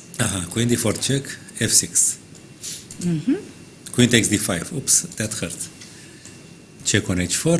Mm-hmm. King F3. 3, H5. H5. Queen D7 defends everything, no? King H6. H6. Queen E6. Well, the only hope black can have is some kind of some stalemate, but I don't see any magic here. Yes, King G7, Queen E7, and Queen E8. And I don't think she resigned yet, but... Queen Queen e8 Yes. and then the h5. Yes, yes. No, the game became very chaotic at some point, no? The end game. White was probably winning all the time, but Yeah, it was very clear that she didn't ruin anything really. Though at some point it was not so obvious. Okay, so in this match it will be a victory of 3.5 or 3-1 if it's a draw. if Tanya is a draw, then 3.5. 3.5. Yes. So what's going on with the Ukraine? Nothing is going on. It's 4-0 already. 4-0. Yes. Fine. Match 3. 4-0. Georgia won Georgia against Iraq. Iraq. Okay. And then what In Poland, the match of Poland, there is still one game. They won 3 games. Wow. And Malichka Maria plays against Mahmoud. Also a big difference, rating difference. And I don't understand what's going on. That's the worst thing. I have to count the pieces first.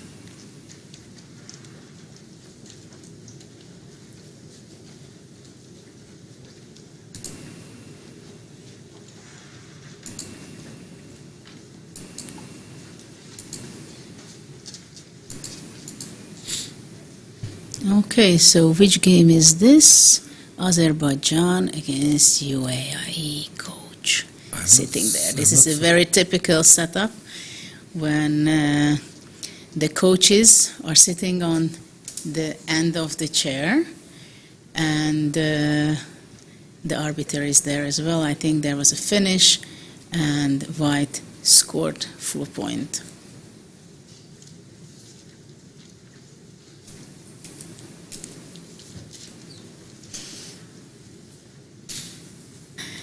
So actually more and more matches are finished, right? So let's see what happened in the open section in the results-wise. Okay. Can we share it with our audience that what is the setup in the first 10 matches in results?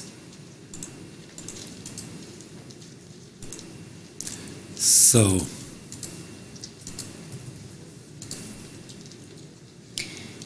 we see less and less players playing already, only few games. India has 3-0, but the first board still playing. Vidit against Vidit. Let's see what Vidit is doing. Well, it should be a one rook ending, but still alive with black.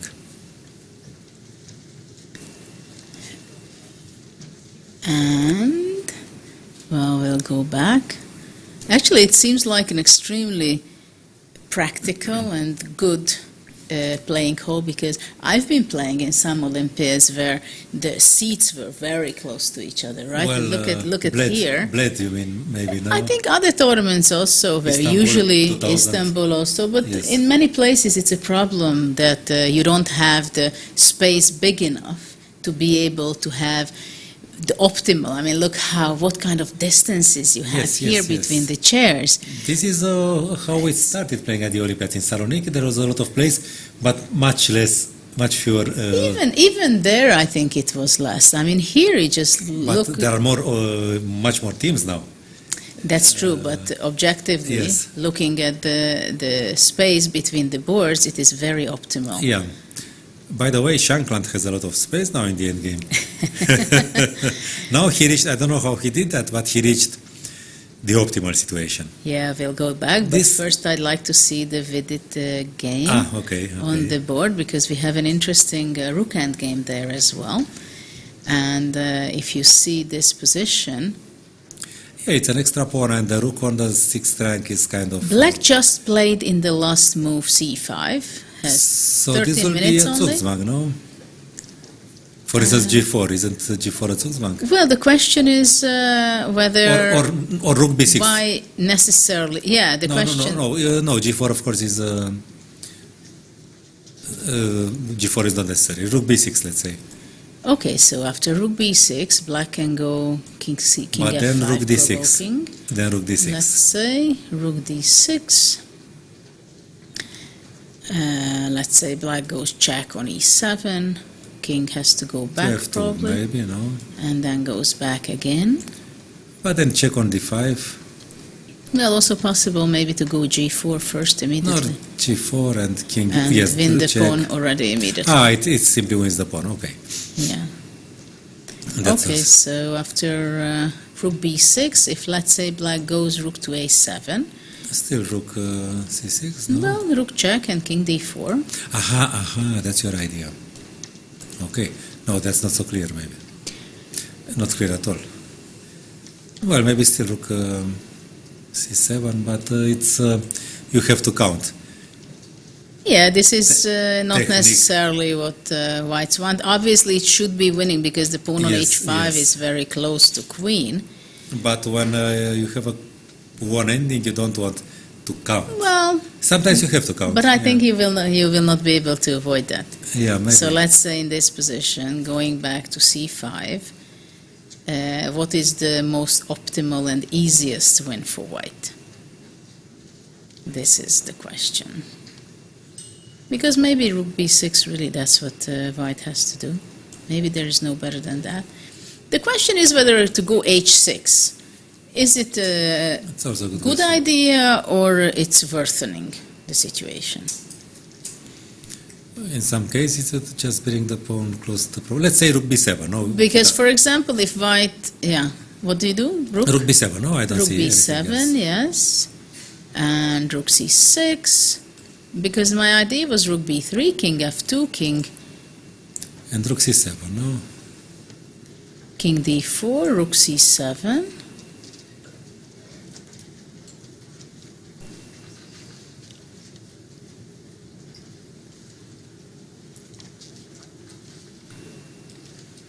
Rook c7. you have maybe to play first rook c1. But it doesn't change much because the king is exposed on d4. Rook c1, rook h7, rook h1, rook d7 check. So, Rook takes, takes rook c1. Otherwise, you may not catch the pawn. First check. No, but now you're not. Or rook no, b1, rook, you rook think? b1. Sorry, it's rook b1. Rook b1, Rook. but it should be completely winning. It should be winning, no? And the king advances. Rook h1, h7, and the king goes to.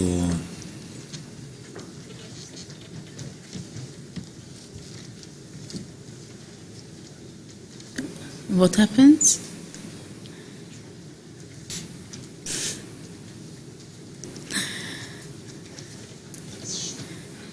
Yes, probably he cannot avoid this.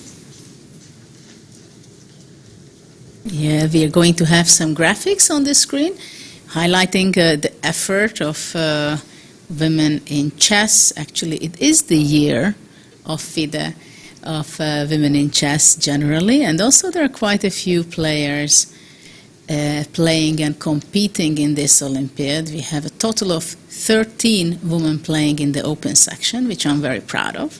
It's great. I will look into that also myself in which teams.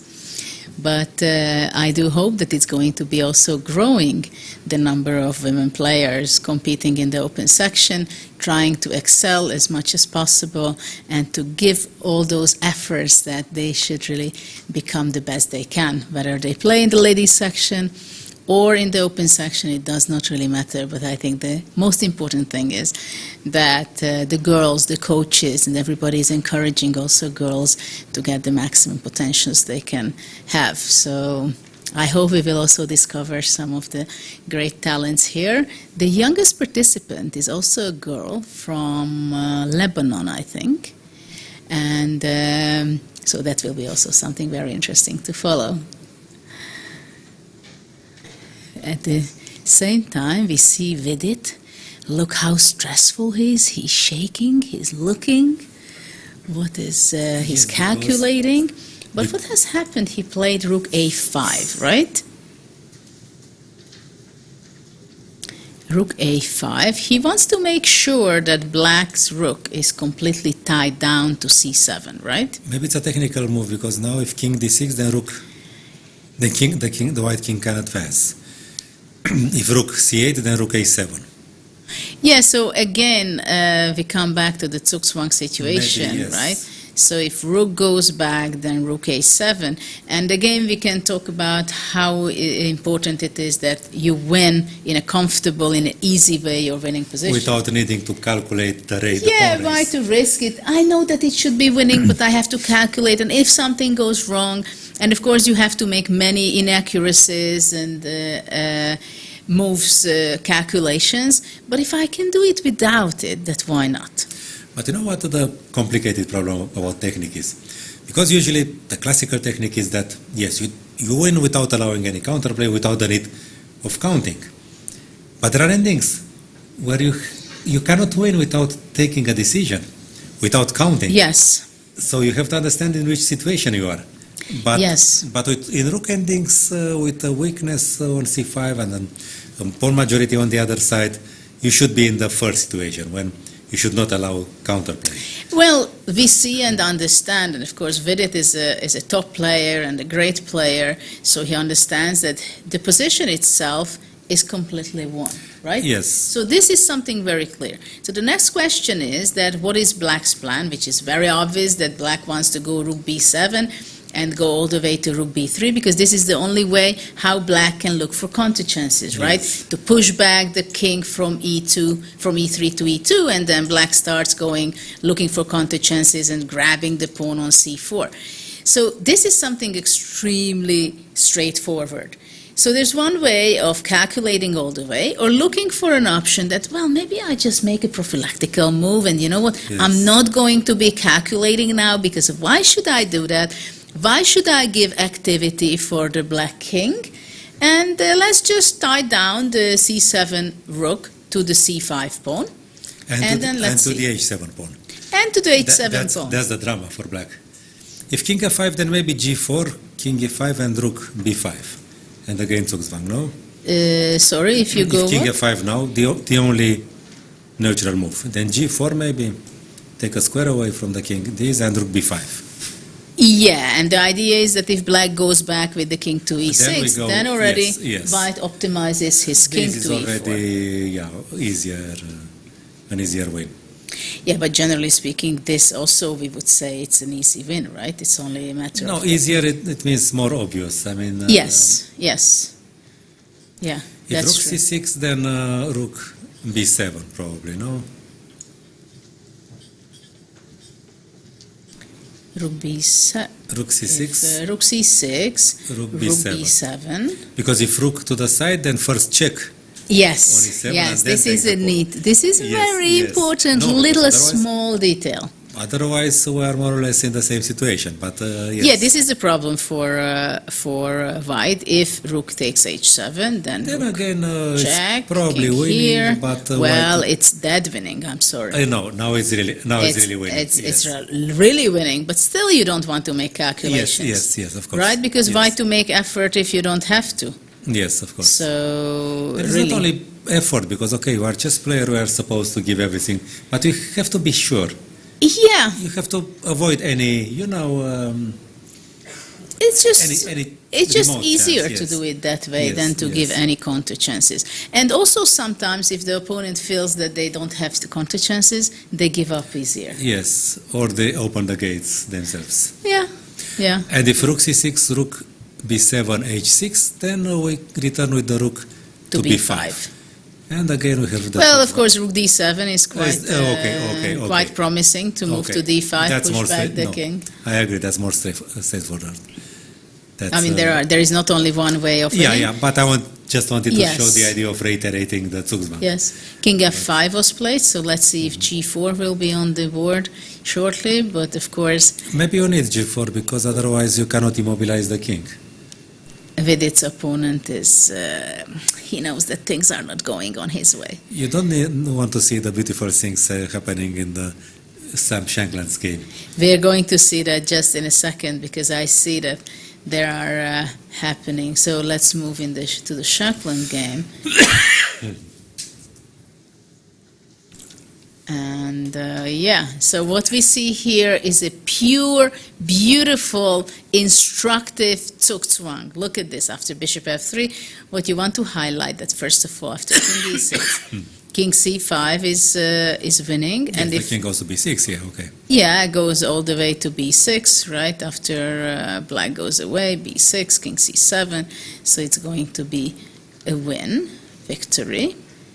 While instead of king e6, if black goes back, then And it suddenly, wins. this was something similar was analyzed in the game Averbach-Matulovic in Averbach's endgame books. Well, this is so classic. Yes, but it was almost these. I think some pawns were missing. B4 and B5 were missing. But Yeah, this classic is so Yes, typical. We have to remember that once you reach on h6, and it seems like it's like a chain of defense. Still, if the bishop would be on c6, Then bishop bishop e8, and life is still going on for black until the moment he's in Zugzwang and he has to be pushing Yes, back yes. the bishop to b7, and now there is a breakthrough happening because black cannot capture the pawn because takes, and white is queening the pawn. Very nice, instructive, beautiful. Sure, once Sam will put in one of his courses No, or this books is he's why I was writing, it's impatient to beautiful. show this. Yeah. I was pushing you so hard to show this because Very nice way of doing it. So it's the last game between. but maybe the bishop US. c6 was made things easier, no? Black's last move. I mean, okay, white always has the reserved tempo a3. Yeah, because he should have played bishop a8. Yes, and if bishop f3, then bishop c6. But still, unfortunately, there is the move a3. But maybe if there is a3, if it's white to move here, it's not winning anymore? No, well, that's a good question. I'm wondering. Okay, so. Let's say Okay. bishop there, bishop g2. Yeah, bishop okay, b7. now this is winning, but we want to bishop make. h, yes, bishop b7, bishop f3, bishop c6, yes. No, so this is my question. Can we win this? Yeah, because how can white lose a tempo in this position? But it is possible because. No, it should be a win. You know what we should do? Bishop d1. I want. Well, I can go here and then bishop d1. Okay, or bishop d1. Okay, Yeah, bishop probably c6. doesn't matter. And now bishop c2. Or b3. Bishop b3. I want to go a4 to create a new weakness. Here. a4.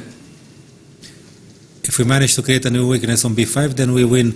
I think we should win by Zugzwang. No, but I think it's winning by playing bishop c2. Also, Threatens bishop to take c8, that, yes. bishop d3, or bishop d1, bishop b1, Bishop d7, yes. bishop d7, bishop d3. Yes. You stay on that diagonal. No, this is why I wanted to create a new weakness on b5. I mean, Okay, so what earlier is we it? could play a4. Okay, here, bishop e8, okay. Bishop b3, bishop b7, you A4. want to go here. If you take, I think it's clear. So takes AB. And now we Here. have to, yes, bishop this. If bishop bishop d7, d3. bishop d3 is the Zugzwang is there. Yes, because if black goes here, then already. Yeah, Take but on bishop f5. e8. No, but black can go bishop e8. Black can go bishop e8 and Bishop e8. But still, after a4, white should have more opportunities. So it cannot. It can only help white, right? But okay, this example allows us to say once again that pawns never move back. So it's a good thing that Sam had the pawn on a2. Because maybe this is not so clear. I mean, that he has this reserve tempo. Exactly. Well, the opponent helped him. He played bishop c6 at once and got into an immediate Zugzwang. Actually, he resigned already. Yeah. But Okay, a nice, so nice ending, no? yeah, beautiful situation. So let's see what's going on with Judit again. But Which games are running? Okay, Can you take a look at that, please? So, In time. Lebanon, Norway, everything finished, as we know. Spain-Wales 4-0. Wow. Syria, 4 Poland. zeros are always good. No matter how much difference is there between two. Not for everybody. Well, not for everybody, depends but on the side you are looking at. Syria, there is still a game in Syria, Poland. So it's Bartel against AT. Well, it should and be what winning. is the score so far? I think it's 3-0, I think. No, there. Yes, 3-0. So we are running into already the fourth hour heavily. No, we have more. What, 7? Actually, 4.5 hours already they are playing. Yeah, but this should be easily winning, no? I mean, a rook can cause problems to two minor pieces in the endgame, but not when they are as stable as here. There is also a passed pawn. Well, yeah, there is not much black can hope for in this position. Well, but okay, still some care is required from white. Yeah, but practically white will be able to push a3, improve his king. Yeah, he go can with the e5, king, that's e6. I mean, Bartel is a yes. very experienced player, so he's Yeah, not but then going you to- cannot move the knight because the pawn on a3 is hanging. I mean, okay, it's clear that white can play for a win without risk. But, okay, he has to understand how to do in order to avoid restrict himself. Maybe a3 is not... Maybe it's more technical not to play a3 too. Yeah, that's a question whether what...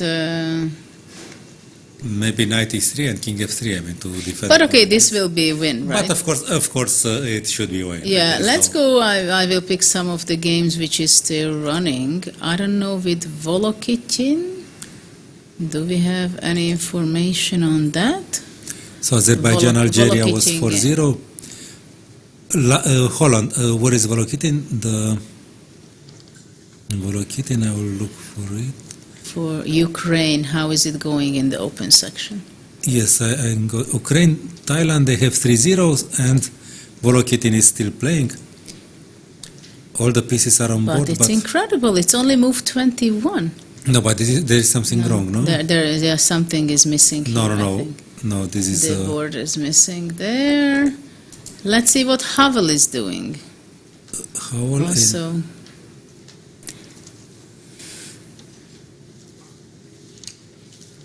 I see there is still a game in Jordan, Netherlands. so we have more and more. There are only very few games running right now on... Germany won 4-0. we see 4-0. Well, most of the teams. But here in the Howell game, I think that again something is wrong. They are barely out of the opening. Yeah. So we have a game running, for example, on the ladies section. Zatonsky, Anna against Comas, Colon, Rinelli. There is an interesting game running. Black is having a good position. Of course, she's trying to win the game. How is the match position right now between U.S. So US won 3 games. and Zatonska's game is running right now, right? Well, she's better now. She's much better with black, but I'm The not king is sure. safer, the structure is better. Well, the king is much safer, and she has active pieces, and Yeah, the king's very- safety is very essential good when you position. So white really has a bad king.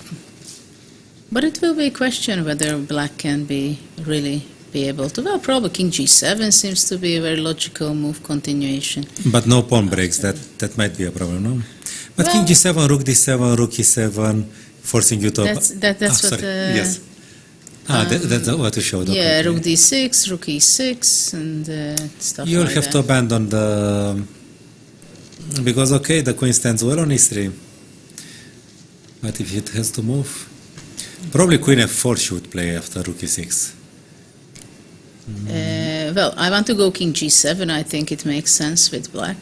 So now it is not No, really no, possible this for the loses a moment. pawn, yes. Yes, I Makes just wanted to show it that this is not good because of rook d4. And so after king g7, it's not clear what, how can white... Maybe it's a Zugzwang, no? Almost. Well, I don't know. I mean, of King course, white E2. can try to go rook a2, but then rook c8 is possible. Rook c8, no? So to put pressure on c3. Rook c2, she has to return. Yeah.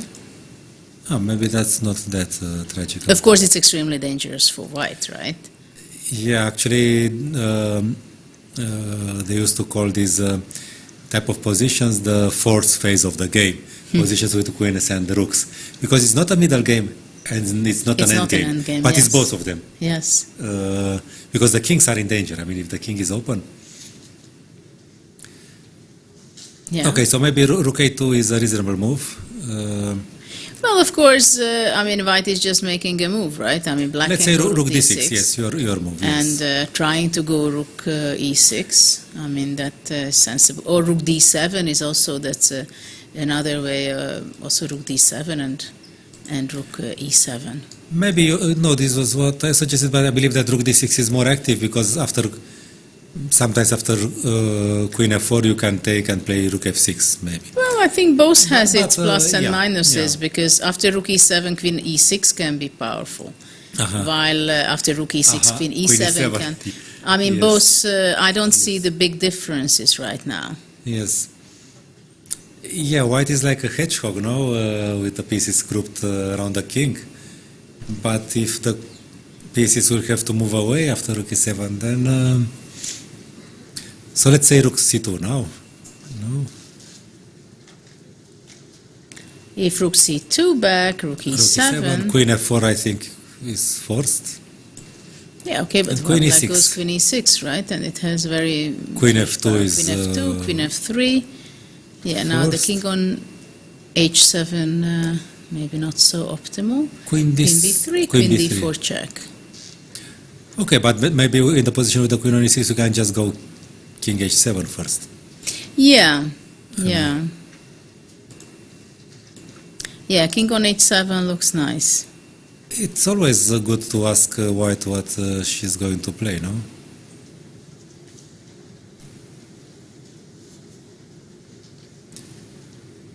But still not a clear win yet, no? Let's say rook... I don't know, rook c5, just to play something. Rook c5.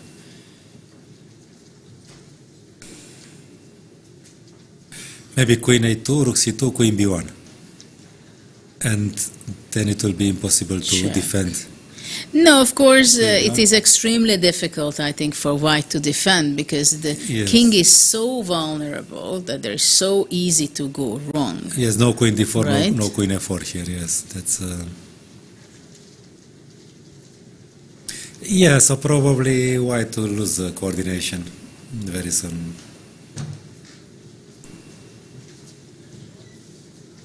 But of course you have to win it. I mean, the clock is ticking. She doesn't have so much time now. Aha, she already has the rook on d6 and the king on g7. Let's see what we have here.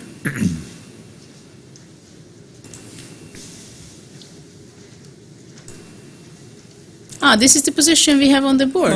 Yeah. Wow. No, the rook is on c8, but we'll Okay. probably have to return. No. Well, for the moment, she does not have to return, maybe. Queen f4 is possible. Well, But then takes rook d4. yeah, but it's the question whether after rook d4, king c3, let's say rook Takes on f4, f4. rook c5. And Takes here I'm not so sure. It should be very Yes, the close sa- to win, right? The same for discussion black. as in Vidit.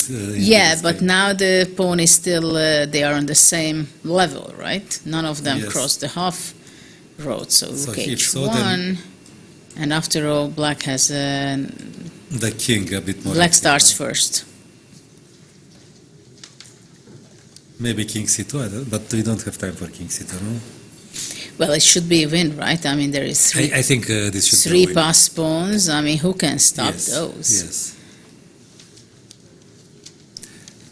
It looks like a win. Yeah. Well, king c2, the rook can return, rook e1 and go. Okay, so c6. she is thinking heavily. What is the rating points of white? White is 1585. It's impossible. And she has a decent point. Of course, she's worse and she No, but may this lose. is what we were discussing Yes. before. That, I mean, 15, 20 years ago, you played with the 2200 player as a 2500. You could make sure that you could probably win easily because your understanding of the game is much higher, but also your opening understanding is much better, right? Yes. And you're using the engine. But nowadays, you play with people much lower, and it's not that it's much lower, but it's really, what's her rating you said? 1585. 1585. So the difference is of 800 points. 800 points, it's Understand? impossible.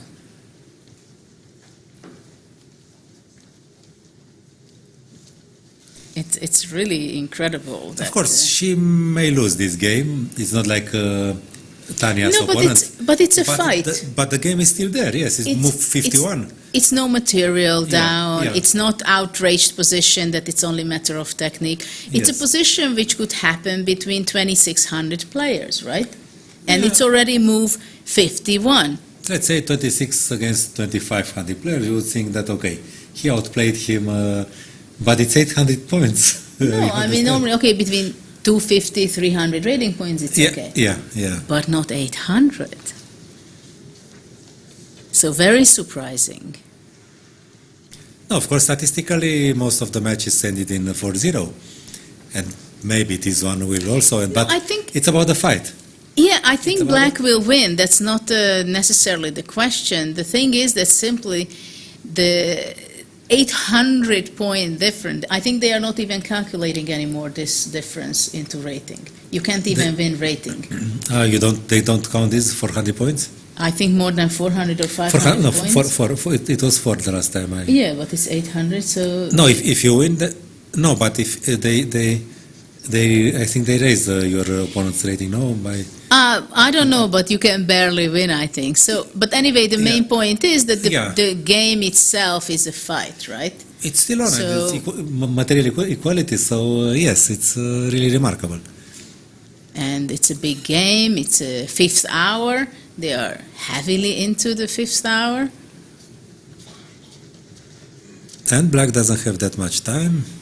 And black has 7 minutes to go.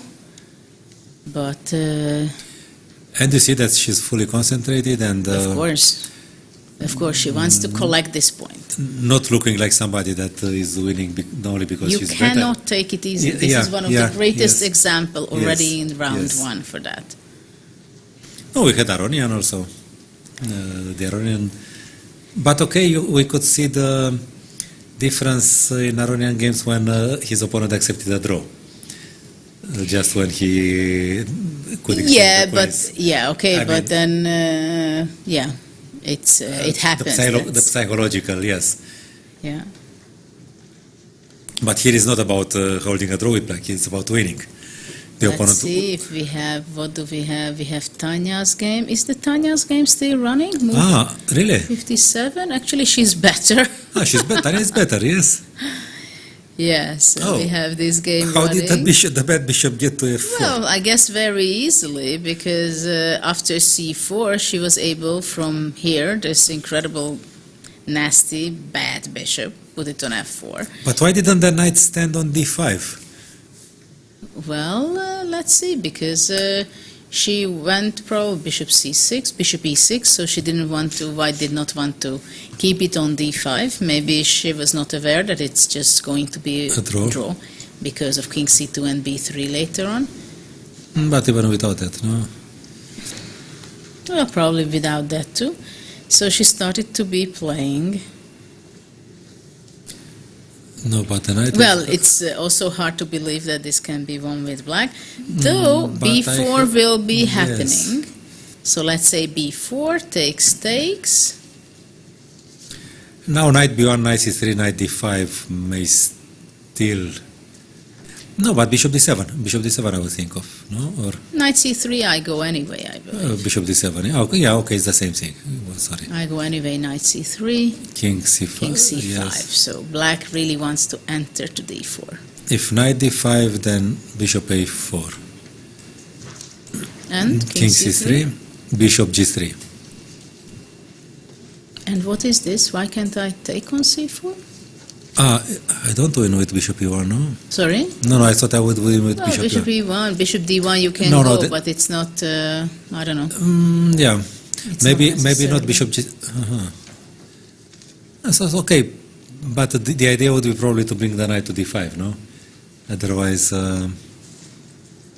Well, it seems like she may struggle here. you know, So psychologically, B4 is on the board. I'm afraid that White will not hold because, okay, if from such a position she reached this point, she may even understand it. That it Yeah, is- but I think if White takes on B4, she's going to lose the game. Because she can go knight B1 now, for example. just keep the position, yeah. I think, or knight F1. Just leave it. And No? B3 is just beautiful, but Well, bishop D7 maybe, and then here you have bishop A4. so CB still. Yeah, okay, Ah, but I thought I can yes, live yes, without yes, yes. capturing it. Well, actually B3 is possible, but that looks shaky. That looks shaky She has to already. take some decisions, no? But maybe B3 is okay, no? Sorry? Maybe B3 is relatively simple. Well, no, I think it just takes and bishop E6, Uh-huh. king And somewhere. B3, and you get B3, okay. I'm not even sure that B3 is the best, is it? I mean, bishop D1 is there in the next move. Uh-huh. But if not B3, then do you have a chance to... I don't know.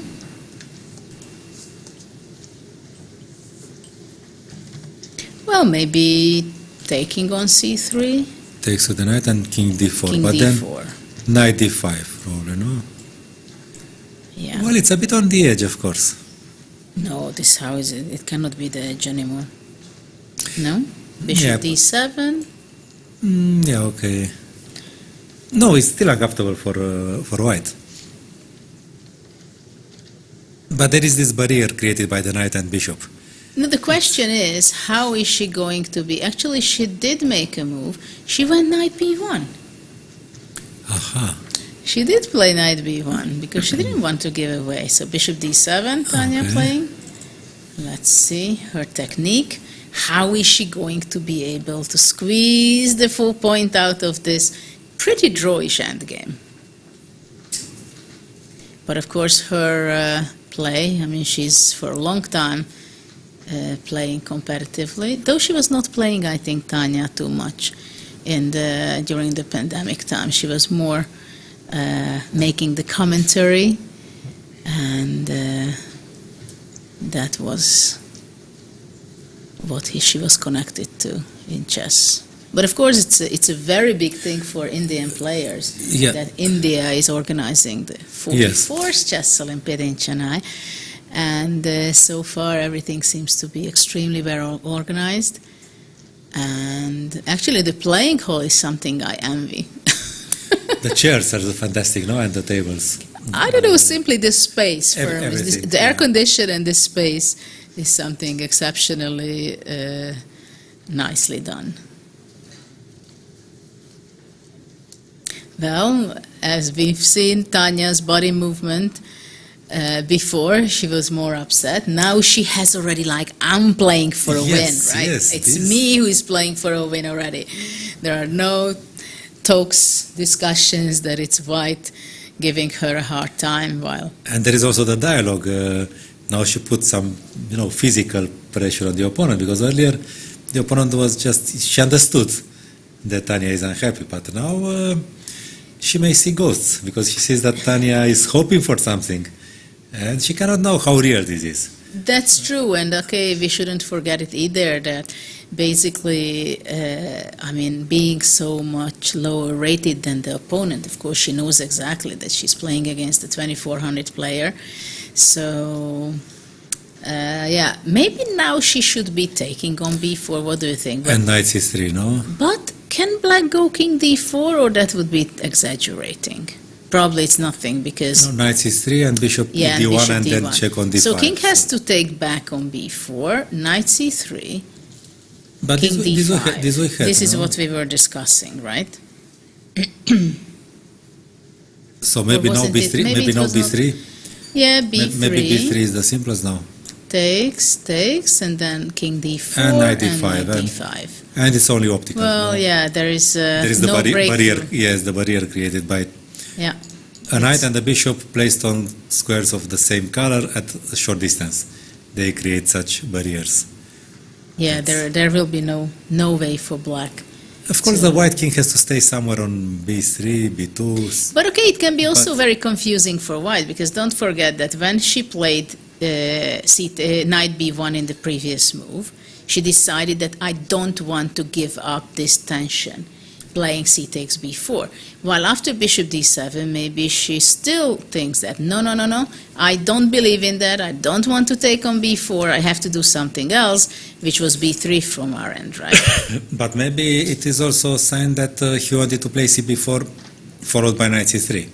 Because instead of knight d2, if she didn't want to allow anything, she could have gone bishop f1. Yeah, but I also didn't think that I would make a move with my bishop. Because then you cannot activate, you cannot play bishop d7 if I go Well, to- also the question is what happens if, let's say, knight d2? Is there anything awful happens with white? Let's say bishop a4 check, I have to go into the pin, which is absolutely not nice, I agree. Not nice at all, But yes. is it going to be any problem for white? Can black win this position? So let's say bishop b3 Bishop first. b3, bishop d1. f1. Ah, you don't want bishop d1. If bishop. Maybe bishop, but bishop d1 also you can go king b5, I think. Yes. No, I'm afraid this is. Is it a win? I would be afraid. I just want to. Oops, Yeah. sorry, that was not my idea. I don't have to be so careful. So I want to go king a4, king a3. Okay, so what is this? Do I have a threat? You mean? Yeah, I mean, can black win this? Maybe she cannot. Because now my question is that is there any way, any scenario that white can lose this game? Yeah, we talked a lot about Zugzwang, and now is the first moment when she played b3. Yes. Let's see, she did play b3. It was move 60. So now we can talk about fortresses now. Sometimes one of the players has a ridiculously passive. I mean, we can Yes. this position with the bishops like this is ridiculous for white. No. Yes. Without any personal intention, but and still it's not winning. It seems. No. But what about taking here and playing bishop e6? This is what you did earlier. So king b2, let's say. We did it somehow differently, no? King b2. King You said b2. you are not happy with b3 because of bishop d1. And if bishop c4? Well, take on b4 first, no? Or Okay, takes. no, maybe it's better to take on c4 actually, no? To But have your king isn't further. it problematic? After no. bishop c4, Yes, takes, yes. takes. And take on Well, I don't know. and well, knight c3, no? Knight c3, king King here, c2. king c2, king d4, and you Knight want to d5. say knight d5. But maybe it's a Zugzwang, I don't know. But how do you create a Zugzwang? It's your move. Maybe with white to move it would be not so. No, with white to move it. Knight d. No, king d1. You know, just going to Yeah, the king with d1 the king. and king e1. Going to g1 to Okay. g2, if anything. So Okay. Well, until we see how it's going to be unfolded, we are going to see short interviews with from the team, with Vaishali, from the women's section, and also from Botswana, Besa Mosaiti. So let's see the interviews, what they have to say.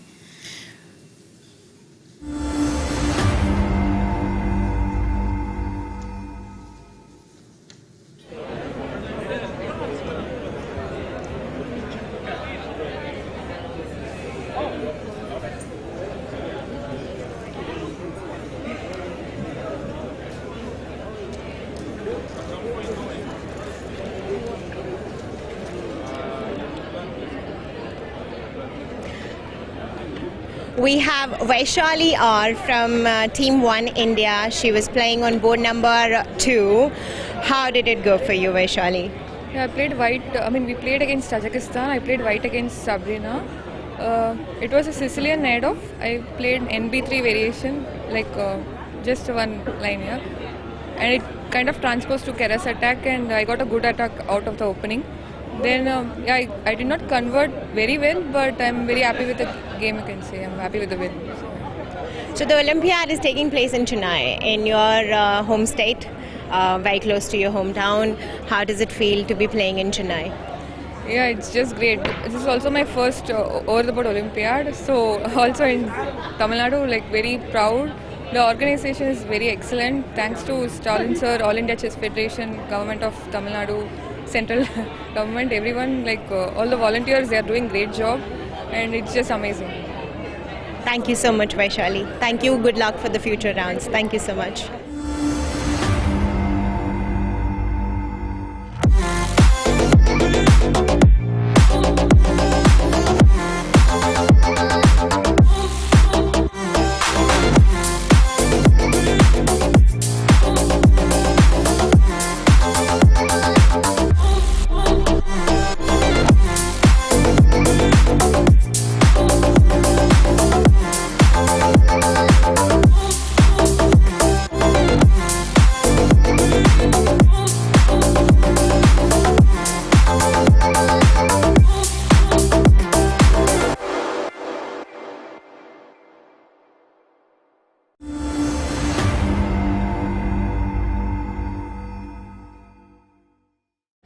So after round number 1, we have a player from Botswana, Besa Maesti.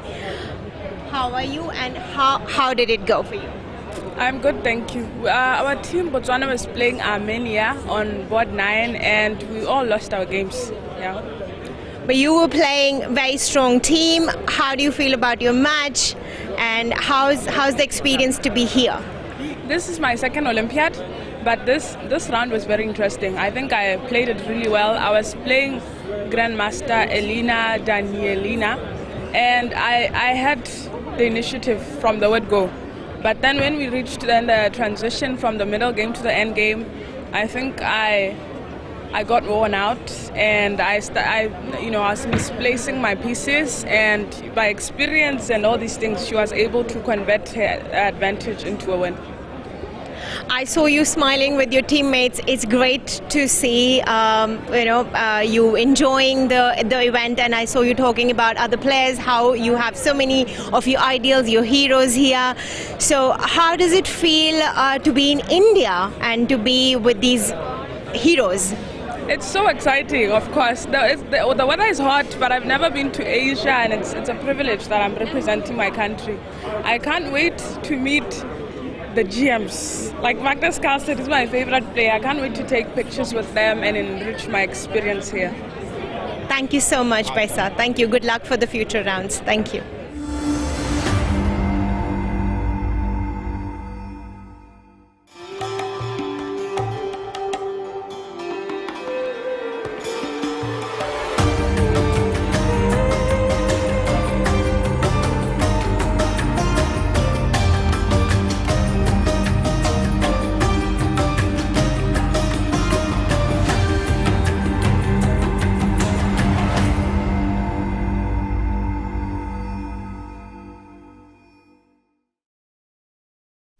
We are back to the 44th Chess Olympiad running in Chennai, India, and there's still some action running after 5 hours or something like that, exactly 5 hours that the players are still playing in the air-conditioned, excellent condition playing hall. And we've seen just an interview from one of the representatives of Botswana, and also Vaishali, how she won her game from the Indian team. Of course, India is very fortunate. We are very fortunate that the Olympiad is taking part in this place, but also they are fortunate because this way they can have 3 teams, because you can have one team as an organizing country, one team as a representative from the organizing country as a country itself. You can represent yourself, and the third one only participating if there is a not even number in the participation. So that's why we have now a number 188 teams going on. So this is why there are more and more talented Indian players are able to participate, because India now has 3 teams with 15 players in the open section and also in the women's section. But let's go back, because actually the Indian ladies team, they did not finish their match, and we still have a game running between Tanya Sachev and Saida. So what do you think? Do we have any updates on this position, Mihail? B3 was played, then black took, bishop e6, king b2. We analyzed this position. We concluded that white can build up a fortress. But of course, her hand may shake in the last moment. You know, it's a long time. It's 5 hours. There have been many moves, many changes of psychological situations. So you never know. So we have a move done by Tanya, and she went bishop e3. Well, it's interesting actually that in an endgame, it happens many times that you can have a drawish endgame, but still have your body language. I'm playing for a win, and I'm trying exactly. While after bishop e3, if I would ask you that, what is your plan? Do you have any concrete idea behind bishop e3? Well, she just wants to prevent c takes b4 followed by an immediate knight c3. That's yes, so it is a prophylactical move, yes, you want to call it, right? Because this way white would be losing immediately, which is also extremely important. Especially it happens when there is a big difference in strength between the players, or at least in ratings. You have to give the opportunity for your opponent to make mistakes, right? Yes, but it's also a difference of strengths between the dark squared bishop and the knight, because the knight didn't reach d5 yet. So if CB, king b4, king c2. But I think then it can be tricky already. Bishop b3, bishop b3 check, and let's say if king b2. No, king d3. But let's say I go king d2, and I want to ask if how can I lose this? Bishop d4, let's say no. Bishop d4, king c1. Again, it looks ridiculously passive for white, but. Yeah, but in endgame, it is tricky because you can be passive and still make a draw because there are not enough force, right? And there is no pawn break available. And no pawn break available. Black pawns are too bad to allow that. So maybe here also there is not much black can do. Yeah, for instance, yes, no, but probably she has to. But I'm not sure. Isn't it a Zugzwang? But of course, we should not forget one essential important thing. The players are playing already 5 hours. They are tired. Yes. But, which is the most important, white has only 40 seconds to play her next move. Oh, really? So this is when things are heating up completely and things can really turn around. This is exactly the position what we have. White has only 27, 26, 25. She's going down in time, and she played her move, making king c2 as far as I see king the move. c2, yes. Playing, of course, it's clear that black knows that maybe it's not going to be enough for a win, but still she is going to be trying because she was never so close to squeeze out a victory out of this game. But maybe if bishop b3, king d3 is more active, no? Well, I don't know if it's going to make any difference, but let's say, okay, king d3, then black should be going somewhere, because in this position... Knight d2 at least. Yeah, but maybe already here can be some Zugzwang. Bishop d1, I was Or maybe thinking. I don't go there, sorry, I go bishop a4. And you have threats. And I have a threat finally. Oh, that's unpleasant. So bishop f1 is the only move, and this is when things are getting very, very And now tough. she could bishop try c3. Bishop, okay. Mm-hmm. I mean, this is absolutely, I mean, if I would be playing this with black, I would already think, okay, it was a draw. I didn't do anything in this game. I was not even close to win. But now, it's my chance. Yes. My opponent is under a minute. So I will be offering her opportunities where she can go wrong. So after king c2, let's see what is Bishop played. B3 Bishop check. b3 check, where king d3 was played, I believe. And Yes, indeed. king d3 going into two verts to the center, which is not necessarily the best move, but it's definitely the most logical in some ways. Yeah, the position with the king on c1 looked a bit scary. It looked like Zugzwang was not far somehow, but maybe it was only optical. But this is also getting very, very tough Yes. for white, I believe. Yes. Because now with the two bishops, it is possible to play for a win very seriously. Yes, and that one is not a bad bishop anymore.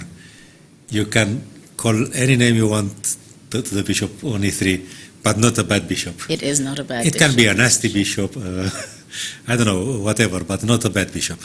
So let's see where Tanya will move her bishop to d4, moving out or moving on this diagonal, or she wants to keep it on f4 or c1. It's not clear. I would put it on d4, and I would Looks let. natural, yes.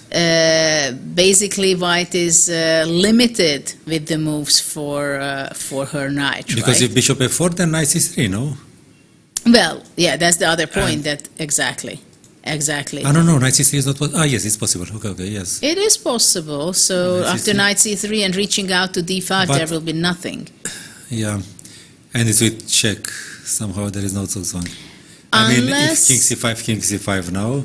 Well, king c5, knight d5 But would then be a bishop c4. blunder. Bishop c4, yes, Okay. that was my idea, yeah. Yeah, so that's a blunder. But I think white can just go bishop d1 Bishop after d1. king c5. Bishop Okay, d1. but that's the only move, right? Oh, it's It's the only move. well, yes, it looks And so. when you have the only moves, and then black can go here, Bishop and c4, then let's say king d4. And knight d5, and this is the saving. Yeah, this is the saving pattern. Yes, yes. Exactly how to The save for barrier. white, because it's giving up the pawn, but of course, the different color bishops, it just secures the draw for white. Yes. But it is an interesting endgame. So What- maybe bishop d4 is the move. What is no? your prediction? Will Tanya win this? Look, according to the tendency of the game, I think that she will win. Because, okay, you have this grandmaster playing against 1624 rated player who played like a grandmaster and up to a certain point. And then, of course, you suffered and you are not happy with it. You are not happy with what the opponent is doing. So you accumulate this frustration. And then you get this. You understand that by comparison to what was earlier, this feels like a winning position. Yes. And you transmit this feeling to your opponent. This is why over-the-board chess is better than online chess. It's the fight between two personalities, two human beings. Yes. So I think that, no, of course I may be wrong, because maybe at some point Rukshona wakes up and starts blitzing out the only moves. But the position is not simple. It's not for It's not simple, but I would make my prediction that Tanya wins. Yes, I would think that a grandmaster would also have, with little time, would also have problems holding this position. I mean, she feels it, that it's her chance, right? Yes. She wants to play fast, and okay, she's going to be maneuvering with her bishop from here to there, from there to here, and go around 5 times with her bishops.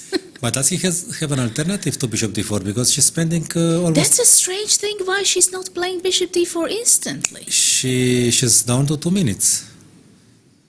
And actually, in the meantime, Saidova is above a minute because she got the extra 30 seconds. Yes, okay, so bishop d4. Now knight d2 is obvious, I assume. But okay, probably the players are also, of course, they have all the right to be tired already, but... And in such situations, sometimes you don't feel how time is flying. You can think that you've thought for half a minute, and then you see that you spent 4 minutes. It can also happen. So white is thinking, and there is not much of a choice for her. She has the king d2 move as well, not only knight d2. What about king d2 in this position? I was also considering it. King d2, bishop a2, king c2, I think it leads nowhere for black. So after king d2, Yeah, maybe, but it's amazing. I never saw such a fortress with such a passive knight. Well, let's see what she's up to, because after bishop d4, she will have to be quick. She's under 16 seconds. Knight d2 is on the board. Yeah, but of course, with knight d2, she'll have to find a move after bishop a4.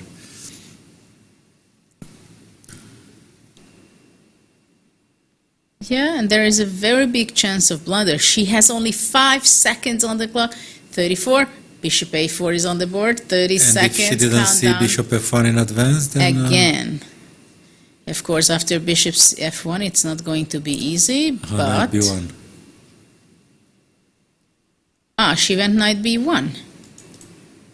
She went knight b1, which is kind of interesting. But now the knight is on such a... No, but now black can go bishop d7 or something.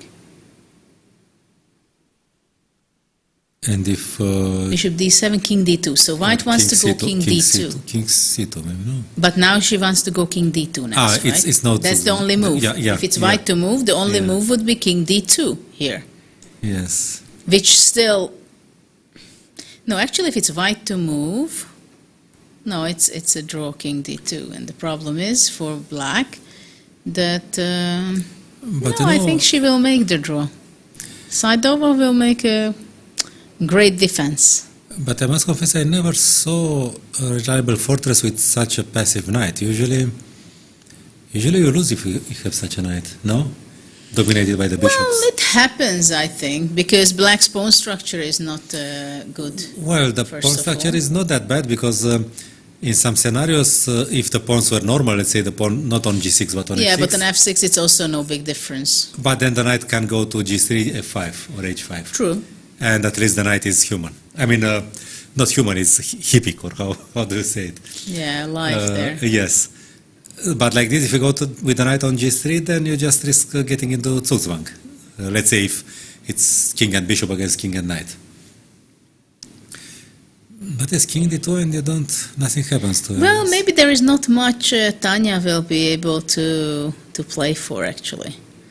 And if you cannot give opportunity for your opponent to go wrong, because here it's not winning for clear, but whether she can create a situation where white can go wrong. Bishop d7, bishop d7, king c2 is on the board, and Tanya is going down on time while white is increasing her time because she played instantly the move king c2 in the last move. No, the only thing now, if it's black to move, not to play knight d2, because then bishop a4. So the question is, what about bishop c6? Maybe? Yes. No, she goes king. No, maybe king d2. King d2 was the move, which I don't like at all from white. And king c3 now. So the king is moving towards to b2, trying to catch the knight. And time is going to go down. Both players has a minute, but Saidova goes down under a minute again. Bishop d3 and king e2 and save the knight with knight d2. That's a quick plan, I see. And it's a pretty good saving plan, I must say. Yeah, and then the knight goes somewhere. But don't forget that black can go, let's say, bishop e6, knight c2, king c3. Okay, knight, for example, knight b1 you will have to go. Knight f1. If knight f1, where are you going? Knight e3, d5. Yeah. No? Yeah. And... okay, let's see what she's up to. She played bishop d3, I think, because bishop d3. Yeah. Actually, she holds a draw from here because there is not going to be... With little time, this was the only plan. I mean, it makes some sense. Yeah, now she goes king e2 and she's going to be... You can know which are your next 3 moves, which is quite a lot, no? I mean, you accumulate some time. But she king e2 and she's playing it securely. I mean, definitely not a 1650 rating point moves over here. No, but look at also at her emotions. She looks like... she knows what she's doing. No, but you know, the emotions of... I mean, you can also... We talked about Tanya's body language, but look at No, she gives the impression that she knows what's going on Yes. the board, right? Yes.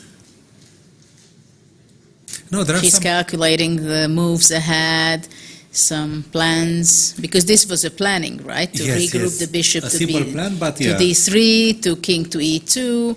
Of course, I don't think she saw everything, because when you play the game, you always go from one move to another, but still you have to have some strategies how you put your setup with the pieces. No, there are also some pawn endings which can be tricky. Actually, pawn endings would be lost, no? King c1. Actually, there is still a way. Hold on, bishop a4 Aha. can be there. You see? And after knight d2, bishop a4, and It's bishop very d1. unpleasant. It's very unpleasant. Wow. yes. Oops. And we also missed that. Yes. And bishop a4, and she's there. The game is little by little over, no? Wow. Yes, but king d2 was not really the move, no? Yeah, but you see, we also didn't see it immediately Yes, that yes, what a risk white is taking, that the king on c1 will be the key square for the black.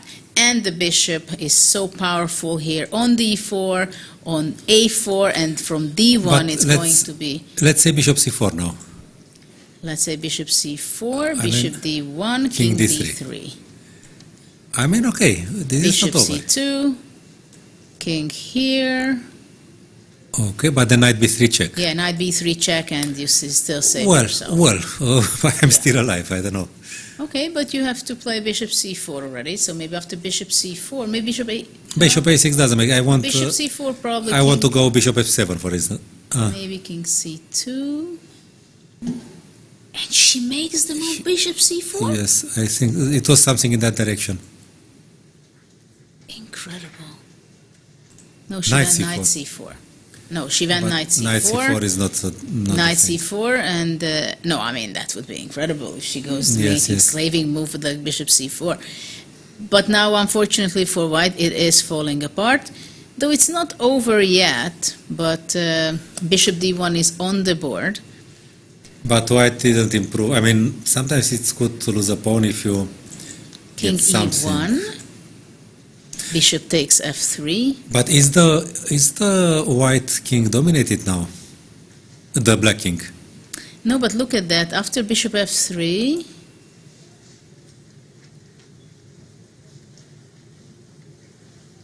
I don't know how white can save this.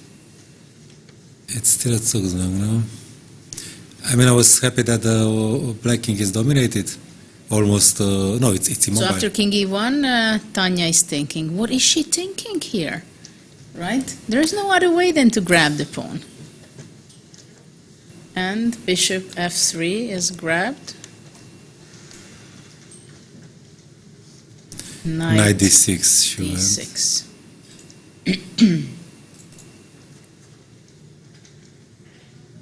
Knight d6, but okay, bishop on taking on g4. Well, of course, it's little material on left on board. Yeah, but okay, bishop goes back to f3 and the pawn is going to be pushed. I know, I mean, we thought that... No, but there is knight f7, no? Bishop g4, knight f7. Knight f7. Bishop e3. But the knight e5. e5 is hanging. No, so, I mean, no, the game is still on. It's not... No, but we thought that the position was with good practical winning chances for black when it was just equal. Yes. Now we but okay, maybe the situation changes again from psychological point of view, because so far Tanya was happy that she finally has some chances, and now she'll be a pawn up and she will have to prove a win. It's a completely different situation, and she also has less than 1 minute. I mean, I don't question her technical abilities, but it's about psychology. I mean, yes, it was easy. It was easy over the past. Yeah, okay, moves. but she did the best move she could.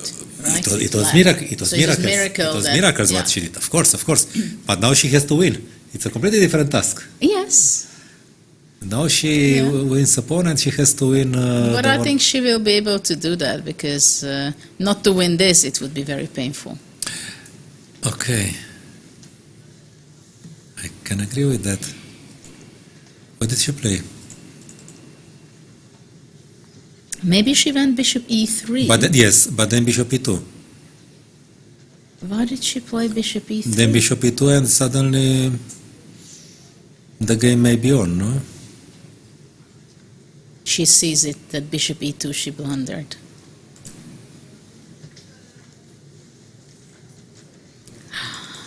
Well, no, psychology is very difficult. The roller coaster is working. Yeah, no, but this is what chess is about, no? I mean, it's such a fight with...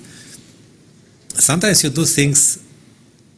I mean, if they would wake you up in the middle of the night and show this position, you would not do that. Yeah.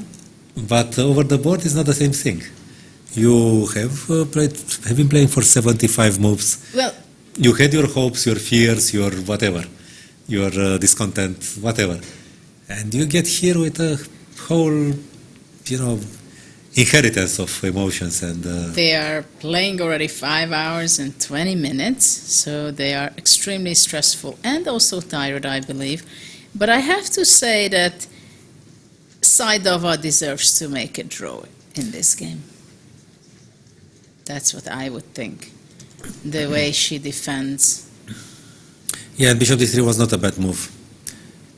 Now she wants to go king e2 to No, I think it's very sensible move because it stops the black king from going to c2, let's say also. Clear some space for the king, king e2.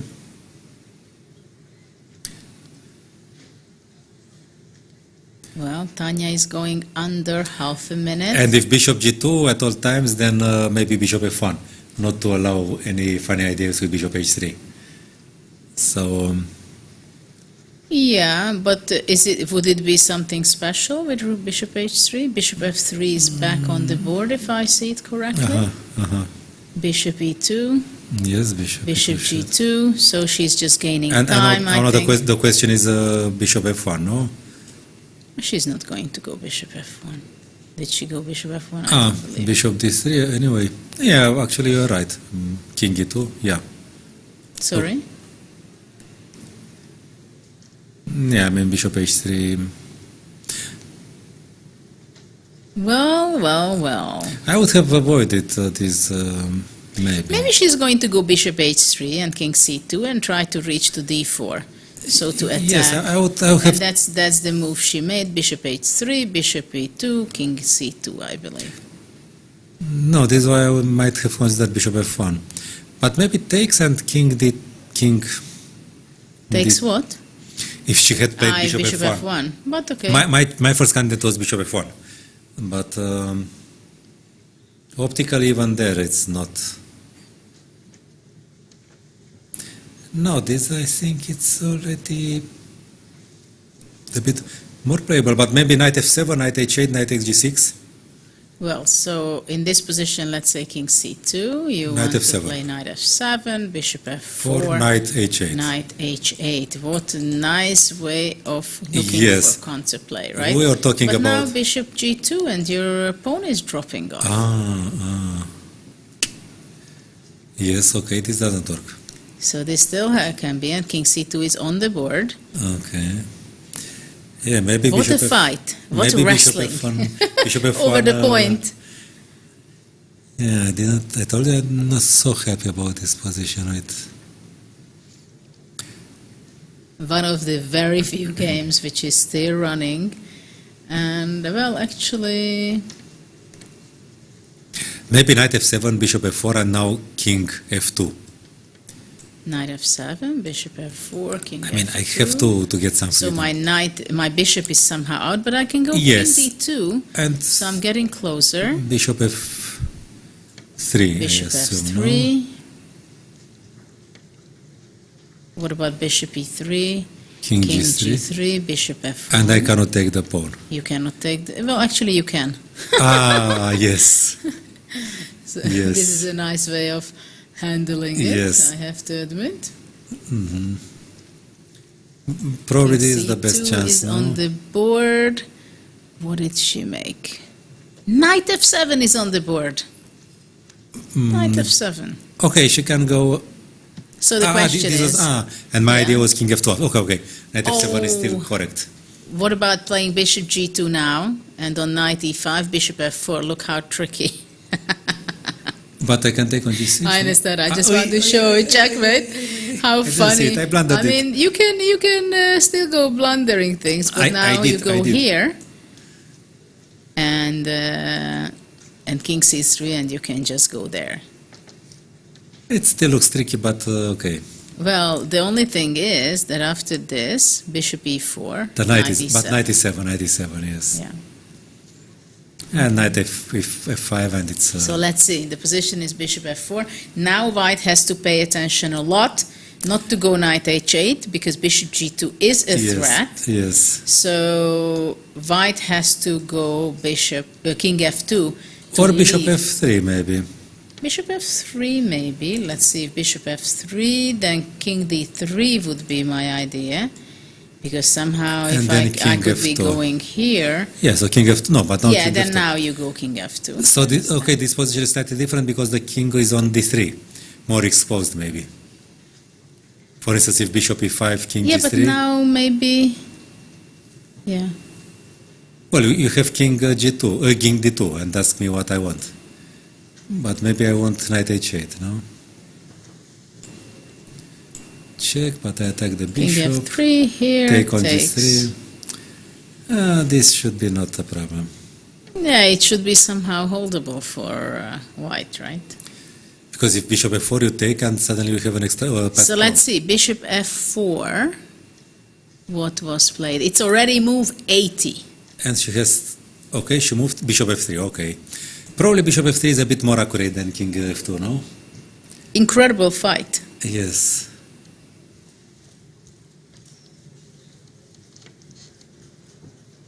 Who is sitting there, a captain or the arbiter? The man sitting. I think it's the Indian captain, probably. Can you understand? I mean, okay, we are having fun and we are not following the whole game.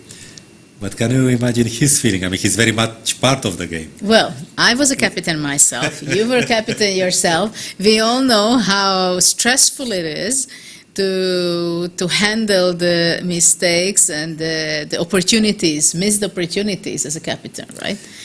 Well, I remember that, for instance, in Groningen, the European Team Championship, I was a captain and we were playing against Switzerland.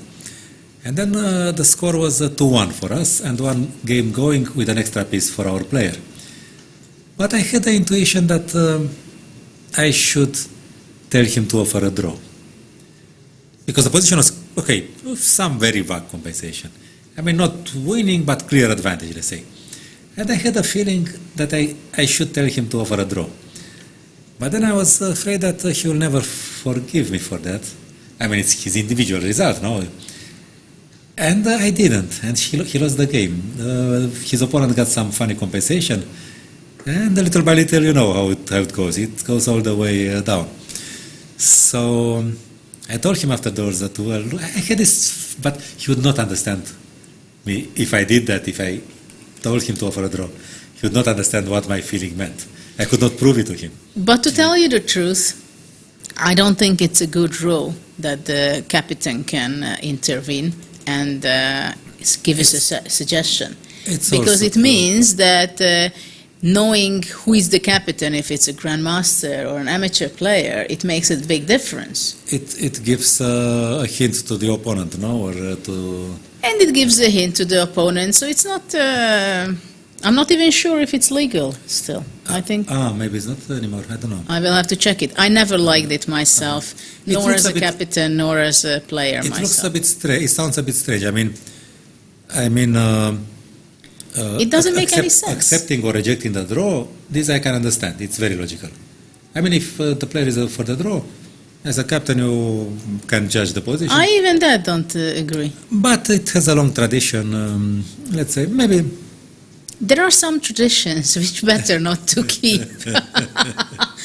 That's my way of taking it. King e1. King e1, very active. So for the moment, the e5 pawn is poisoned.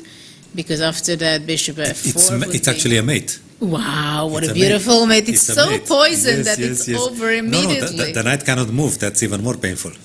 Wow, what a zugzwang. Bishop h1 only move.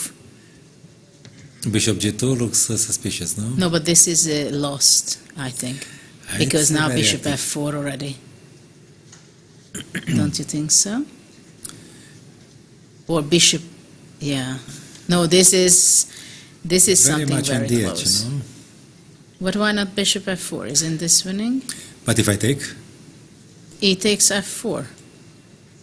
and I Or have to go, E takes f4, you I have have to to go to h2, yes. h2, then I go king f2, and I think I just push the yeah. pawns and I win the game. I don't have a blockade, yes.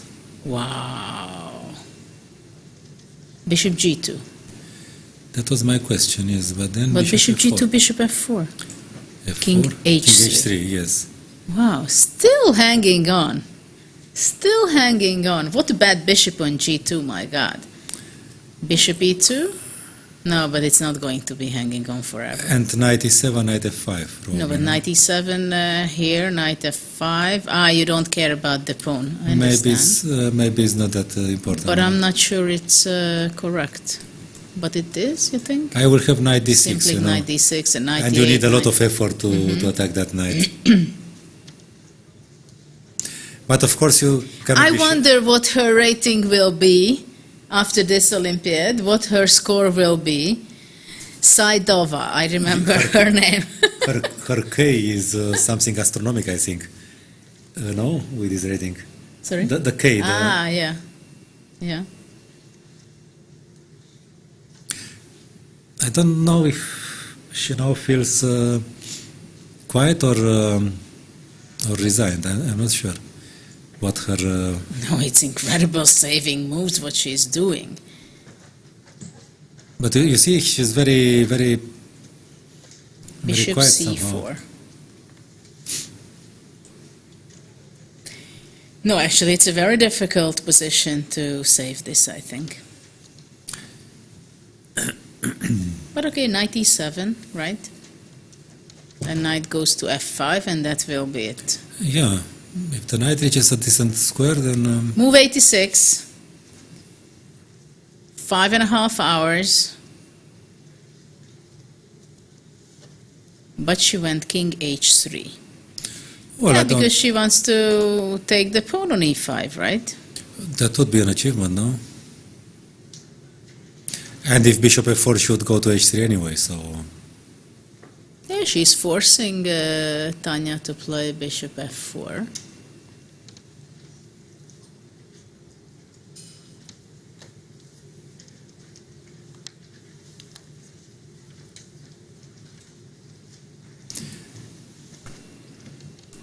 Bishop f4 on the board. It seems like an endless game. This is what this time control offers, that such a game can go on forever. And there's a practical thing that if you have to go by any chance to the bathroom at this point, you're in trouble. You don't. You're in trouble, or you have to raise your time. You have to make moves, collecting extra 30 seconds in a few moves, and then if you're lucky, the bathroom is nearby, and then the amount of occasions I've seen strong players running after move Yes, 40, for yes, example, yes. or 60 in such a cases, it is simply practical. So where should the knight be going? To d5 or f5? I would go to f5. I don't know why, It but looks I like would the rather square, go no? there. But yeah, it looks like the square. Because the knight can defend. But okay, also from d5, f6, no? Unless we get mated. Yes, but from f5, it keeps the king more defended somehow, no? No, actually, what is a possibility to go wrong for white? Knight f. She went king e2. I don't know what was the point of this. Passing the move. Okay, so knight f5. No, maybe she wants. No. After knight f5, let's say king f2. So it's a zugzwang. So let's say you go knight h6. I go bishop e2. And bishop h1 is not possible. Knight f5. Mate. Sorry? Oh, sorry. Knight f5. Then you take on g2, but that's not. I don't take on g4. I want to go here. Okay, so I go. And I want to go now here. And it's a Zugzwang. But And maybe I could go bishop h1 with the bishop on d1. I'm just saying that there are No. options that still dangerous. of But course, she no. went knight d5. Maybe it's a better way of doing it. The question is whether can black go bishop d5, e d5. And king e3, no? Ah, now she went king f2. King f2. She's playing for Zugzwang, okay, we understood that. The only question is there a Zugzwang? Knight c3. Aha, to disturb with knight d1, if anything. And now knight e2 possible. Yeah, because actually white doesn't have to just be like the boxing No, but I don't like that for white. Now bishop f1 and you're going to be losing. No. Because it looks like Zugzwang, no? You go here, I go here. But can I take now? Maybe you can take now, but I think... You could go to e2, but then... No. I go here. Oh, it's going to be a mate. You feel your danger. You feel your danger. Your death. To hurt. Exactly. Equal pieces, equal pawns. Why don't you go queen d3, more elegant? I don't know. This is what I've seen. No, it is what I've seen too. But wasn't it winning already? If bishop f1, I mean, seriously?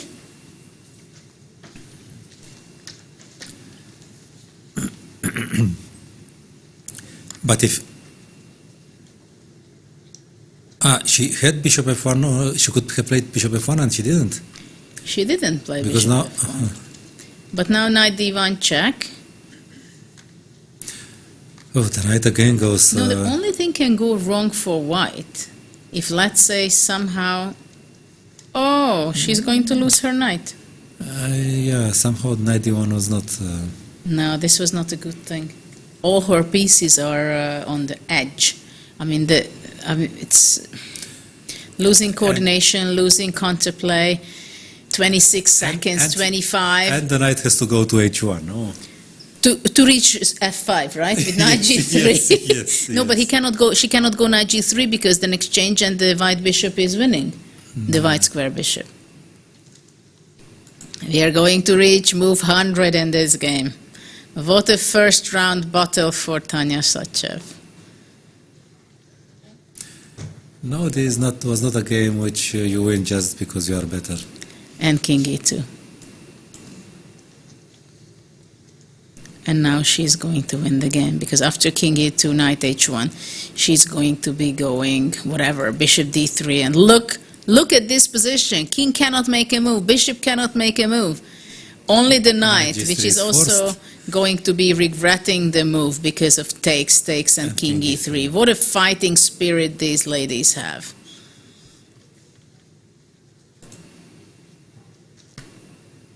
And the king went to e2. Knight is squeezed into the corner, which is going to be the end of white's journey. King e3, bishop d3.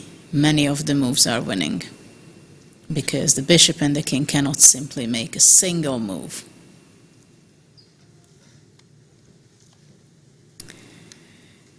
What a fight! Yes. What a fight! And, well, I'm sorry for the player Saidova Rukshona because she gave such a good defense. But okay, Incredible look, this defense. also makes, sometimes you don't feel the difference of how many points, 700 points, just after 20 moves. No, of course she plays much better than 16-24, but you know how Korchinoi said that, okay, good players can play 15 moves well. 30 moves, only very strong players can play. But the whole game, only I can play well. So, you know, it's many nuances. No, of course. Saidova it was remarkable. I mean, she was even better at some point. But Bishop f3 is a great trick still to play, but of course white would not make a draw because black would not take the bishop.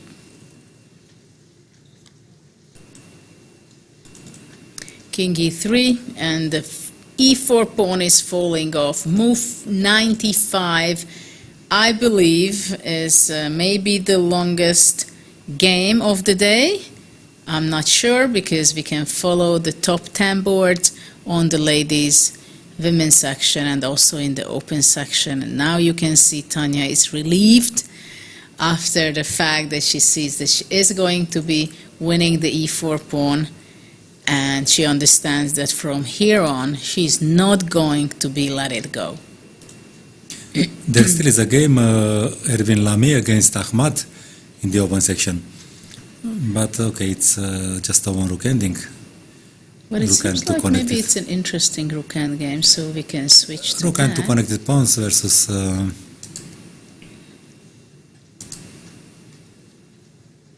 So, okay, we can switch. Let's switch for a moment to Lamy Erwin from the Dutch team. It's only move 72. Oh, and the game is young still. Yeah, they still have plenty of moves to go.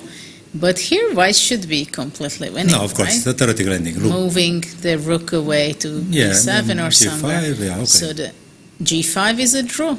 No, after moving. Yeah, no, because after. g5 would lead to a draw. Of course. To rook h1 and rook h6 with a stalemate, which is would be very painful for white.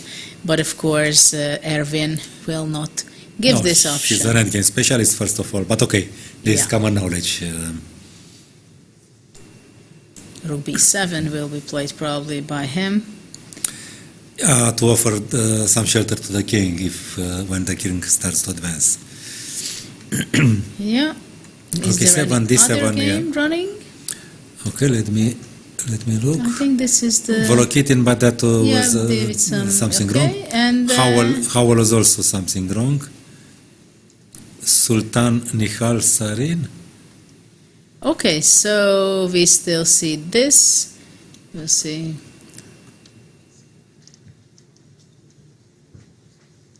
So Nihal Sarin is a piece. Yeah, there is only that game running. Is he a piece? Okay.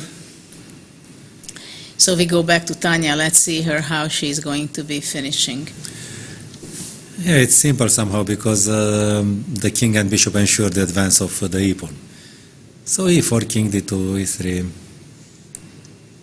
Well, of course, the first round is always something very special. It's the great start of an Olympiad. This is the 44th Olympiad. And out of the top 15 team matches in the open section, there was 12 4-0 results. Which nowadays counts less than earlier because it's a match. Exactly. So it's, the primary score is important that you win as a team and you make at least 2.5 points against your opponent as you're playing on 4 individual boards. Let's see what is going on. Move 98. We are going to be reaching move 100 just in 2 moves. Well, and there is also nothing. A possibility that actually, maybe we will not reach move 100 because actually there is no way that white can stop e4, e3, e2, and e1. That will be the next 4 moves of black. White played king f2. Of course, it's difficult to resign. It is very difficult to resign because she was holding the whole game. She was practically holding the game in the first 90 moves, and then you go wrong. And where did she go wrong? Practically, she started to go wrong in, before 90, somewhere where she started to go, 80, maybe king 89. No, first of all, she spoiled her advantage by not playing b3.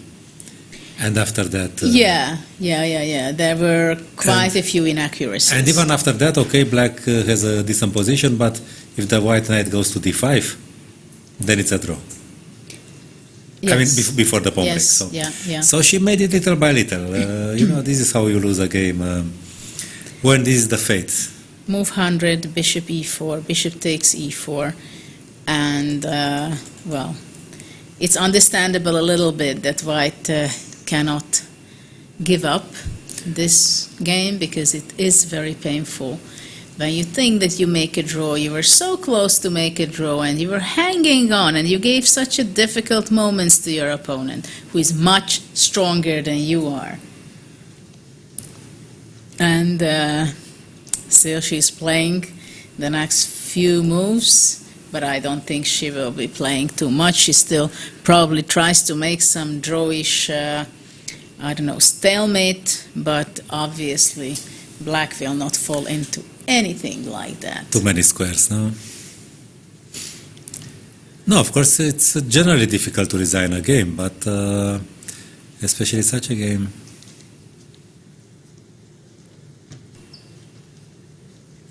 Okay, so there, bishop d5, and finally the game is over, and the Indian team, what is the final score we have?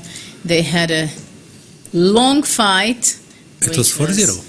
4-0 finally for the ladies team of India.